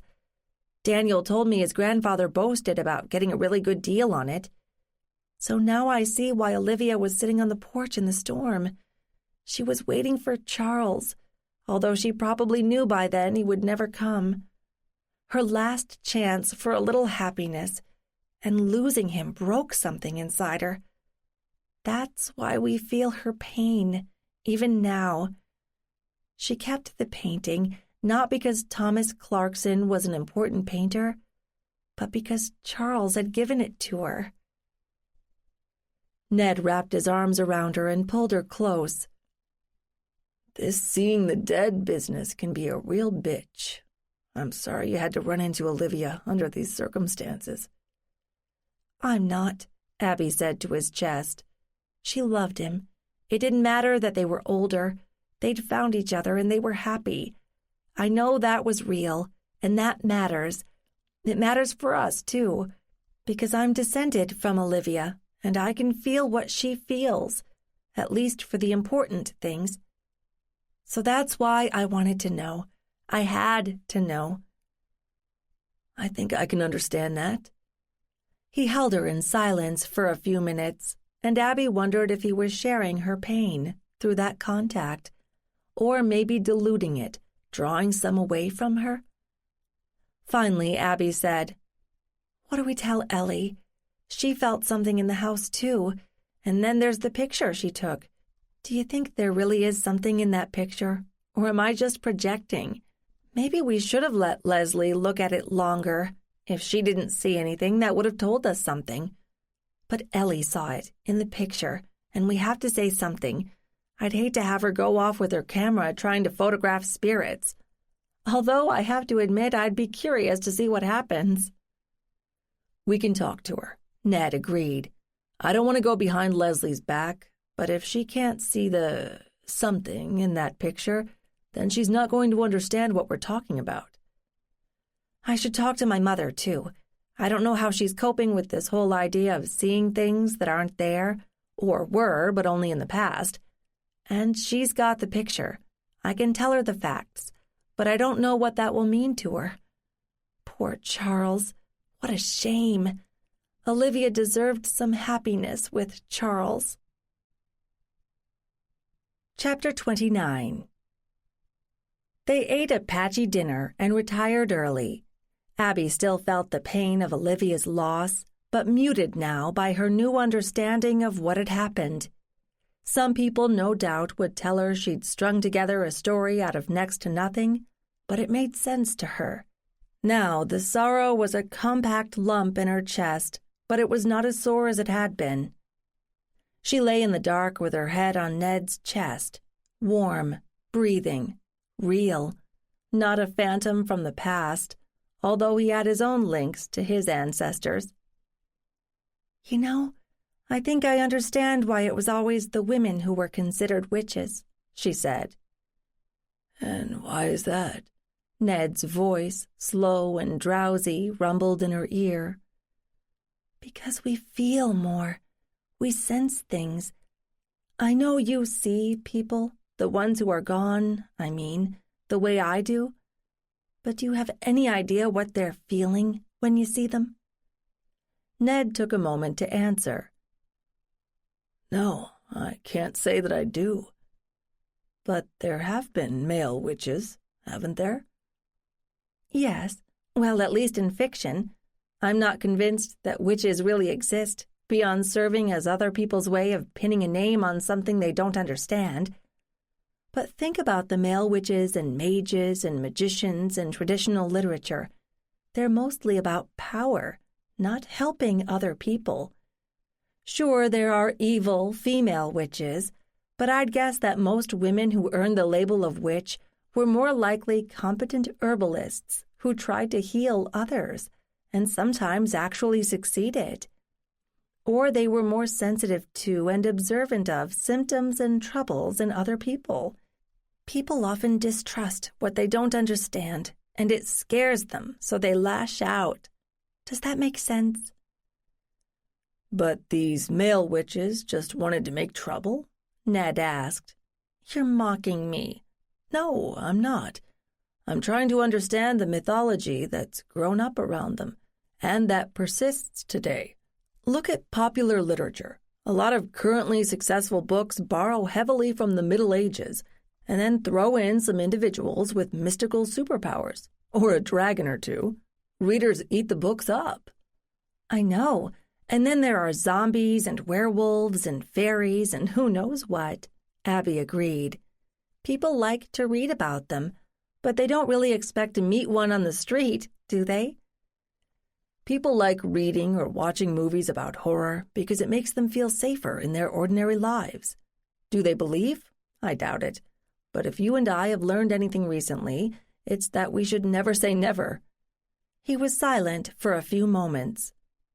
Can you handle it, dealing with these leftover emotions from people who aren't even around anymore? She considered. I think so. I don't know what I'd do if I ran into an ancestor who was a raving lunatic or an axe murderer, but so far it's been manageable. I do feel I know Olivia better now. Isn't that odd? I first saw her almost a year ago. She's been part of my life for that long. And her family. And I keep adding more people. Dead ones, I mean. Fewer living ones like Ellie. But I don't think we're done with that. Do you? No. He hesitated. Abby, there's something I've been meaning to tell you. Abby reared up so she could look at his face, even in the dark. Is it bad?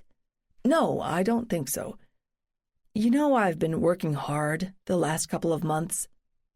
I guess, although I don't really know how hard you worked before I showed up. Trust me, I'm not usually this driven. But I had a reason. I was trying to clear the decks at work so that I could launch something new. I want to take a scientific look at this phenomenon. That she hadn't expected. Suddenly she had a whole flock of questions. Can you do that? Well, of course you can. It's your company, so let me rephrase that. Can you do that without losing credibility among your clients and your colleagues in the scientific community? That's going to be tricky, I admit. I don't want to come across as a quack, but I do want to know if there is something tangible about this that can be identified. Wouldn't that mean you'd have to find more people like us, who see? Yes, and that won't be easy either. Look, I don't have anything approaching a plan, but I've been thinking about it a lot. You just raised the questions I worry about, and I'm hoping you can help. I have no idea how to go about recruiting people, and we do need a statistical sample of sufficient size to make any investigation valid. Abby tried to think, but it had been a long, taxing day. Thank you for telling me. I was beginning to worry that you were working too hard. As for the concept, do we have to make a decision right away? Can we think about it? Kick around some ideas? Let me dig into what's already been done? Of course. Abby, I need you to be part of this. And you can help with the genealogy side of things, and then you can evaluate candidates. What, lay hands on them and see if I get a psychic tingle? Whatever it takes. But we're in this together, I promise. Good. The next morning, Abby woke early and left Ned sleeping while she tiptoed downstairs to make breakfast. It was getting too cold to go barefoot, not that she enjoyed that much since the floor was usually gritty with construction debris and even some leftover cat litter that had gotten tracked around. Once coffee was made, she took her toast into the dining room and booted up her laptop. She was surprised to see an email from Ellie. She hadn't even known that Ellie had an email address. But it seemed that everybody did these days. She clicked on it to open it. Dear Abby, it began. Mommy said I could use the computer to email you when my homework was done. I figured out how to put pictures on it. I took some more pictures of Olivia. I think she likes it here. She even sat on Mommy's lap last night and Mommy let her. I will send pictures of her soon, but I wanted to send this one so you could see it. I had to go to that place where Hannah is. Please don't tell Mommy I went. I won't do it again, but I wanted to take my camera. Write back to me, please. Ellie. Abby scrolled down to the picture that Ellie had sent. She was not surprised to recognize the Littleton Cemetery within walking distance of Ellie's house. Her mother had forbidden her to go back there, but Abby could understand why Ellie had gone, and the picture justified it. Ned, you awake? She called out. Sort of, he replied from upstairs. Why? I want you to look at something. Hang on, I should put on something. A minute later, he ambled down the stairs barefoot, wearing baggy sweatpants. What? Ellie sent me an email with a picture. Abby pushed her chair away from the table so Ned could look. Tell me what you see. Cemetery? That's all? He leaned closer. Yes, I think so. What should I see? Abby reached out and took his hand and clasped it firmly. Now? Oh, he said. Who is that? Hannah Perry, Ellie's friend in the Littleton Cemetery, the one we're both related to. The camera caught her, and Ellie knows that, which is why she sent the picture to me after getting Leslie's permission to use the computer. And I can see Hannah, but you can't without a boost from me, right? I think so, he said uncertainly. What do you see? I see a young girl, and I can sort of see through her, I guess. I mean, she's not solid, but I can recognize her well enough, just as I could recognize Olivia on the porch. Ned let go of her hand. Yes, and just then she disappeared to me. Wow. You know, we've got to start recording what we see and under what circumstances, and we've got to start designing some experiments, maybe different lenses for the camera, or different kinds of sensors. Slow down, love. We've got time. Let me thank Ellie for the picture, and we can talk. Coffee's made. When Ned left for the kitchen, Abby hit reply. Dear Ellie, it was nice to get your email and the picture you sent. I'm glad your friend is okay. Give Olivia a pat for me. Talk soon. Then she clicked on send. If Leslie was monitoring Ellie's emails, which she had every right to do, Abby hoped she hadn't given too much away, but she wanted to make sure that Ellie understood. With a sigh, Abby stood up and headed for the kitchen. Ned was eating at the kitchen table, so Abby sat down opposite him. I think there's something else I have to do. She pulled out her cell phone and hit a button. Mom? I know I just saw you, but can I come visit? You need to hear the story of the painting and how we ended up with it. I think it will take more than just a phone call. This concludes Watch for the Dead by Sheila Connolly, narrated by Emily Durante. Copyright 2015 by Sheila Connolly. This unabridged audiobook is published by arrangement with Beyond the Page Publishing and was produced in the year 2017 by Tantor Media Incorporated, a division of Recorded Books, which holds the copyright thereto. Please visit tantor.com for more information on our growing library of unabridged audiobooks and to take advantage of special offers.